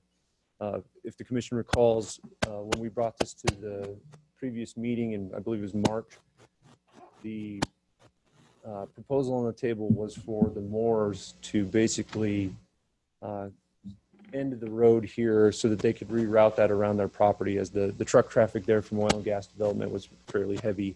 And they went to the county to try to figure out a solution. Part of that solution was figuring out a way to maintain public access to this BLM and state that you see on the map here. Through that process, they wanted to work with the Game and Fish Department to continue on with that public access opportunity. And the component of that will be a 25-year term lease for the public to access their private property, which is outlined in red in these two parcels, and then permanent easements for the road that goes through from this BLM point through this private land to the state, so that folks can access this property as well into the future. And then a permanent easement for folks to walk across from this state to this BLM so that they can access this public land. This is all a donation. The Moores have worked with the Casper region to come up with a solution for this public access. And at this point, the department's recommending that the commission vote to move forward with those easements. Any questions for Sean or Brian? Mr. President. Commissioner Crank? So refresh my recollection, the road that runs through the Moore's property, is that a county road? Is it a public road? Is it a private road? Mr. President, Commissioner Crank, it is a county road. And that's what precipitated the Moores from working with Converse County to reroute that road to just a easier location for them to operate their family ranch. Is there still a plan to reroute the road? Mr. President, Commissioner Crank, yes, there is. Mr. President, and just a comment, or to Pat anyway, but the road runs right by their buildings. That's why they're just wanting to move it away. It is a county road, so there's right now not a lot of traffic, but there was when the oil field was going like crazy. So they just want to get it out away from their buildings. But that's why they've offered access, like in the red up there, to hunt on some of their private land to make it a little better deal for everybody. And I guess once they reroute the county road, the public could still use that road. I guess it runs past their buildings to access those other areas. Is that the plan? I think they'll have access from the new road. They just won't have all the traffic right down through their dooryard. Mr. President, Commissioner Crank, I think the plan is to have the road, county road, stop at the new location. And then when they reroute the road, it actually will be a negotiation with the private landowner and not the county. So it'll actually probably end up a private road. So the Ross Road will actually stop there where it goes into that first red square. So how would people access the two red squares, the state land and the BLM? Would it all be walk-in? Nope, there'll be a permanent road easement across there to the parking lot in the middle of that state land. So there'll always be access to that state land. This would be during the hunting season, so probably August 15th through the end of November for a big game, which would be antelope, white-tailed deer. And then from the state land to the north, they've reached that BLM, there would be a permanent walk-in access. So they could walk across there to that BLM when the red, their private property is actually out of the easement. Now, included in the easement, they said that they would entertain the ability to renew that 25-year if the family wanted to, after 25 years, to renew that easement of those private parcels or take them out, but still maintain the permanent access to that parking lot and to reach that BLM. And the county commission was in favor of that. And if we do this, hunters and recreationals will have access to the 2 red squares to hunt as well, at least for 25 years. Correct. May change after that. May change. Yep. They're doing all that for free. Yes, sir. Too good to be true, huh, Pat? Seems like a no-brainer. Our part of the world, we need access. I think it's great. Any more discussion or any questions? Entertain a motion. So moved. Second. All right, I'll go both. Commissioner Byrd made the motion, Commissioner Brokaw seconded. Any more discussion? All those in favor? Aye. Aye. Opposed? Okay, thank you. Thank you. Mr. Kennedy? Mr. President, members of the commission, and Director Nesvik, I want to give you an update on the Cody Regional Office project today. I want to cover four issues in particular, one being the fire sprinkler system in the office and shop. I've coordinated, communicated with you informally about that issue. I'd like to just close the loop on that issue today. Talk to you a little bit about our water supply issues and the work with Northwest Rural Water District, and I've spoken with you about some of those issues as well, but want to provide more information. I want to go over the construction costs. We're at the 50% mark here now, putting together all the construction design and construction costs. I want to go over those with you, with and without some of the bid alternates.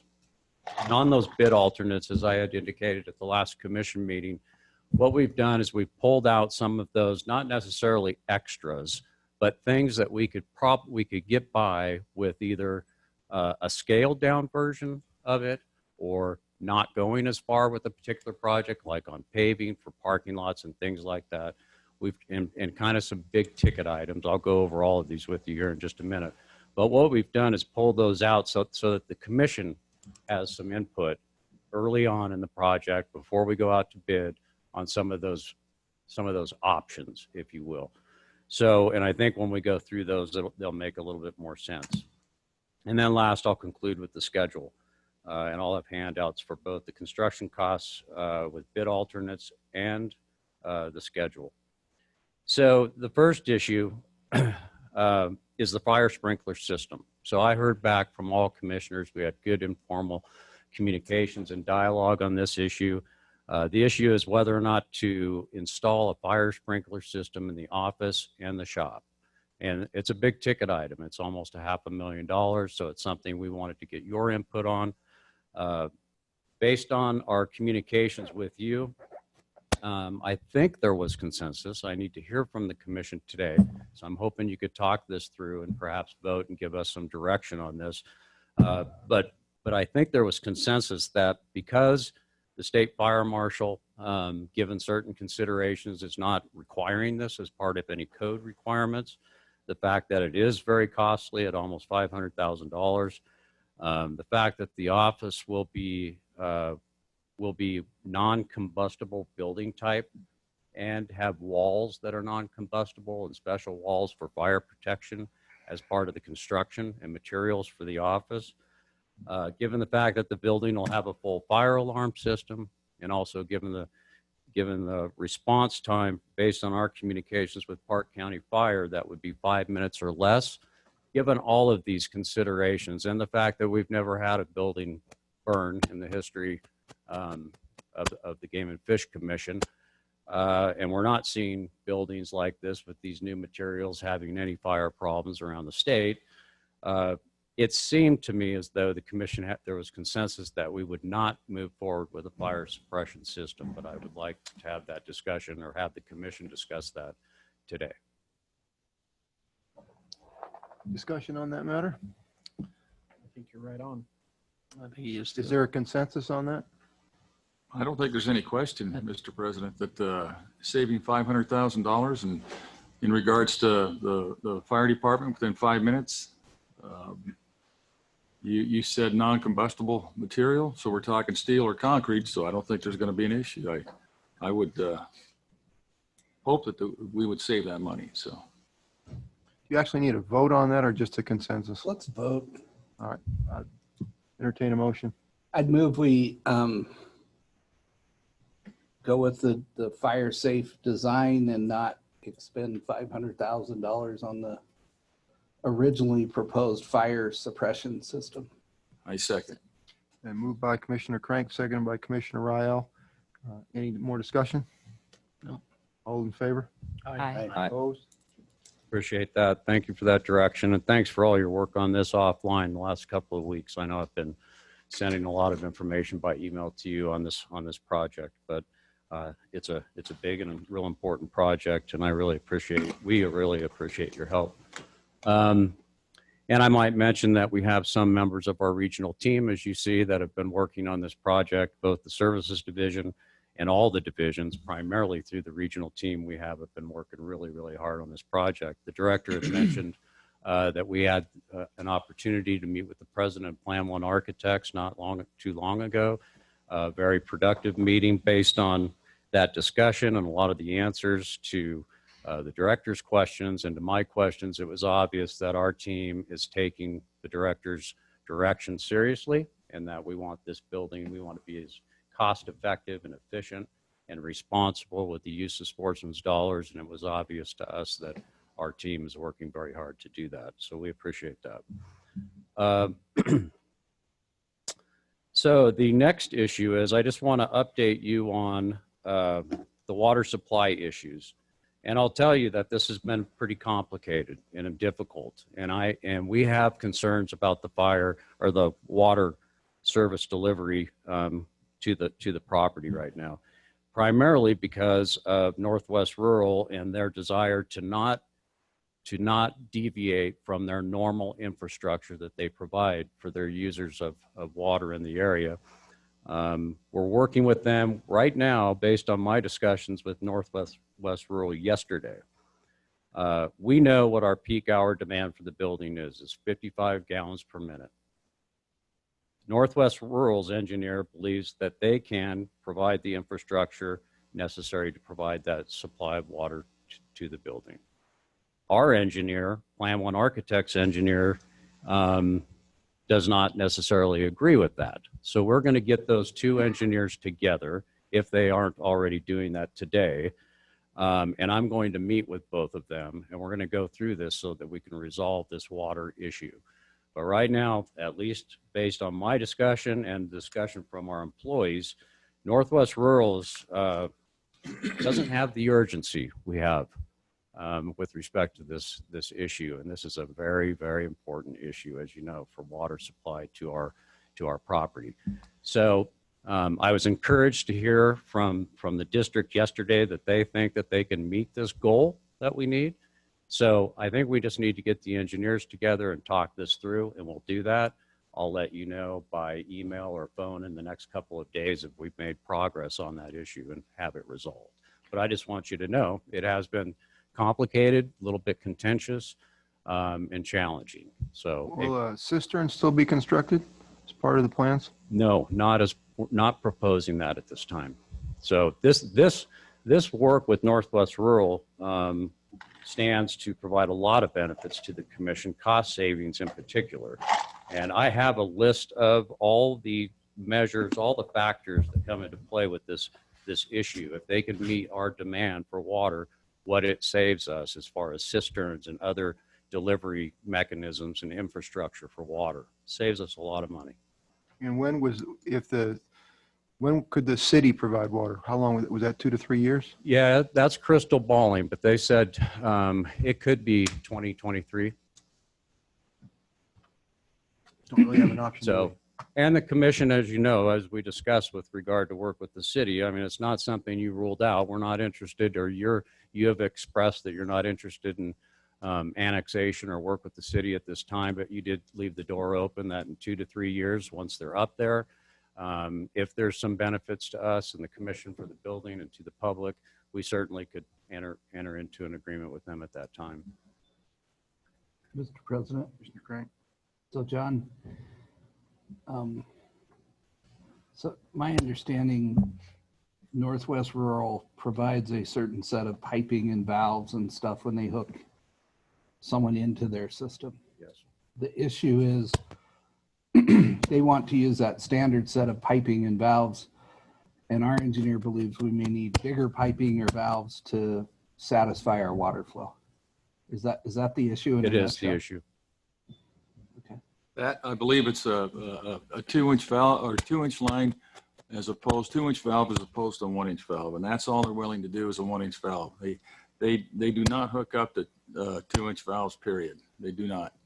And for us to get that done might be tough, but I don't think that it would be too tough if we were to pursue maybe two meter bases hooked into one line, one 2-inch line. That would, I think that would adequately supply the building and meet the demands of 55 gallons per minute on the minimum side. So yeah, that's an option. Right. Yeah, Commissioner Ryle, you're right. And actually, we have a second option that we've worked out to where we could actually make this work. According to our engineer, we can make this work with 2 1-inch water meter pits and 2 1-inch water meters. So we could even make this work with their standard infrastructure. But going with 2 is the area they're disagreeing with right now. They're 2-inch. only wanting 1. 2-inch, right? Yep. But 2 meter basis is not out of the question. It is not. It is not. Their engineer, their engineer feels it's not necessary to have 2. Ours believes it is necessary. Based on everything I've looked at, it seems very necessary to me. So, Mr. President, we just need to work that out. We do. I just wanted to make sure no one believed that this is a instance where if we hook into Northwest Water or whatever they're called, their well's going to go dry. I mean, they have the pressure, they have the water available. It's just a matter of the piping to hook to our building. It is. It is. And not meaning to go down and get into the weeds with the commission on it, but one of the things that's been very important to me on this project is to bring red flags to you so you know what we're dealing with. And that's just one of those issues. Try to get this resolved as quick as possible. And again, I'll give a phone call or send an email out to the commissioners letting you know where this ends up. John, you've done a great job up to date. I think this is a very workable, doable situation. I think it's, when I first got the email, I kind of panicked and made a few phone calls, and I just don't think it's going to be the issue that we think it is. So I know it's not going to, the 2-inch line's not going to happen, or 2-inch meter won't happen, but I do believe two 1-inch meter bases or something will be worked out. I'm sure of it. Yeah, we hope so. I think so too. And thank you for your help on that too, by the way.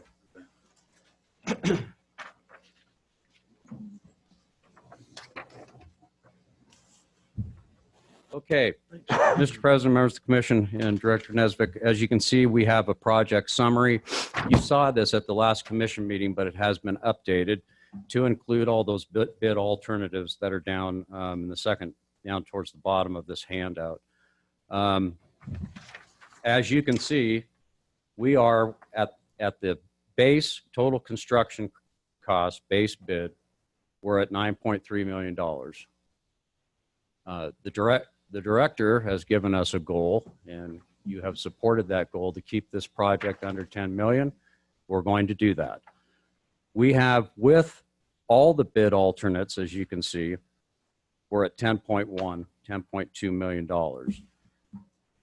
There's 15 bid alternates on the project right now, as you can see. Most of these our leadership team can work out. We don't need to get down in the weeds with the commission on all of these. Did want you to be aware of what all those bid alternates are. And certainly we can discuss those bid alternates today and in the near future.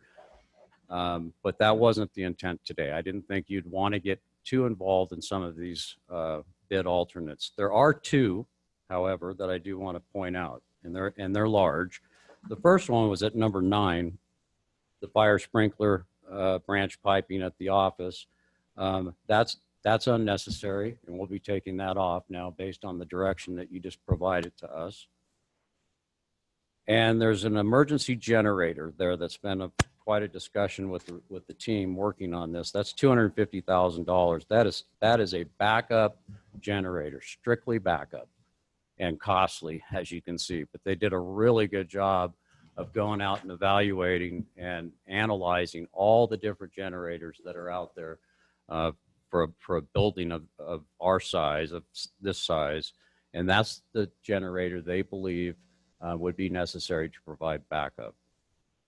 Would like input from the commission with regard to this particular bid alternate. What was the price again, John? $250,000. I move we reject it. I second it. Okay, we have a motion on the floor to reject the generator. Moved by Commissioner Crank, second by Commissioner Brokaw. Any discussion? Mr. President, I say we reject it too, but I also say maybe we can look into something different, because $250,000 is a lot of money for a generator. And I know personally that there's a lot cheaper backup out there, adequate backup. So, Mr. President and Commissioner Rail, the problem with any construction project, particularly a $10 million construction project, is the more uncertainty you have during the planning process, the more likely it is we delay the start of construction, the more likely it is that we end up with change orders down the road. So, having been involved as a lawyer in a lot of construction projects, we need to make decisions and move on. To say we reject 248, but go research some more, will lead to another 2 months of discussion and some alternative. And we're already at 50. You told us we're already at 50% construction document completion. Mm-hmm. We need to make decisions and have them do it. The power goes out at my house pretty frequently, but my freezer doesn't melt, and I just see no need for a backup generator at all, much less one that costs $150,000 versus two whatever. So I respectfully recognize your position, David, but I think it's time to start making decisions, get our construction documents done. We're supposed to break earth in the spring, right? Correct. So, Pat, I'm not arguing that fact. I think that's absolutely right. I don't think but there's nothing that to say we can't pursue something and continue the momentum we're going right now and tie this thing up and get it out to bid. I'm not disputing that at all. I don't want anything to hold this thing up any more than you guys do. I think it's I know you don't, but to direct them to go find an alternative, cheaper generator can cause grief later on in the construction project. And I that's not my motion. I'd just say we do away with the generator, period. Any more discussion? All in favor? Aye. Opposed? No generator. Okay, thank you. If there are no other questions about any of these other bid alternates, our leadership team's prepared to make decisions on these. Does that mean they may eliminate some of these? Correct. Okay. As long as that's in the works, that would be great. It is in the works. Okay, Mr. President, members of the And commission. Mr. President? Yes, sir. Mr. Kennedy, and your leadership team is prepared to do that in a quick, efficient fashion for the same reasons I just discussed with the gentleman. Correct. In fact, we got about 90% of it completed yesterday. All right, thank you.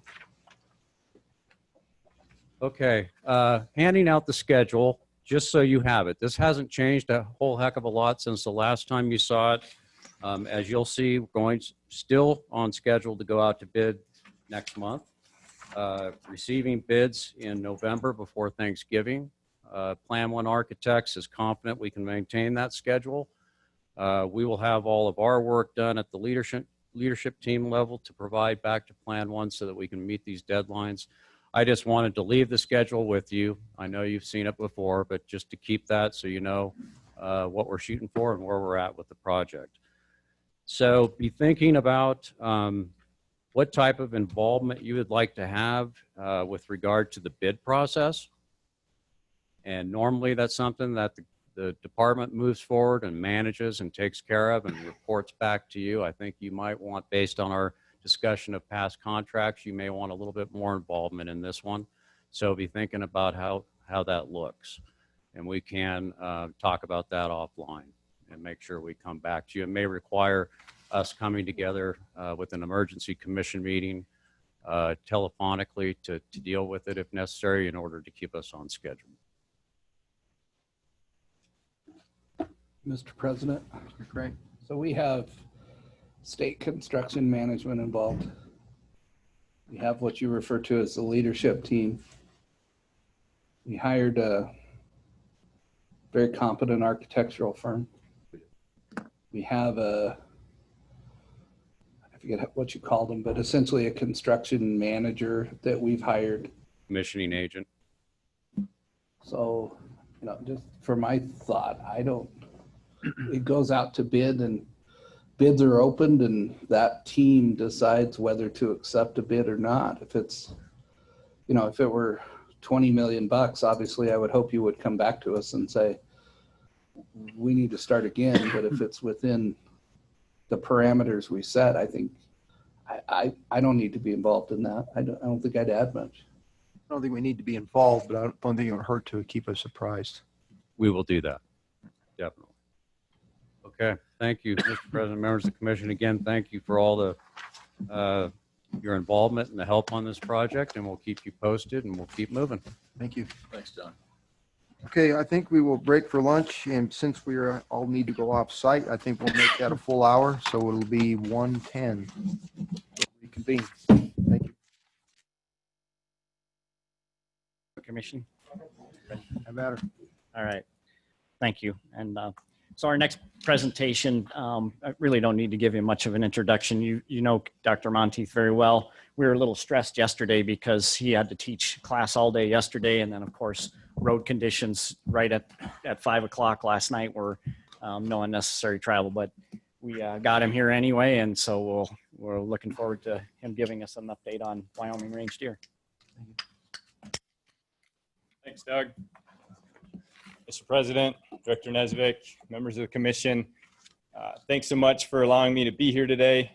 It's certainly a pleasure, and I also, it's also a privilege at the same time. I realize this isn't something that happens a lot, and so I value every opportunity I have to be able to come and talk to you about some of the work that we've been doing. And of course, today we're going to talk about the Wyoming Range Mule Deer project to some degree. And as you all know, this is a project that most are familiar with now. It's a true project born out of collaboration in an effort to address many questions associated with the ecology of mule deer that certainly expanded, and we've been able to unravel some pretty amazing things, I believe. So what my intent to do today is not to give you a comprehensive review of the project, but more or less a brief introduction, and then to just highlight a few pieces rather than to reiterate some of the things that we've already talked about before. And the topic, or at least a common theme with what we're going to talk about today, is the idea associated with legacies, and legacies that I think as we're beginning to see are interwoven not only with regards to place, but also across time. And so part of the incentive, or at least the motivation behind how this project came about and how a lot of other projects honestly have come about with regards to mule deer, are the associated declines that we've observed since the 60s and into the 70s. And it's interesting to note that even as early as 1976, we were already having symposiums talking about the history of mule deer, where we've come from, and why we're seeing declines. And so one of the places that's certainly been a part of that conversation is a special place here in Wyoming that's also become fairly legendary, and that is the Wyoming and Salt River Range in western Wyoming. It's home to one of the largest mule deer populations in the world, if not the largest, and exhibits an array of behavior and dynamics that many would argue exemplify or represent the species as a whole. And there's a lot of information to be had there, as well as a lot of opportunity at the same time. Not only is the place somewhat legendary, but the animals are as well. Probably everybody in this room would recognize that animal. It's fairly appropriate that Popeye lived out his lives in the Wyoming and Salt River Range. He lived in the heart of the northern winter range of where our work has taken place since we began it in 2013. So pretty legendary animal, arguably probably the most well-recognized mule deer to have ever walked the face of the earth, most likely. And in the end, incidentally, died of natural causes as well, at least best we know. So there's a lot of pretty amazing things about the Wyoming range, but it's also hasn't always necessarily been just peachy and happy. Of course, the winter of 92, 93, there was a lot of concern and perhaps a little bit of controversy that followed. I was just talking to Mick Werder earlier, and I showed him this slide, and he just kind of stared at it for a minute, and he goes, yeah, I lived through that. So maybe there's a little bit of PTSD there associated with the concern, the controversy associated with this deer herd, the crash that followed the 92, 93 winter, and the various topics that, or media that existed thereafter. Now, this may seem somewhat negative, but I think at the same time, what it does tell us is that our stakeholders, our public, hold this deer population very near and dear to their heart, and they care immensely about it. And I'm also pleased to note that, as you all know, we're not there today. We're certainly in a very different realm relative to public relations, our understanding of mule deer, probably due in large part and credited to the Wyoming Game and Fish Commission and the department that initiated the Wyoming Mule Deer Initiative back in 2007, which followed suit with the herd-specific plan for the Wyoming range that culminated in 2011. And the output of that not only was the expression of a number of concerns associated with the dynamics of that deer herd, but also an identification for some needs associated with building on our understanding of what drives that mule deer herd specifically. In those conversations and many others, and a lot of collaboration and many people stepping up to make possible the Wyoming Range Mule Deer Project, which we initiated in 2011. And as all you know, I won't go into any of the details, but it's a fairly elaborate project that involves multiple pieces where we're essentially trying to tell the story and bring the data together of individual animals for as much of their lives as we possibly can to understand their nutritional dynamics, what affects their survival. And then in 2015, we brought another stage to the project where we were able to start at birth, which has been a pretty profound change for our work that's led to a lot of discoveries that are really helping us understand what makes these animals tick, and some of those pieces I'm going to talk about today. So with the realm of, or ideas associated with legacies, the first legacy, besides the notion of the history of this herd, where we've come from, where it's brought us to today, is the idea of a legacy of a winner. And the notion that maybe it's not just the fact that the winter happened, but we still face the consequences relative to what comes thereafter. And so as many of you know, we faced two severe winters in the past 4 years, the 16-17 winter and the 18-19 winter, where we lost over 30% of our adult female animals, which is a pretty striking level of mortality. When in any normal year, we will see survival rates over 90% through the entire year. Well, here we're losing 30% in any one particular winter, or more than 30%. So this, of course, given that we were doing our work during this point in time, allowed us to answer some questions associated. Well, they didn't all die, so what animals did survive that winter? And there were 4 key variables that came out in our analyses associated with that, and one is this idea of first passage time. The way for you to think about that is just how much an animal is moving on their winter range. Age, body fat in December, so how fat those animals are going into the winter. And then, of course, snow that each of those animals experiences. And so to just give you a sense of what that looks like, of course, for individual animals, what they experience on their winter range, as snow depth increases, their probability of survival over winter decreases. Add on that next layer associated with movement. So that's that movement metric on the bottom there relative to survival. And what you're seeing is as you go to the left on that figure, so that the metric of first passage time, that's representing animals that are moving around more on their winter range, and probably represents animals that are able to move on their winter range and access more food, thereby having a higher a positive influence on their survival over winter. Also during those winters, the other thing we saw is a strong influence of age. So we were way more likely to lose our old animals than we were our younger animals, probably a function of simply living with an older set of teeth and the nutritional dynamics that ensue in association with that. Finally, the other very important metric, and this is a metric that we see across all winters, but it's certainly borne out very strongly during those bad winters, is how fat animals are as they come into winter.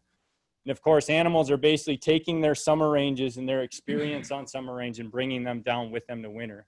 And those groceries on their back functionally is energy that they can then use to survive the winter, especially in instances when food becomes very limited.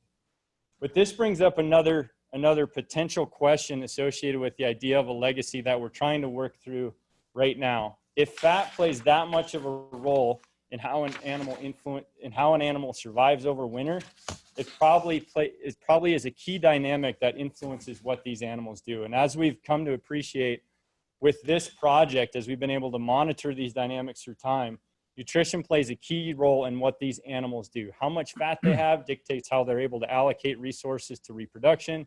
It influences their survival. It influences their behavior.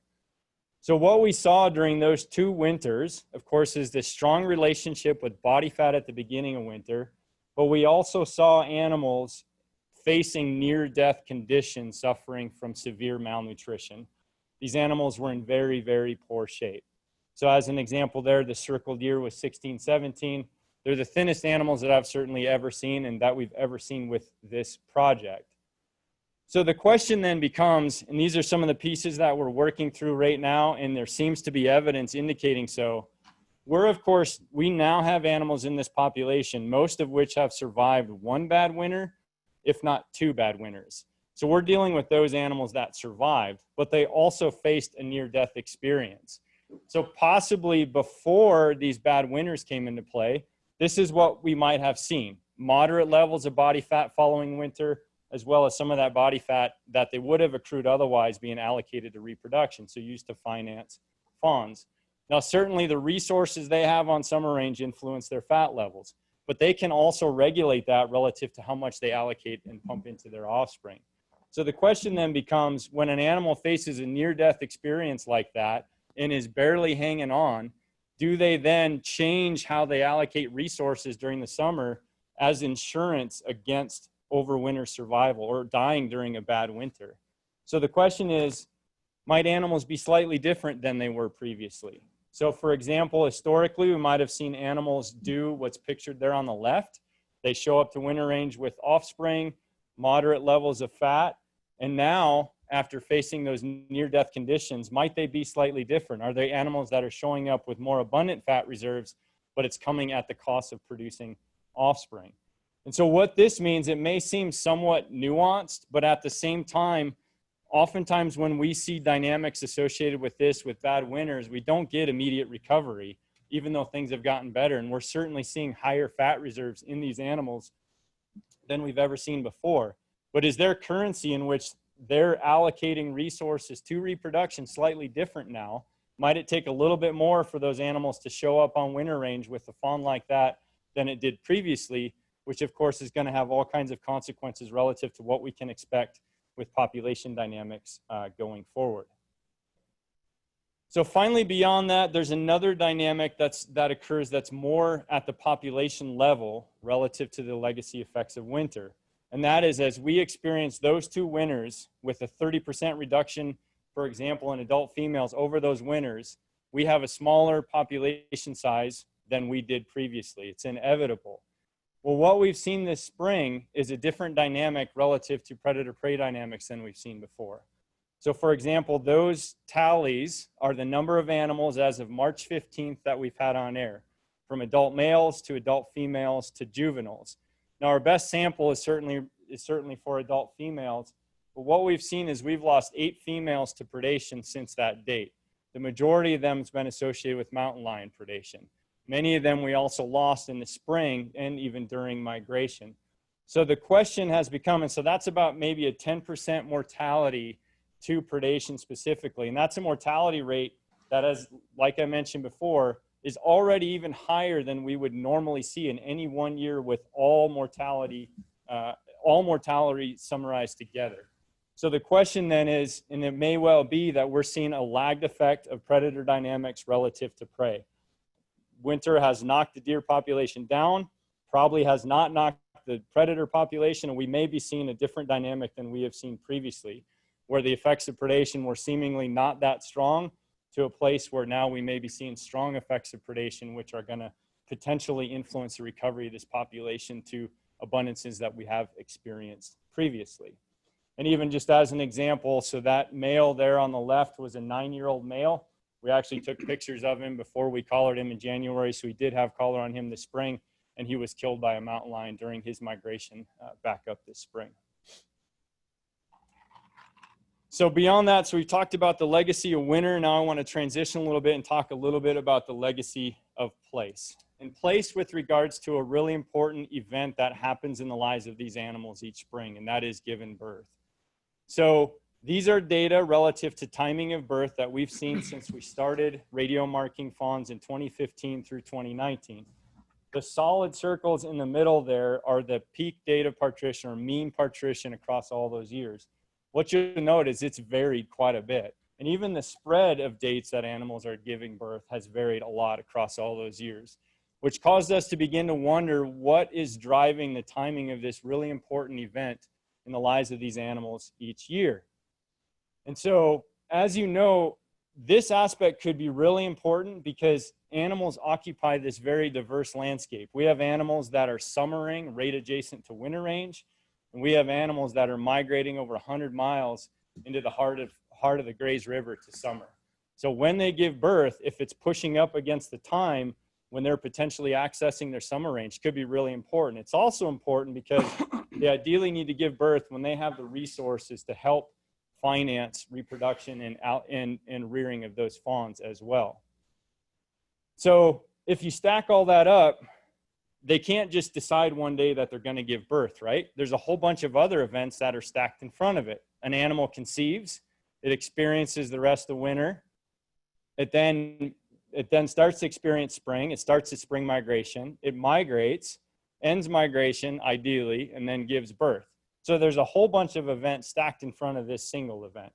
Well, what if, again, as I mentioned before, for whatever reason, we have a lengthy spring or a late spring, a bad winter year, then does that animal end up giving birth partway through its 100-mile migration? And for mule deer, although we tend to see that happen in elk, for mule deer, that might not be the optimal thing to have happen because their young tend to be more vulnerable, less free to move, or don't quite have the locomotive skills that elk do potentially. So what we sought to do is to evaluate, for example, how big fetuses are in March and what factors influence that. And so the reason we did that is so we use ultrasonography to assess pregnancy, the number of fetuses, and the size of those fetuses in March. And that gives us a sense of the stage of gestation animals are in, and of course then how close they are potentially to giving birth. So it gives us that window, a peer into the middle of that process so we can assess progression in gestation and when conception occurred. So the reason, and to just sort of validate that this is a meaningful metric, this is the relationship between fetal eye diameter in March and then the number of days till they give birth. So we see a really strong relationship. If we see bigger fetuses in March, it means they're closer to giving birth than for females that have smaller fetuses in March. Now, what's amazing here, at least to me, is we see strong relationships. So on the left, to how fat animals are in December, to how big their fetuses are in March. So that might make sense, right? If you're fatter in the autumn, you maybe conceive earlier, or at the same time, you have more fat reserves to allocate to that growing and developing fetus. But here's the relationship that sort of caught us off guard a little bit, but in hindsight maybe makes a lot of sense. And that is how far those animals migrate to their summer range has a strong influence on how big their fetuses are in March. So animals that are migrating longer distances have smaller fetuses in March. Animals that migrate short distances have much larger fetuses, meaning they're going to give birth earlier. And remember, so fetal eye diameter connected to when animals are giving birth. So all that means is these long distance migrators are giving birth later, and it coincides with their progression in fetal development.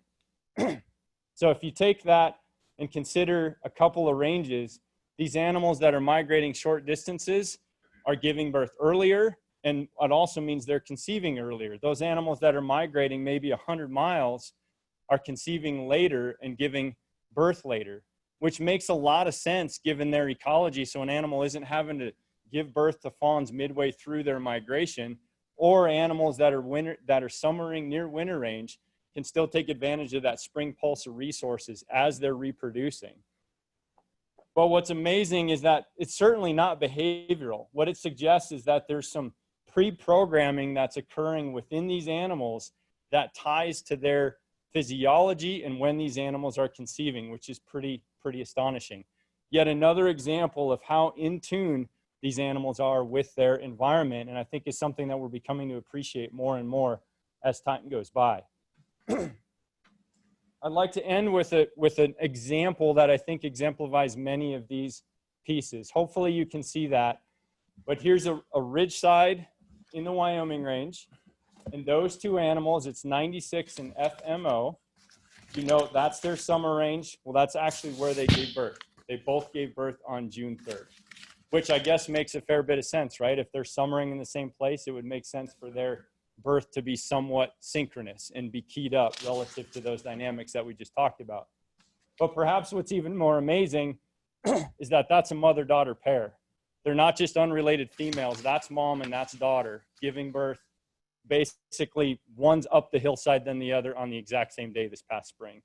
That other dot there is where that animal was born. So that's where daughter was born right there. That's where mom gave birth. And then this past spring, that's where mother-daughter gave birth on the exact same day. So suggesting some pre-programming, a legacy effect of that place, but also perhaps a legacy effect associated with mom, as we've all talked about before, an idea behind inheritance of space and the rose petal hypothesis, a very clear example of that. But there's a little bit more as well. So on June 3rd, so the same time that birth happened for those two animals, one of our radio-collared males was right there. That's FFO. He was right there just up the hill from them. That's all well and good, but what's amazing about that is that that is FMO's twin brother. So they were both born in 2017 to that mom that's still there. Her twin brother, who just turned 3 this year, summered right there just above the hill as well. So clearly a legacy effect associated with that male and where he's living as well. Take that one step further. And I've showed you this picture before, but it's just nice to put it all within these pieces right here. This is a picture of that male in December of 2019. He was 2.5 years old. You can tell from the picture, many would have characterized or at least called that buck a yearling male. That's how big many yearling males are.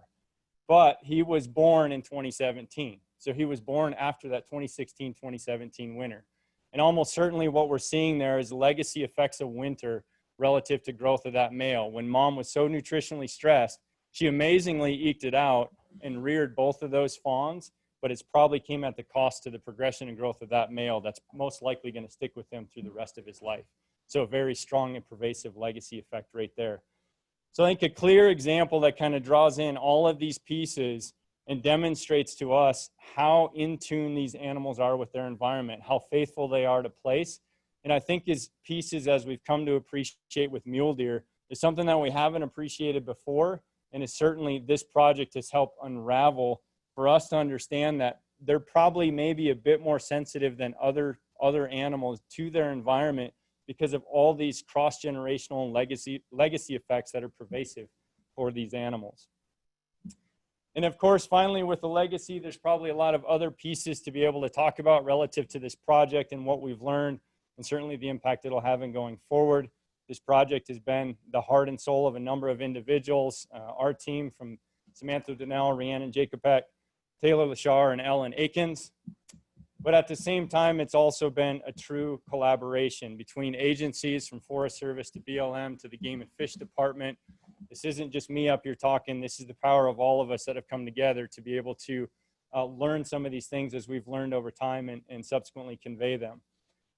And also beyond that, many who have taken part, many commissioners here, and even little things that have had cascading effects over time from this commission back in 2015 and 2016, seeing the need for continued work tied to our discovery of adenovirus and concerns associated with it, to, for example, Muley Fanatic Foundation early on when we initiated this project and had a budget shortcoming, stepping up to see it through. So a lot of people coming together to make all of this work possible. And of course, from a funding perspective, I wouldn't be here talking. We wouldn't have learned the things that we were able to. Of course, it takes resources to make this possible. And a lot of people continue to do their best to support even in the current times. And so finally, I think we talk a lot about the various things we learn and what we can do with the information that we have at hand. And it reminds me of Aldo Leopold's quote from years ago. It was published in the San County Almanac. And he said, there are two spiritual dangers in not owning a farm. One is the danger of supposing that breakfast comes from the grocery store, and the other that heat comes from the furnace, which I think is a very powerful quote. And maybe with a lot of things that we learn, or even various projects, we get some of the pieces, but oftentimes it takes a bit more to really get under the hood, to be able to peer through some of the things that are in the way and look at these things in a more mechanistic framework. And I think this project has certainly allowed us to do that in a number of different ways. And hopefully we'll continue to do so, because it's certainly for these animals, these legacy effects, these cross-generational influences seem to be incredibly pervasive for this species, and certainly should influence how we think about what we might do for this animal going forward into the future, and how they will face the current challenges or changes in their environment. So with that, I thank you very much for the time, for your attention, and I'd happily take any questions if there is time. Thank you, Kevin. Questions, comments? I have some, if no one else. You do? Be shocked. What's new? So Kevin, I'll mispronounce this, but adenovirus? Adenovirus. We had one year where a huge majority of our fawns got wiped out by that, and then it wasn't the same the next year. Have we come any closer to figuring out why that is, or how to, I mean, what factor causes that? Mr. President, Commissioner Crank. So there's unfortunately still more lurking questions than we would like there to be. So what we have been able to do, so relative to just monitoring for it, it's been present since 2015, but we have not had near the loss that we saw in 2015, thankfully. Whether or not conditions associated with that year contributed to adenovirus, there's a bit uncertainty associated with that, and even the work, or at least observations in California relative to when those die-offs occur, remain in question. That was a point in time when we were near maybe the higher densities than we have seen since that time during that year. Some diseases have interplay with density within animal populations. Whether or not that could have played a role, I don't know. With our subsequent work in collaboration with the vet lab, we've worked to be able to see if we can connect presence of adenovirus in mom to offspring to see if it's being transferred in that way, which would make a lot of sense. The challenge is in vivo, so live animal testing for adenovirus is a severe challenge. There's not great tests yet, but we went through a whole process to swab animals to do our best to detect it. And in some instances, we could detect it in moms. We could detect it in reproductive organs, essentially, and we could detect it in fawns. But we were unable to connect all three together. And even, for example, we had one twin that died of adenovirus, but its twin did not die of adenovirus. So there's elements of it that aren't completely logical. Certainly mom can carry it, and she can definitely pass it to offspring, but it doesn't happen all the time. And so whether or not if our tests, if we can get better testing to be able to do better relative to live animal testing, we might be able to help unravel some of those things. For example, we have bank serum samples that we sure hope we can go back to once the serum test is worked out. It just hasn't quite been there yet, so we can detect it via serum. So we've certainly learned some pieces. We don't have all the answers yet. We're thankful it hasn't reared its head again as much as it did in 2015. And then I guess we're all want to go back to the 92, 93 population levels.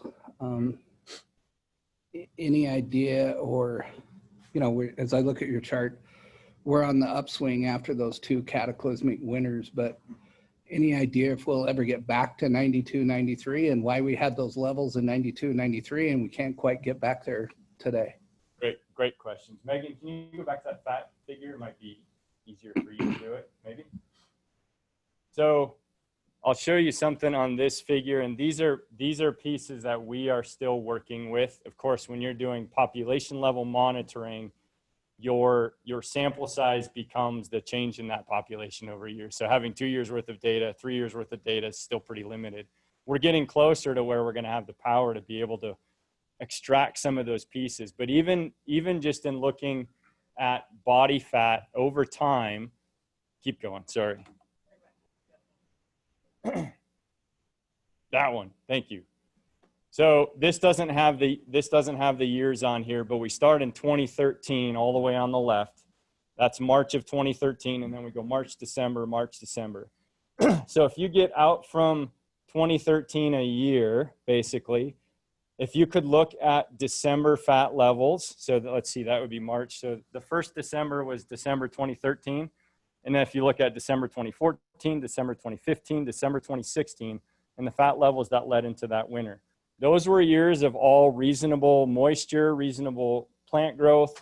We were maybe slightly growing deer during that time. And then also look at March fat levels. What you note, outside of the bad winter anyway, what you note is a progressive decline in each one of those years, right? That just based on precip and other weather dynamics alone, we cannot really explain that relationship. And it's not associated with greater fawn recruitment during those years. And in fact, what we're observing is that fawn recruitment was almost incrementally declining in the same way that fat levels were during those Decembers, which seems like it should be the opposite. If you're recruiting fewer fawns, in theory, you should have more fatter females, but we weren't. So all of that, and even just that window of time is, to me, provides pretty strong evidence that we were bumping up whatever that nutritional carrying capacity was at that point in time relative to animals that we had in that herd. And then, of course, you have the bad winter and you reset, right? You reset everything and you drop density. And what you note is December fat levels, and even March kind of falls in fairly similar to what we've seen before, but December fat levels within those windows of time have been pretty dang impressive and are almost certainly not only a result of good moisture years following the bad winters, but also reduction in density at the same time. So once we get away from these bad winters, how those dynamics continue thereafter, that's the point we're still really curious to be able to see. And one of our goals, once these bad winters set in, was to be able to see recovery of this deer herd following the bad winters.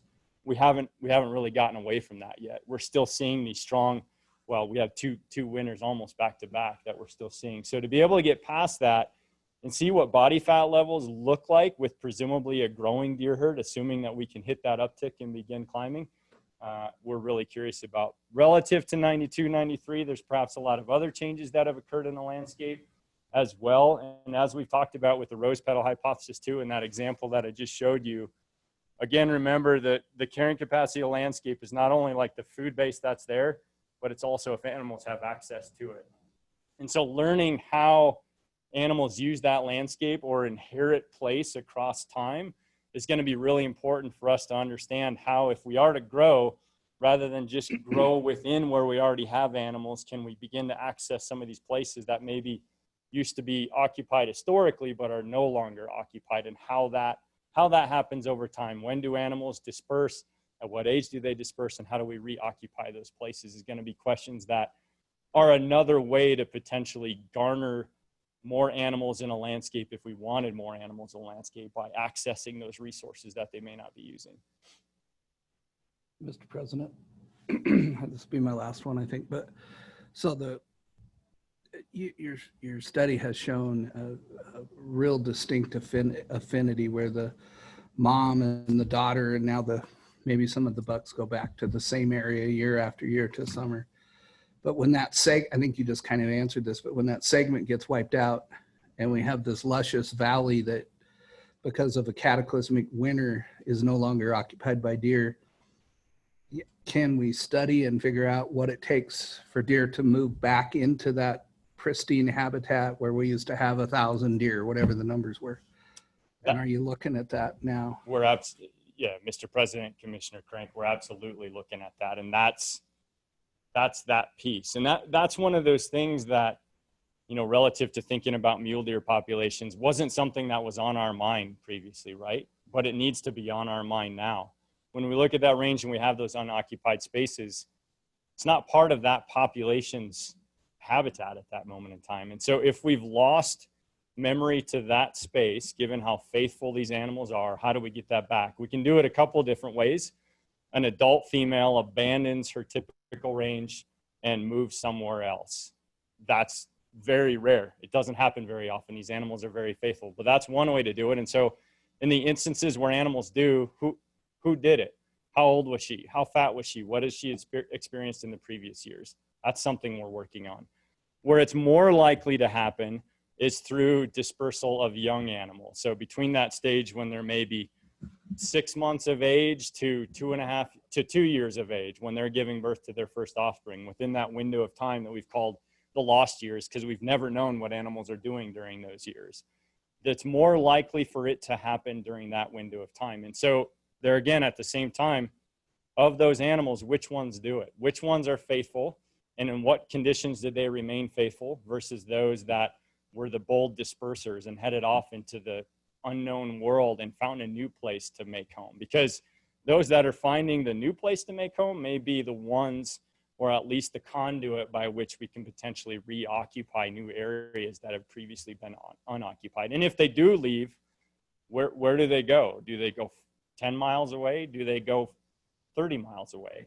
And is it winter range or summer range? That's the other side too, because we've had animals that have amazingly, and to me this is backwards, but as we do these things, we learn that some things in our mind are backwards from what they do, but they've remained faithful to their summer range, but gone to a completely different winter range, which to me seems completely backwards. But those are the pieces that we're definitely working on, and I think has huge implications for all of the things that you just mentioned. But the only way to get there is to start with a newborn animal, knowing where it started its life, and then follow it until it gets to those adult ages.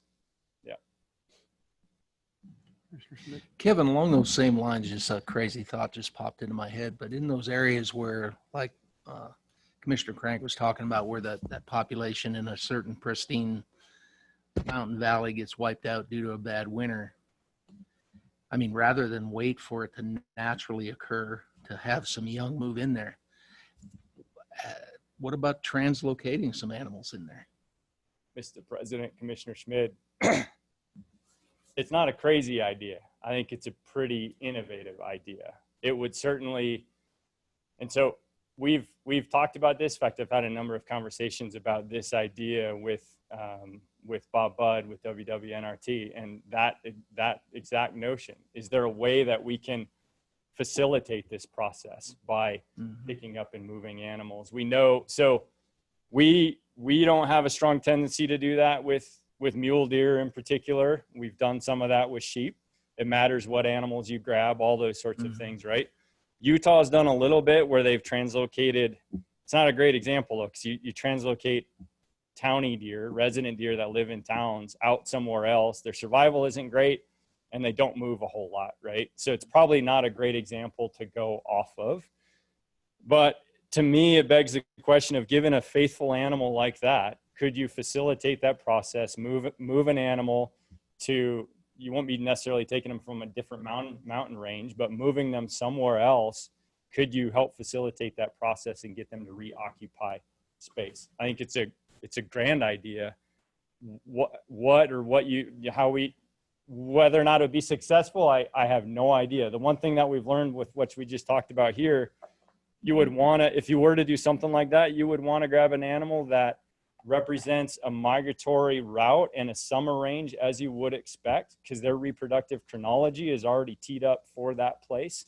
So you won't want to grab an animal that summers on winter range and is given birth 2 weeks earlier and then move it someplace where it's having to be in the heart of the Grays River, right? Its reproductive chronology is going to be all out of whack.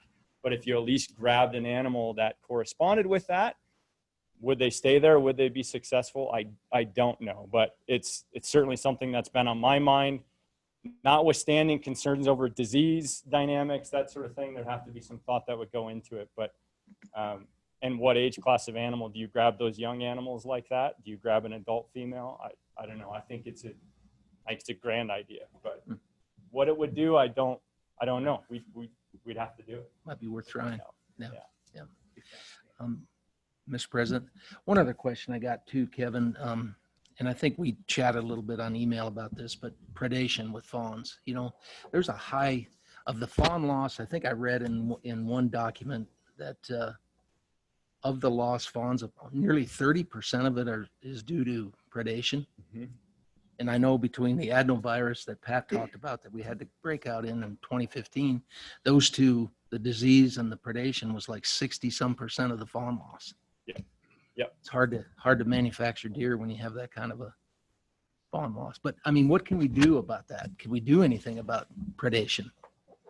Mr. President, Commissioner Schmidt, that's a great question.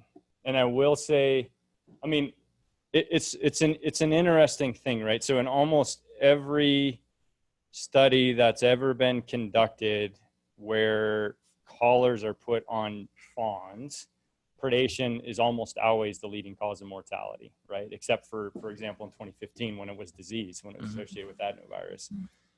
But we also know that sometimes the challenge is whether or not predation is just offsetting mortality that would have occurred otherwise. And that's the compensatory nature associated with mortality. And we know through manipulative studies, for example, that sometimes depending upon the underlying driver of survival through, for example, predator control, you may see less loss associated with predation, but then you see more loss associated with other components such as malnutrition. So even those dynamics, it's unfortunately not quite as easy to just say, okay, we lose that proportion.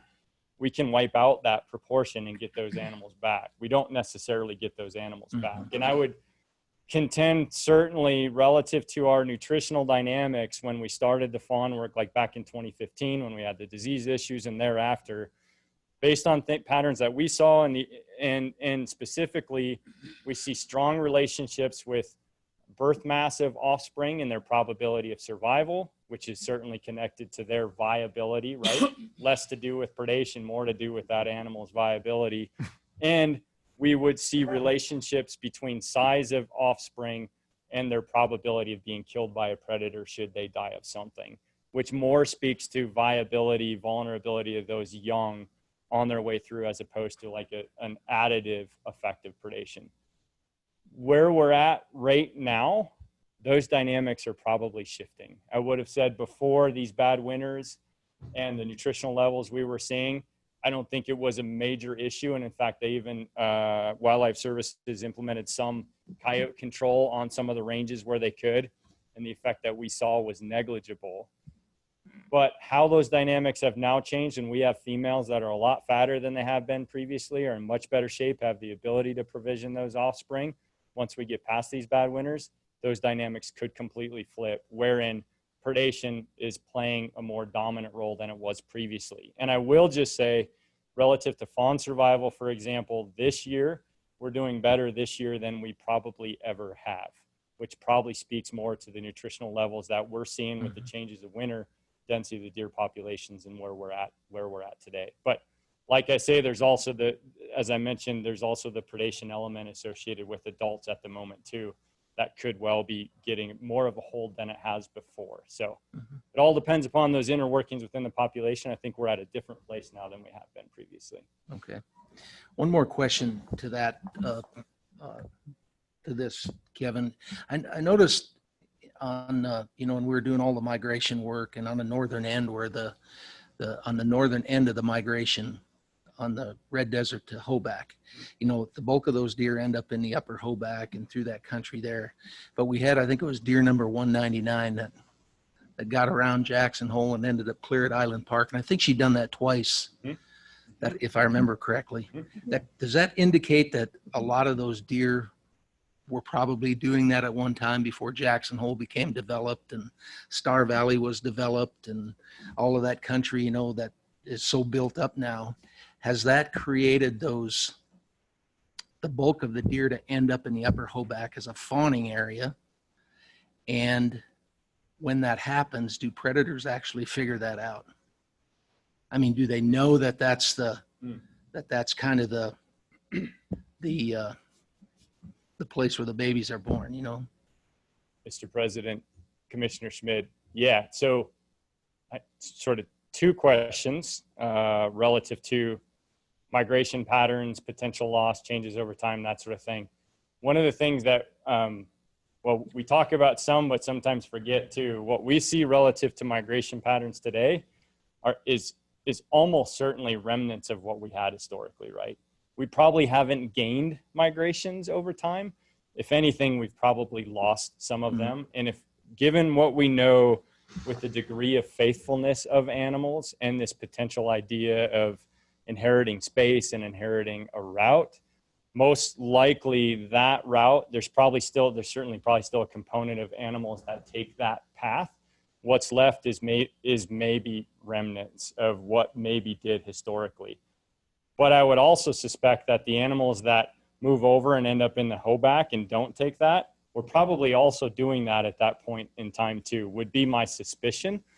The other notion relative to whether or not predators figure that out and how they move. So I had a phone call on my way up today with Dan Thompson, large carnivore section supervisor, about the level of lion predation that we've seen this summer, spring and summer, especially on adult animals. And what we've observed over time is that migration is always a fairly vulnerable time period relative to predation, but it escalated this year. Probably, at least we suspect, maybe because of the shift in dynamics between predator and prey. But at the same time, to me, there's also this question of how does the predator population move relative to the redistribution of that prey population? And do they move and shift in and target some of these corridors, that sort of thing? I mean, it seems it's prey that are moving through country that they're less familiar with, so in theory are more vulnerable, which should increase the success of a predator. But do the predators actually move, converge, and take advantage of that? Because there's, you know, of course, the mule deer populations occupy very different space between those 2 years. And if that's going to be your main prey source, you should be moving in between that. So the conversation was, you know, might there be merits in, especially given the potential shift in dynamics of this deer herd, merits in investigating and understanding this big carnivore as well, learn more about it, how it's making use of landscape, and even how maybe its dynamics and age structure are affecting how it's preying upon that deer population, to give us more insight into some of those questions. And even the question of merits associated with change in harvest of predators, would that be beneficial to the deer population or not? So. Nope. You got it. Thanks. Okay. Yep. Mr. President, yeah. Commissioner Ryle? Dr. Kevin, if how long have we been on this study? Approximately, Brian, you can answer that probably. Mr. President, 11? Commissioner Rail, we started it in 2013. Okay. So on a scale of 1 to 10, in relation to 1992, 93, when you started the study, where was the 10 being the best? Where was the herd? And where would you put the herd in strength? Oh, like abundance wise? So we were probably maybe roughly 35 to 40,000 animals, and it was 50 to 60, 92, 93. So not a long ways away, but. So where would you put it today on a scale of 1 to 10? Well, on a scale of 1 to 10. So we're downward, closer to maybe 35 or so today. Really? And these are, put confidence intervals around those that are that big, right? Which we did just do the siteability estimate a couple of years ago, which was right before this last winter, and we've certainly lost some of them, but at least based on those estimates, we're quite a ways off from where we were leading into the 92, 93 winter. Yeah. Okay, thank you. Yeah, not a question, more of a comment for discussion for another day. I always look at all your stuff and it's wonderful and it's unbelievable. but I always try to translate how it translates into my part of the world in northeastern Wyoming, wherever we don't have these big migrations, and how what the things you've learned, how that translate to those animals. So that'd be a discussion for another day. But Mr. President. So Kevin, you just started collaring bucks, what, 2 years ago? What can you tell us about that? I mean, do they go to where they were born? Do they go to whole different ranges? What are we seeing so far? Yeah, Mr. President, Commissioner Crank. So two pieces associated with that. Do they go to where they're born? So the male component is associated not only with collaring males across a wide distribution of ranges, which mean of ages, which means we capture them on winter range. We don't know anything about them when we initially capture them. So whether or not they return to their area of birth, we have no idea. So the only way we answer that question, and that question is, as we've talked about before, like, how are we stocking our ranges with males, right? Our bread and butter in that country. How are they getting there? The only way we get at that is to start from day one. And so to start from a newborn fawn, follow them with mom all the way through to adulthood, like that example that we did talk about. So we're nowhere near being able to answer that. And part of that is because we've experienced 2 bad winters since we tried doing this. And so when we lose all of our fawns, it's a pretty serious setback relative to that. But the males that we have had on air since birth, the majority of them so far have returned and live not far from where they were born, which to me is pretty amazing. How that then changes as they grow and reach, say, for example, the 4-year-old age class, we'll see. And we'll get there. Our goal is to recatch those males every year, be able to make sure the collars they have stay on them, monitor their growth across all those years that we can subsequently tie back to mom, where they were born, that sort of thing. As far as all the rest of the males that we have on air, if we look at their migration relative to our females, it's pretty amazing. We have a pretty broad representation of males across that mountain range, which is pretty cool. It's maybe what you would hope to get, but that's exactly what has happened. They occupy the vast expanses of that range, much like the females do. And so some of our interest therein is understanding vulnerability to harvest, which of those males get harvested each year, which ones don't, and how their behavior during the summers and or even during the winters differ from that of females. Because, I mean, for a long time, scientists have argued that because males and females are so radically different, we should manage them as if they're 2 different species, which is hard to fathom when we think about just even needing to have information on one species to make management decisions. And here you actually have a single species, but 2 different sexes that are just doing 2 completely different things. Last year, we lost, I think we had maybe 26 males going into the hunting season. I think we lost 2 during the hunting season. So we did not see heavy loss of males during the hunting season.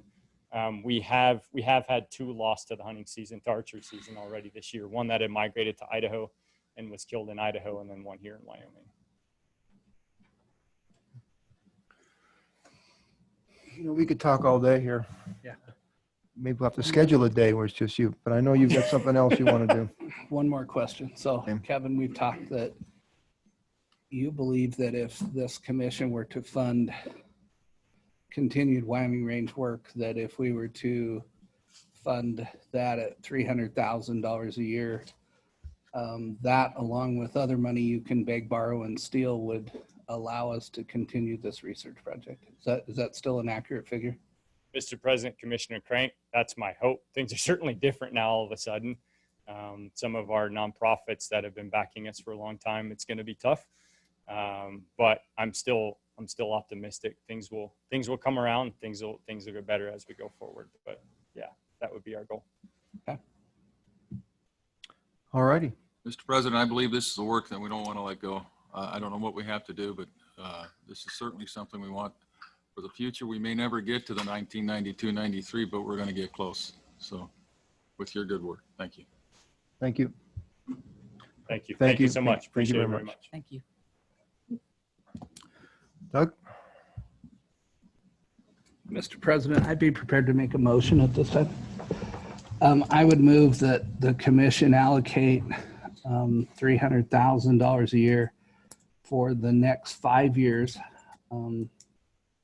out of our discretionary spending account that we've carefully guarded and set aside for projects like this. So I guess what I'm asking is that the commission approve up to $300,000 a year for the next 5 years. So it'd be a total commitment of $1.5 million over the next 5 years to continue the Wyoming Range project. I second. All right, it's been moved by Commissioner Crank, seconded by Commissioner Rael. Do you have that, Sheridan? Yes. Discussion? Yeah, I've got a couple questions. How much money have we put into the Wyoming Range project so far? Mule deer. Couple $1 million bucks? Don't know. Anybody know? President, members of the commission, I can pull up that slide that we had from the initial presentation this morning, but we've had a number of MDI projects that we've contributed, and I think since 2013, M&O monies that we allocate to the co-op, we generally give we were giving 100,000 a year, and we were tapering off because, on the exception of the project, we were planning to start tapering off this year, but understandably, where we're at, we're learning a lot more information. But I'd say M&O, it was probably close to, with that, since 2013, we were probably close to 600,000 with that. Maybe not quite. Not quite, because some years it was 30,000 to start off with. So. 3 years it was 100. Okay. But I can get that for you if you're interested. It's not necessary. Thanks, Doug. Kevin, where do you see, if we go forward with this, where do you see the money being spent? Is it, are we going to continue the programs we have presently? Do you have any new ideas, any new thoughts that you want to get started for the Wyoming Range? What's your thoughts there? Sorry, I came back to the podium. I hope that's okay. Yeah, so the goal would be to maintain the heart of the work that's currently happening, with the focus on the cross-generational work, from the male component to the idea behind the rose petal hypothesis.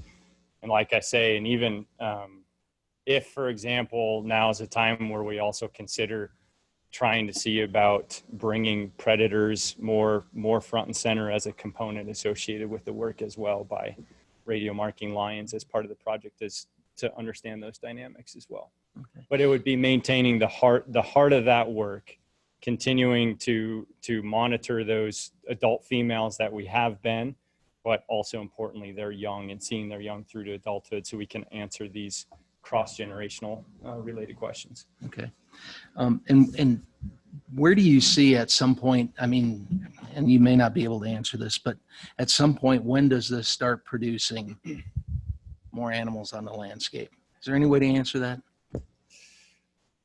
Mr. President, Commissioner Schmid. So, I mean, I guess I could just say no, but that's very dissatisfying. and it's also, can I call that a loaded question too? Is it okay for me to say that? So there's a challenge with, so for example, if that was the objective, we're just going to go out and figure out how we can put more animals on that landscape. What that also means is I know what to monitor and measure to understand what it's going to take to put more animals on the landscape, which means I sort of already know the answer before I've begun, which is, it's a little cart in front of horse. And so, whereas with the perspective of attempting to address mechanistic questions associated with what drives a population, with how animals make decisions, with how that translates to how they end up occupying space over time, each one of those pieces contributes to maintaining a population. It contributes to growing a population. And so I don't know at what point in which piece we identify and learn, okay, there's a lever that we can pull on to be able to understand the question of, can we move animals and see if that will work to reoccupy other space? The role of predators over time potentially changing, or even is adenovirus going to remain in play? And can we understand what animals die of adenovirus and don't, or what can we do to mitigate the disease? Or while we simultaneously monitoring habitat treatments, for example, the treatments that have been done on winter range, which ones, you know, it's an initial net loss. When do we return, and when do we have more food there that then animals are able to capitalize on through the winter? And do we see response in those animals? So I could go on and on as to just the multiple layers and different pieces and that contribute to it.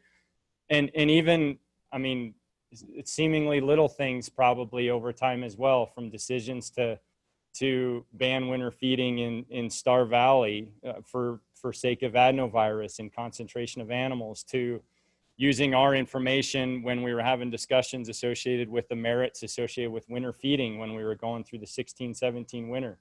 Did the fact that we didn't feed and that information being used to make those decisions, like, what has that meant for us today? We may never know for sure, but did it mean something relative to adenovirus, relative to potential losses that would have ensued otherwise?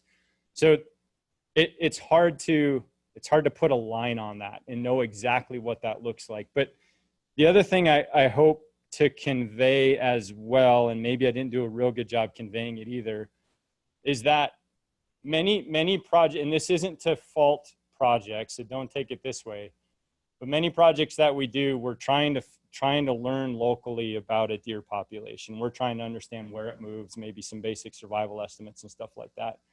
It takes a whole nother level to understand more mechanistic pieces of, like, what drives these animals to do what they do? How do they persist in these environments? And how these cross-generational influences come into play. It matters for the Wyoming range, but these are pieces that matter for mule deer across the West and across the state of Wyoming. These are things, and the only way to get there is through work like this. We can't, we're not, and this isn't to be a sales pitch either, but we're not going to pick this up and put it somewhere else and start over again. For how far we are and the level of understanding we have currently, the amount of advancements we can take beyond that. It matters for Wyoming range, but it matters for mule deer, period. Everywhere. Yeah. And I see that as having an impact on mule deer management, decisions, understanding, not just in the Wyoming range and not just in Wyoming. It's going to be broadly throughout mule deer range. Okay. Well, as you know, I mean, I grew up with this herd. It's near and dear to me. It's a world-class mule deer herd. It's in my backyard, and there's nothing more I want than to see this herd maintained, and hopefully we can grow it over time. I just think of the $1.5 million. That's another wildlife crossing. You know, we know that's going to save deer every year. We just went through Doug's presentation of 10 mule deer herds across the state. 7 of them are well under objective. Would that money be better spent looking at those? But your answer right there just helped me a whole bunch, Kevin, because if this is information and learning that we can use across the state for our mule deer herd, then I think we've got a great investment for hunters and anglers dollars here. Mr. President, Ryle? quickly again, if I understand this, I mean, it's elementary though. When you think about it, one bad winter could change the whole dynamics of the direction we're going, right? And, yeah. And the other thing too is the study's fantastic, great, the work, but what I'd like to see in the future is more recommendations on what to do and a reactionary force to do it. You know, you can tell us what you've studied, what you've observed, and what's going on, but we got to react. We can't. $1.5 million. We gotta get a return on investment, and that's for us to react. So, Any more discussion? All those in favor? Aye. Aye. Opposed? All righty. Thank you very much. Thank you. Appreciate it. Thanks, Kevin. Doug, I think you're still up.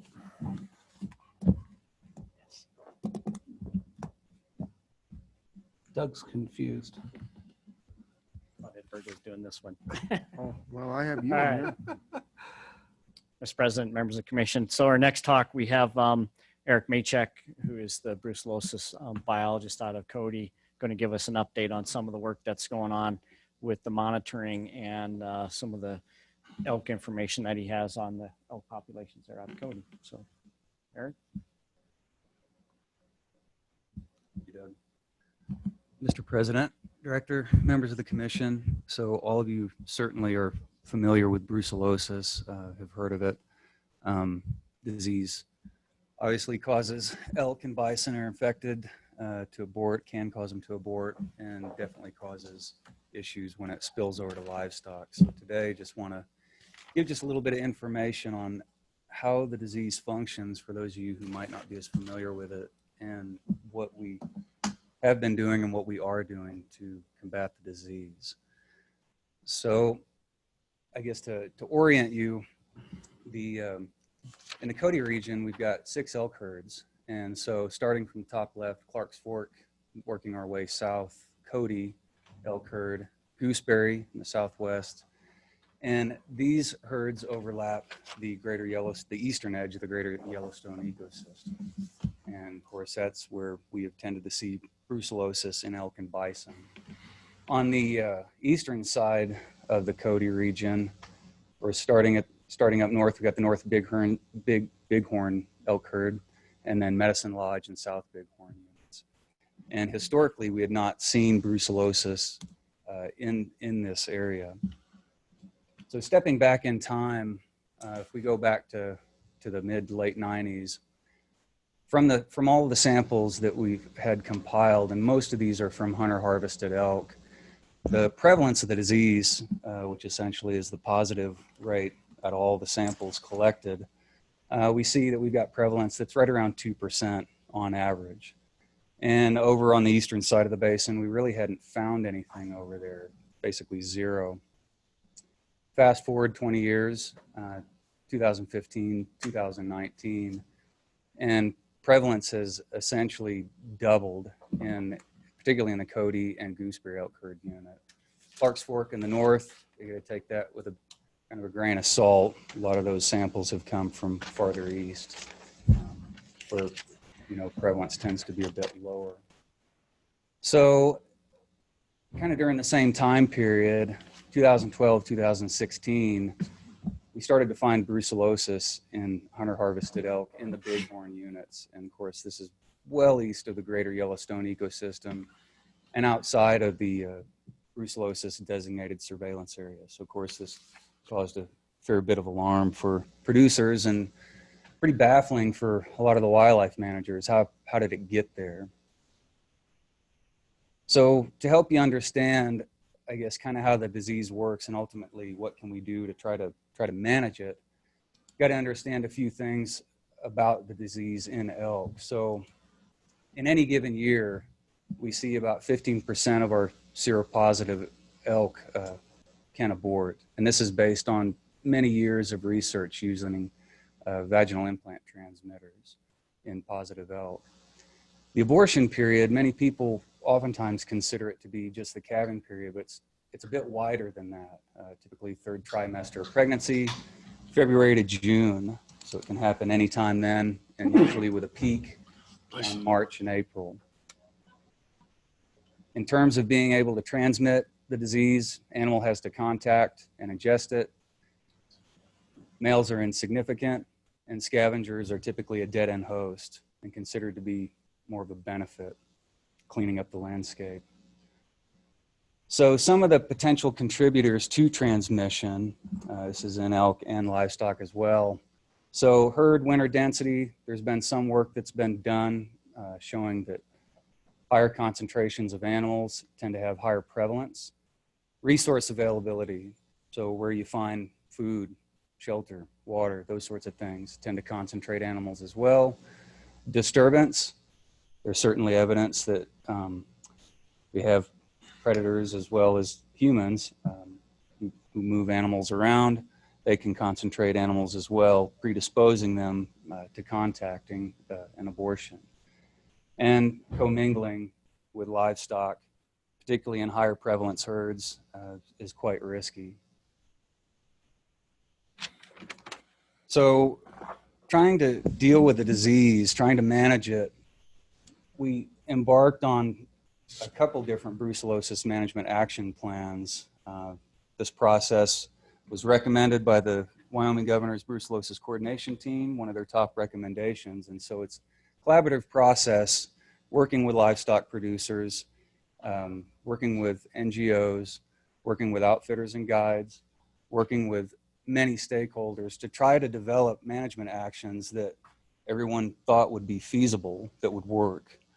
And so all of the actions that are listed up on the screen, all of those had support from all of the different stakeholders. The ones I'm going to talk a bit about today are highlighted in yellow. So hazing, what this means is essentially trying to maintain separation of elk and livestock. Everyone felt like this was going to work. You know, everybody realized that this tends to be sort of a temporary solution. Elk will tend to go back to places that they favor, but it does work in keeping elk and livestock separated. Usually this is March to early May when we tend to do a lot of this. Our own personnel, as well as some of the livestock producers themselves, will do this under consultation with Wyoming Game and Fish. And of course, we do this at the request of producers. So whenever they feel the need, we work with them, coordinate with them to try to develop a plan and go from there. So one of the things that we come to realize in some of the hazing, one particular area that has fairly high prevalence of brucellosis is Hunt Area 61 south of Cody. And so what we come to find was that the area had a lot of old sheep fence and tends to be fairly difficult to haze elk through that, particularly young calves. And so what we wound up doing was coordinating with the landowner and the adjacent landowners, and then through the NRCS and the Nature Conservancy, Bureau of Land Management, as well as the Conservation District, secured the funding, the permission and the funding to modify the fence. And the thought being is that if you can take this old sheep fence and modify it to wildlife friendly, it should make it more permeable to elk and make it easier to keep them away from livestock. So the fence was just completed this summer, and so it remains to be seen. We expect it to work in the future, but we have yet to collect the data. So one of the other big things that came out of our BMAP plan was harvest sampling.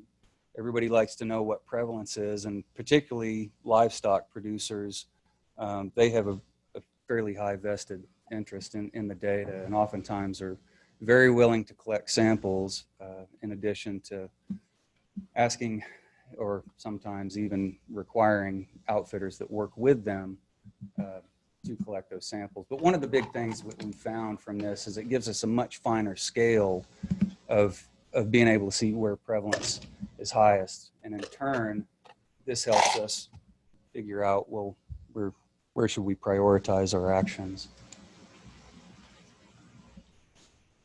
So taking it a step further, the Bighorn Mountains, after brucellosis was found, the department had implemented what they'd called their enhanced sampling program. And so prior to this program, what we'd found was, there's a bunch of numbers on the graph there, but ultimately what we'd seen was an increase in not only the number of kits distributed and hunters talked to, but we increased the number of samples. And ultimately we had seen a decrease in the number of elk that we needed to, I guess, the number of elk harvested for what was returned. Probably the biggest benefit that we've seen, I guess, through this increased effort has been no seropositive elk in the last 3 hunting seasons. So now we're entering our 4th season, and it remains to be seen if that's going to happen. But we're still dedicated to collecting as many samples as we can. One of the other things that has come about from the disease sampling, we wanted to not only thank hunters who returned samples, but also see if we could actually incentivize the rate of return. And in conjunction with several sponsors, particularly Rocky Mountain Elk Foundation here in Wyoming and the Cody chapter, as well as the Wyoming Sportsman's Group and Maven and Wildlife Society, these entities help sponsor prizes for the raffle. And so we had seen, I guess, of course, the graph there, 2017, we didn't have the raffle. And it takes about 5 elk harvested to get a kit returned. So we were actually hoping to see the number go down. And unfortunately, we have not seen that. So what we are thinking is that, and this isn't any, I guess, any shortage of trying to market the raffle or communications division. They have been extremely instrumental in getting the word out to hunters and sportsmen. But it's probably something related to maybe the value of prizes. So this year we've stepped it up, and now we're at about $8,000 worth of prizes. So we're trying to see if that is going to turn it around. So one of the big things with brucellosis being detected in the bighorns, everybody wanted to figure out how it got there. And this has been a really big project, started in 2016 and has continued till today. Lion's share of the funding has come through USDA APHIS. And we've worked with several other organizations who have also provided substantial funding for the collaring and the data. So when we first started, we really focused hard on the North Bighorns, and also along elk, along what might be known as the Lower Gray Bowl. The leading hypothesis was that elk were going to be moving down the Gray Bowl. And we wanted to see also from the North Bighorns, was there any sort of interchange? So as time went on, we found another positive in the South Bighorns. The study expanded to there, and then ultimately trying to see if gooseberry elk were moving across somewhere along the Elk Creek.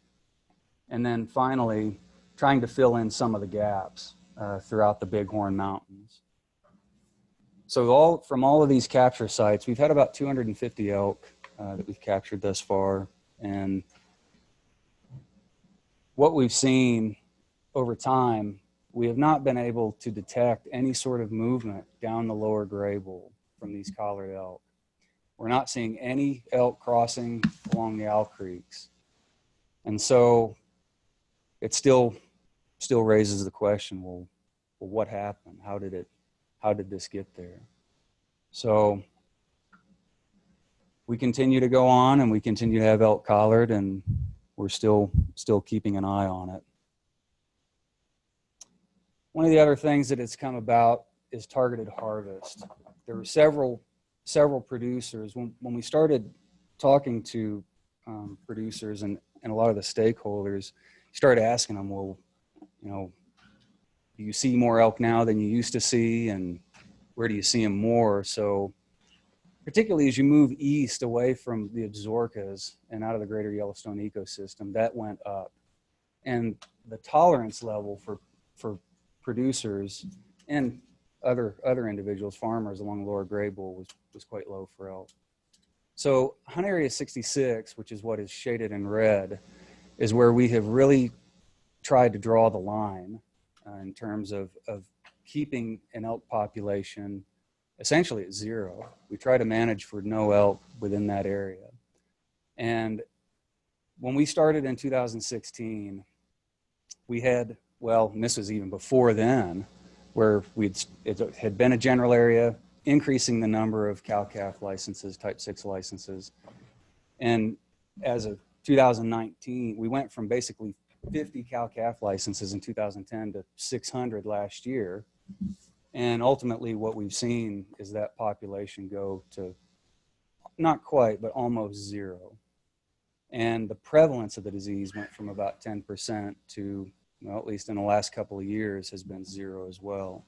So that has been something we feel has been quite effective. Eric? Yeah. It looks obvious to me how you're tracking from the north. How are we trying to determine where some of these brucellosis elk on the North Bighorns came from? It seems to me some of that could have possibly come from the north, not from the west. Is that a possibility? Mr. President, members of the commission. So it certainly is a possibility.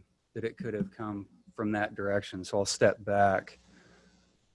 So taking a look at that map, that's not the first time that has come up. What we don't have is the information from the other side. It has been Montana, their governor's office has attempted to work with the Crow Nation to try to answer that question. Not been able to answer it. And so for right now, it still remains, it's an unknown. We do know that prevalence is fairly high if we back up a couple of slides. I mean, if we look where the town of Meeteetse is here, we know that prevalence tends to be fairly high there. We don't have right now, out of about 30 elk that we've had collared, we haven't seen any of those animals move down drainage. We do get reports of other elk, and they're not in big groups. There'll be a single or a double, something like that, that people will see, cow and calf, that are down drainage. So it's still, we haven't seen it with, at least with the animals that we've had marked. But does that answer? I know the answer. Thanks. Okay. All right. Thank you. Can't we say the word Montana? He did. We did. He did say the that. ones that blamed us for our feed grounds for causing brucellosis and CWD and all kinds of. Mm-hmm. Okay. Continue. Okay.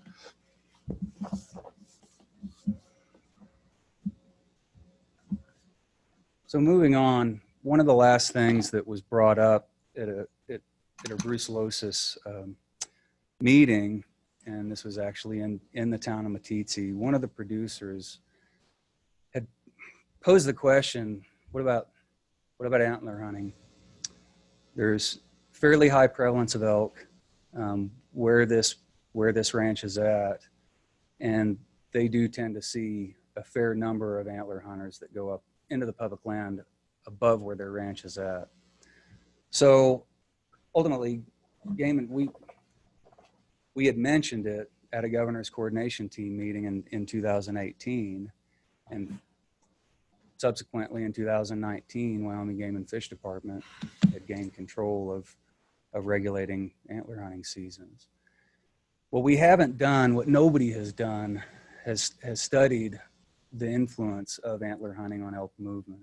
There's been several other studies looking at all forms of other kinds of recreation, everything from motorized vehicles, horse, foot traffic.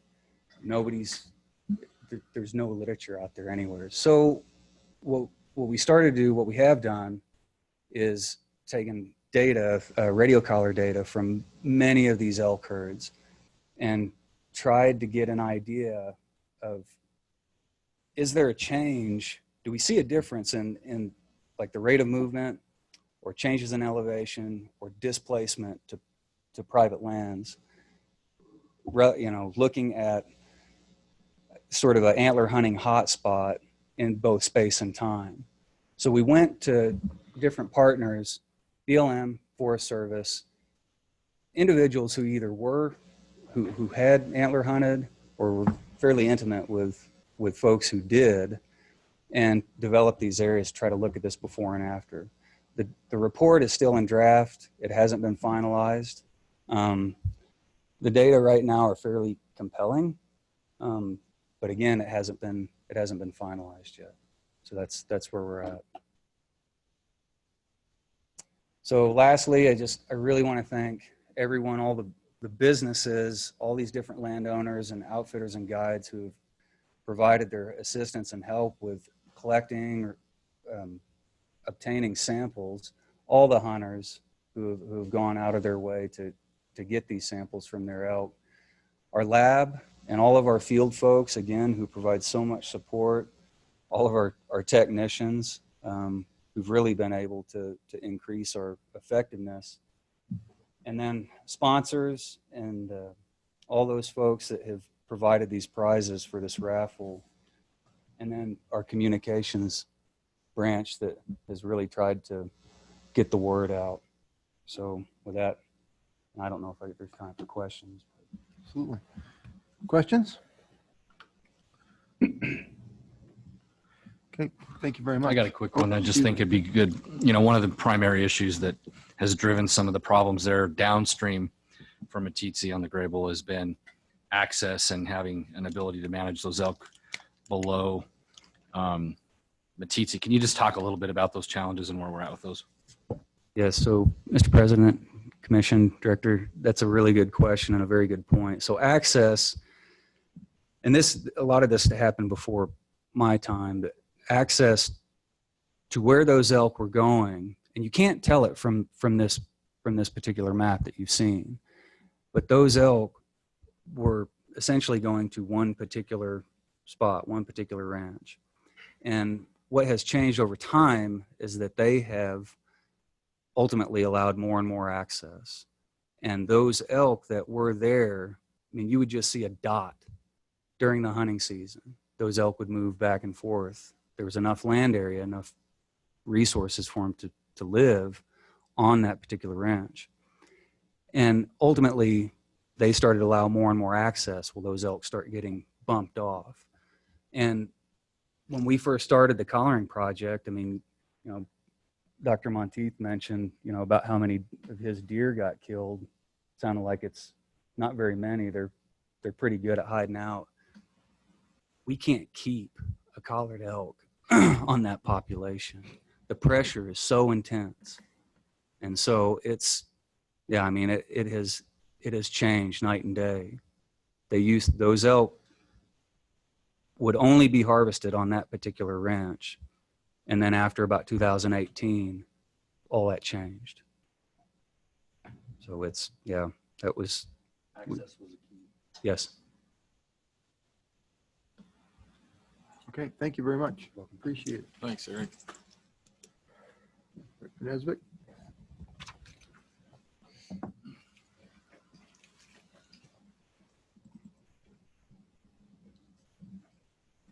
So, Mr. President, members of the commission, I don't have a lengthy presentation, but what I thought I would do today, I thought this was probably an appropriate time for the commission to have a discussion about the Wild Harvest Initiative. So a little bit of background. I talked to you first about this. I became intrigued with the idea back in, I think it was March, when we had our PAL meeting, and I had an opportunity to talk with Shane Mahoney and some others about the Wild Harvest Initiative. And I brought it to the commission, talked to you a little bit about it. And then actually we were going to have Shane Mahoney talk to the commission in this initiative back in April. And that's when we changed the format of our meetings for a meeting or two.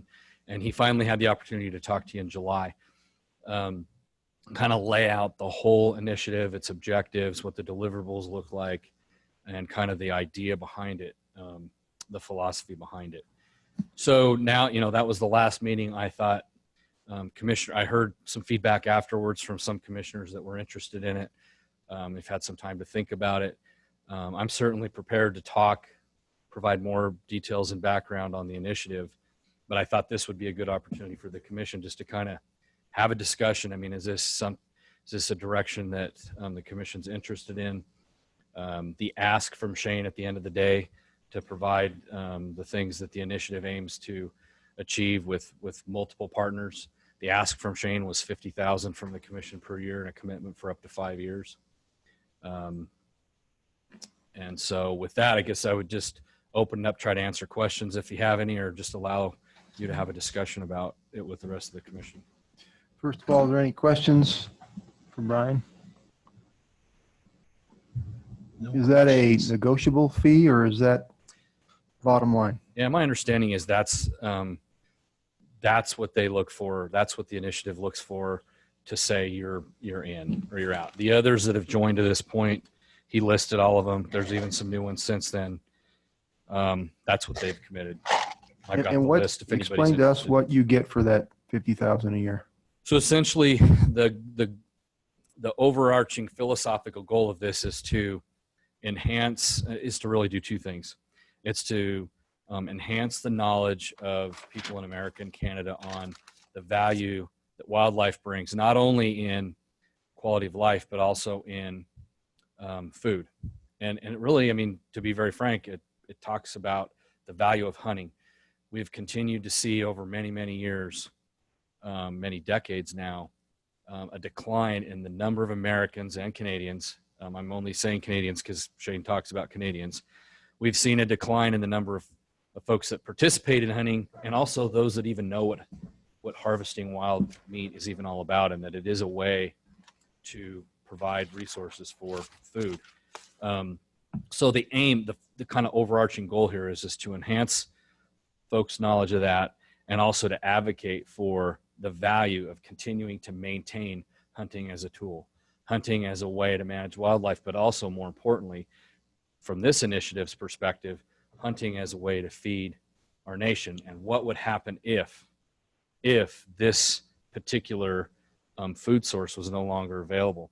What would that mean? And right now, nobody can answer the question. So that's another deliverable, is to quantify, identify what the total contribution is of wild game to as a food source to America.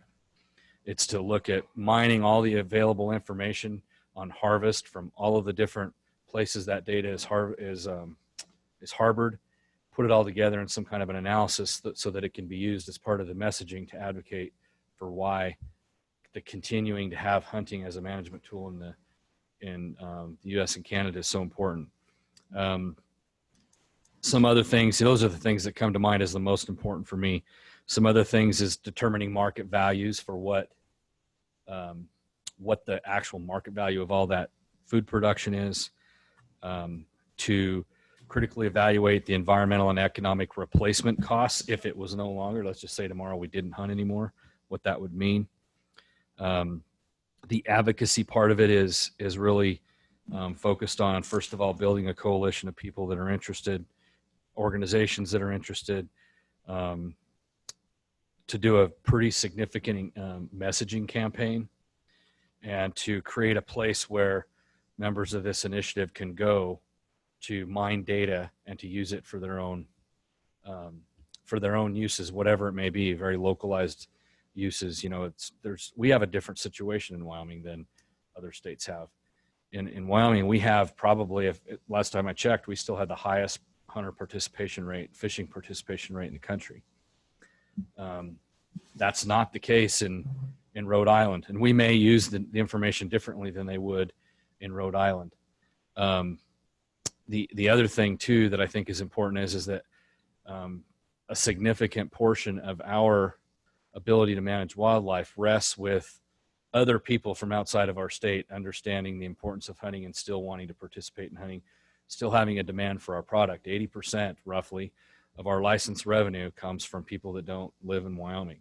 And so while we're not necessarily concerned in our state with people's knowledge of hunting and how important it is in our interest over the long term for hunting still to be viewed as something that is ethical, something that has value. And so I think those are all kind of the goals and the deliverables of this particular initiative. Yeah, I think it's a wonderful deal. I'm just right now kind of preaching to the choir. I'm just curious is this going to go to advertising and all of this type of thing to get it out to the people that it's supposed to get to try to convert? Like I say, a lot of it's just already trying to convince us, and we already know that. So yeah, it's approaching new audiences, is my understanding. Is that what this is going to go? Yeah, it's new. It's not the hunting and fishing community. It's people who don't understand about hunting and fishing is really the goal of the. Is this something that Shane is doing on his own, or does he have like a board, or how does he get that message out because you're talking multiple fronts? Yeah, so he's created this coalition basically, and he's asking us to be a part of the coalition. He wants us to be a part of determining how the messaging happens. The others in the group, I'm not going to go through all of them because it's a long list.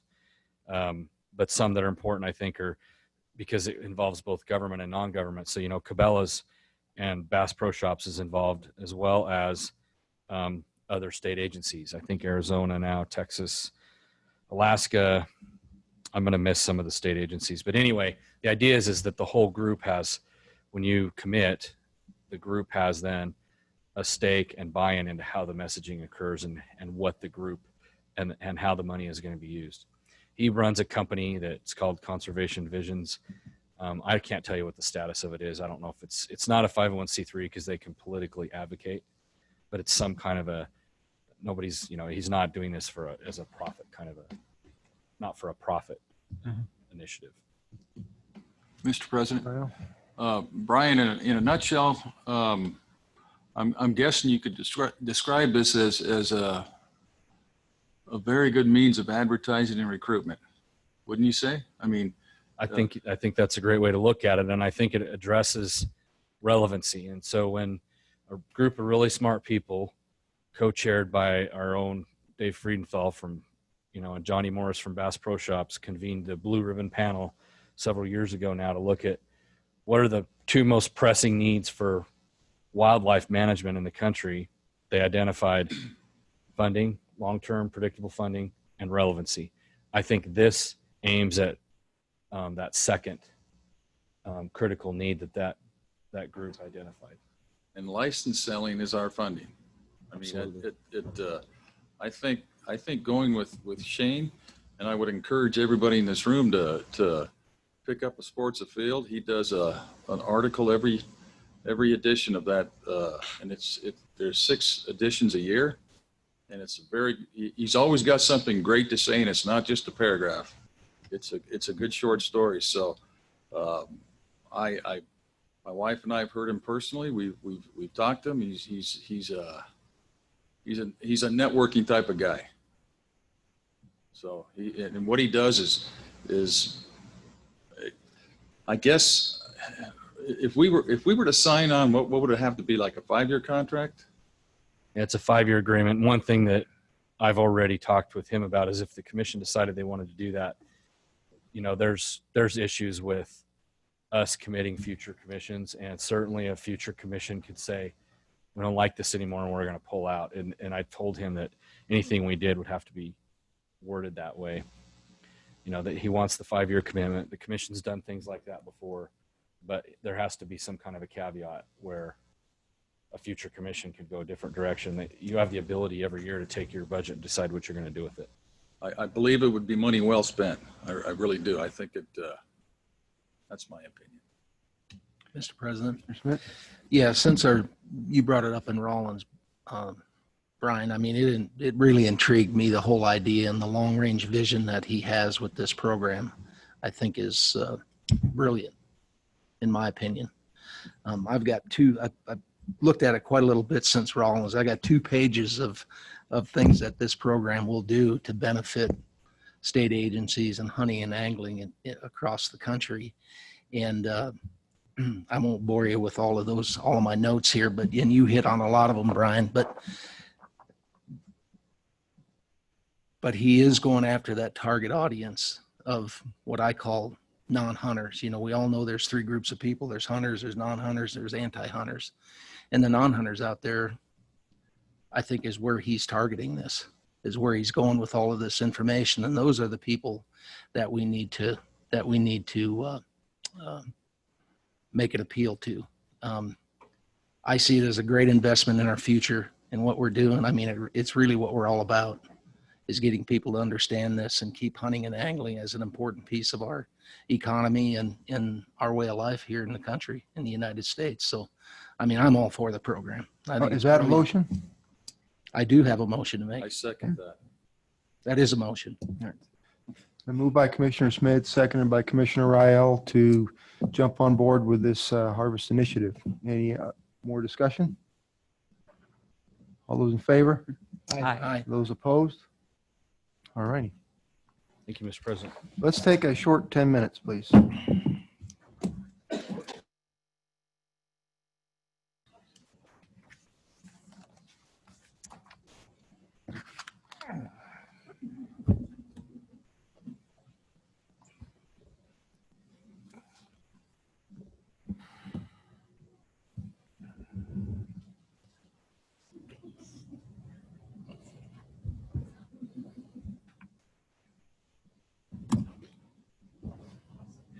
Okay, Rebecca.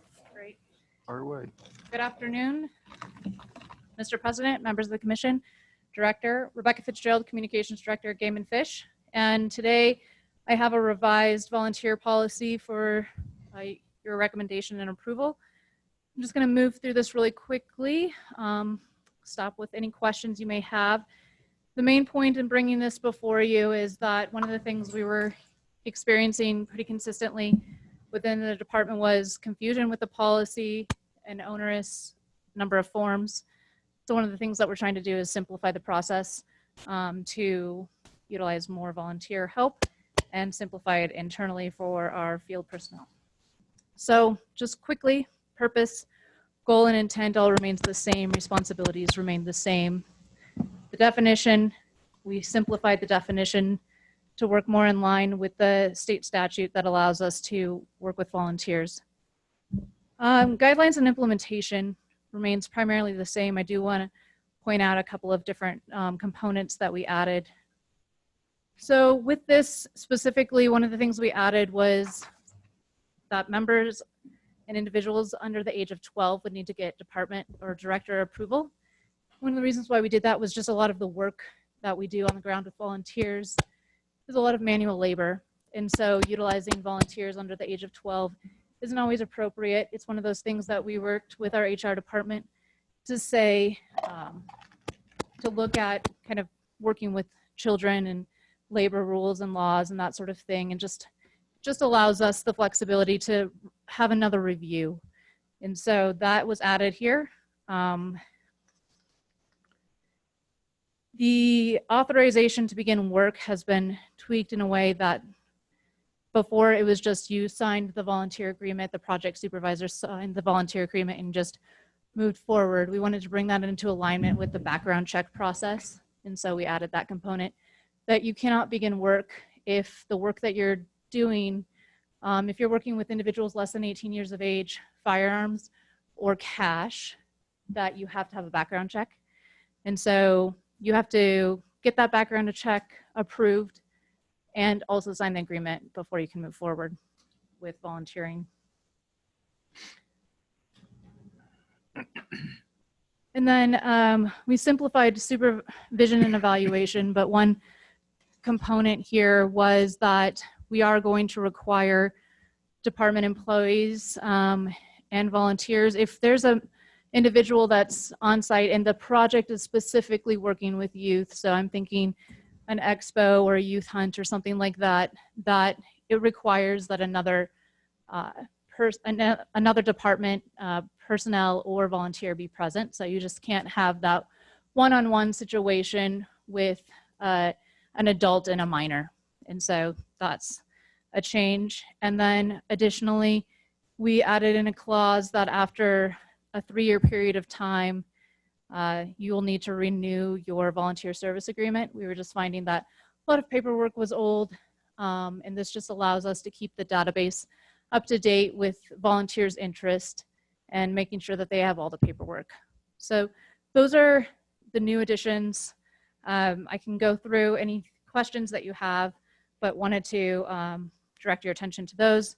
Other than that, we've reduced it to one primary form, the volunteer service agreement, and then from there we will, there is some necessary paperwork with background checks, etc., but that does change over time as far as the vendor that we may be using, so that allows the flexibility just to do the necessary paperwork. So we only have one form for commission approval, and you have that in your packet.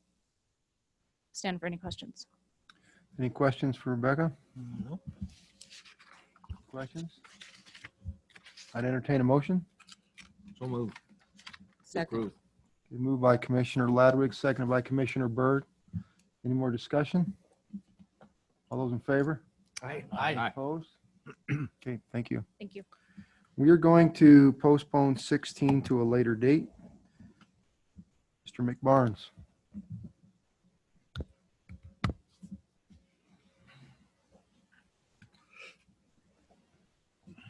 President Doobie, members of the commission. I know I'm last, so I will be brief or forever hold my peace.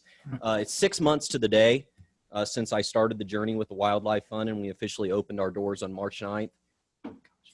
Wyoming is an absolutely amazing place. I feel so blessed to call this place home and to have met the people that I've got to meet, whether it be a good friend of mine, Pete Doobie, who's an amazing man that I look up to very much and has taught me a lot, or Pat, the Lorax of Wyoming is here with us today. I see the Lorax. And that's my good friend, Mary Rumsey. We've had some adventures together. So it's just been wonderful.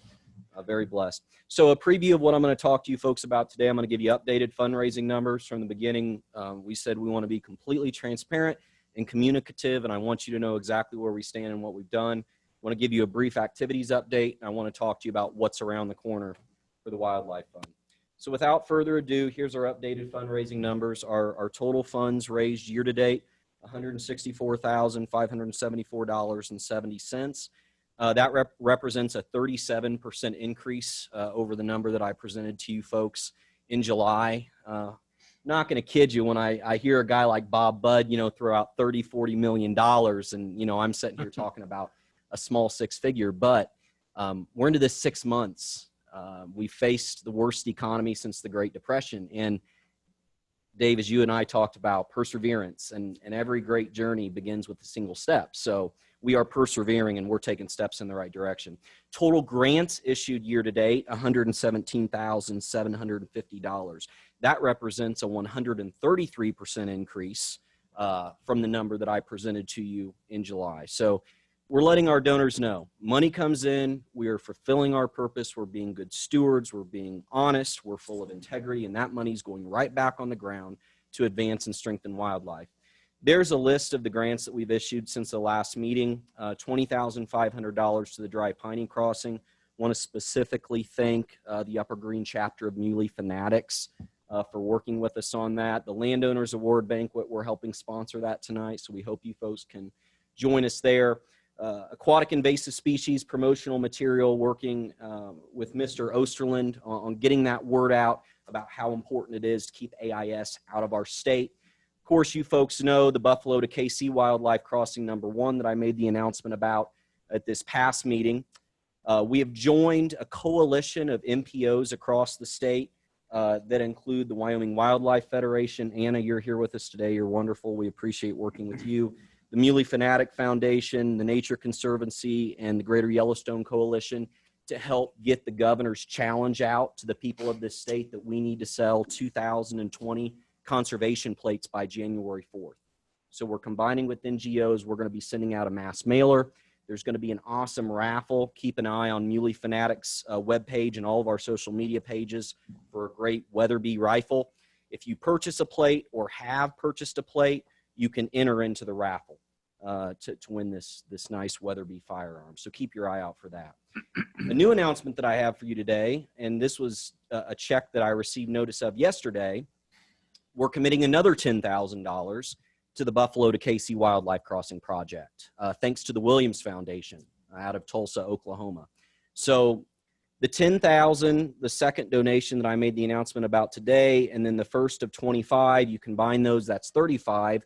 Running it through Bob Budd's agency, WWNRT, takes us to $70,000 already towards that $250,000 match. And we're working on a very significant potential gift right now. I'm wrapping up details on. So I hope to be able to stand before you in November and say, not only have we met your challenge, but we've exceeded what you've challenged us to do. So that's exactly where we're at with our fundraising numbers. If you want to get, I'm a stats guy, and so this is kind of a breakdown of grants issued by type since the conception of our organization. 73% of our grants have gone to wildlife crossings, 8% to expanding access, yes, 8% to wildlife-friendly fence conversion, 4% to educational material, and 7% to awards like the Wyoming Outdoor Hall of Fame banquet and events.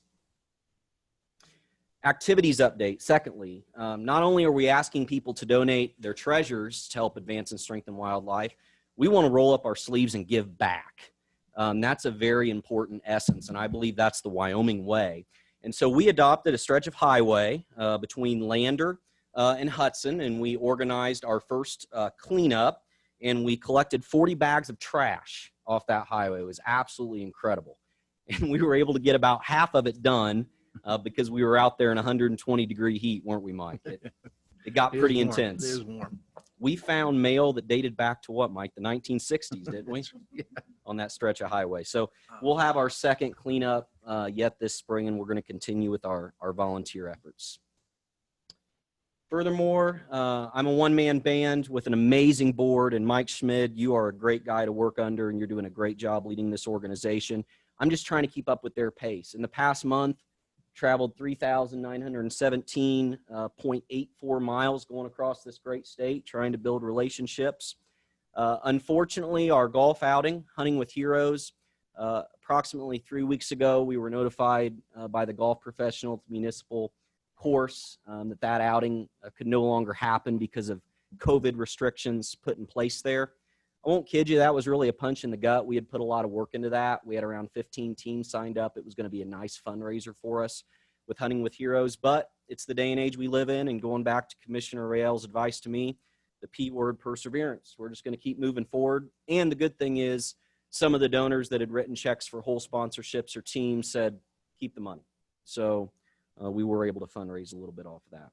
We have a continued focus on I-25 funding opportunities. I alluded to that major gift that we're working on sewing up details on, and I'll have more information on that at the next meeting. And then also for you folks to know, we are focusing on a turkey habitat project in Northeast Wyoming. Commissioner Schmid and I are designating landowners right now, having conversations with them, communicated with NWTF.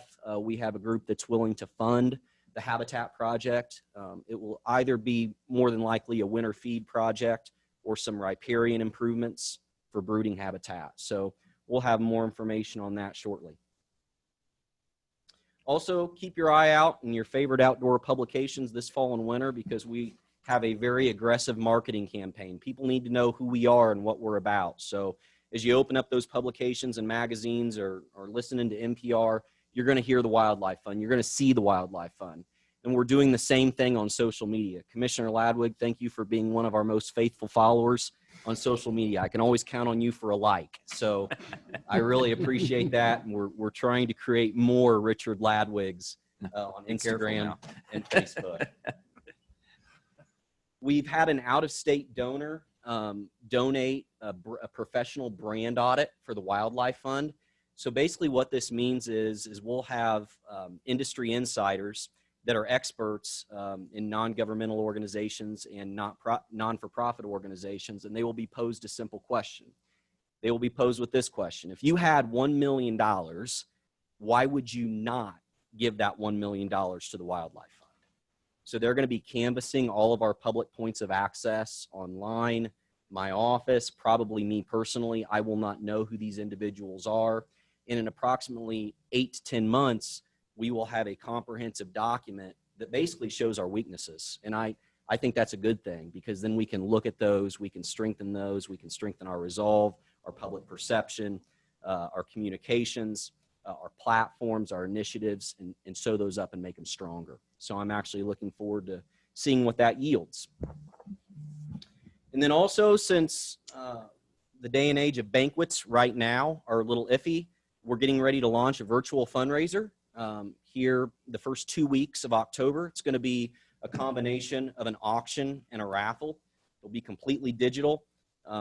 We have items large and small. We have turkey hunts in the Black Hills. We have pheasant hunts. We have a day and night on the Miracle Mile, fishing. We have this really cool Wildlife Fund quilt that one of our board members was on an airplane, and the lady sitting next to him, by the end of the flight, he ended up talking her into donating this handmade quilt. You know, that's the type of people we have serving on this board. So we'll have items large and small, and hopefully this will yield some funds, and we're going to keep that moving forward. So keep your eye out for that. So you've got the updated fundraising numbers, our activities update, and what's around the corner for the Wildlife Fund. So you're all caught up. We're going to keep working hard. We're proud of what we've done. And that being said, President Doobie, I'll stand for any questions. Any questions or comments? Keep up the good work. Okay, Yeah, thank you all. Great job. Thank you. Thanks, Chris. Thanks, Super. Chris. Okay, we'll go to a call to the public. We have one so far. Alexander Jaworski.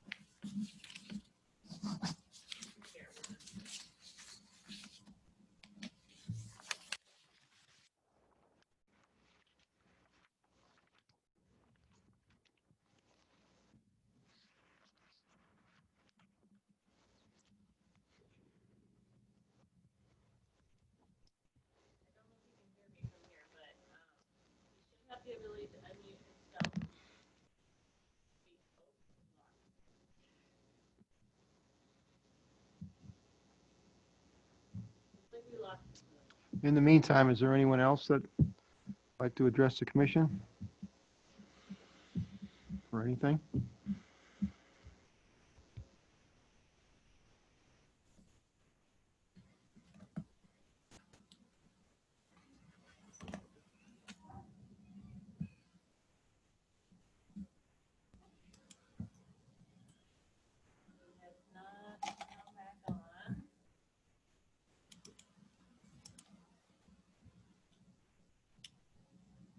His issues with bear baiting?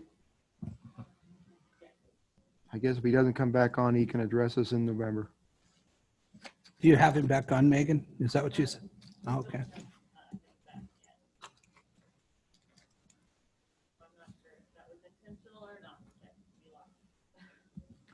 Okay, I guess I'd entertain a motion to go into executive session.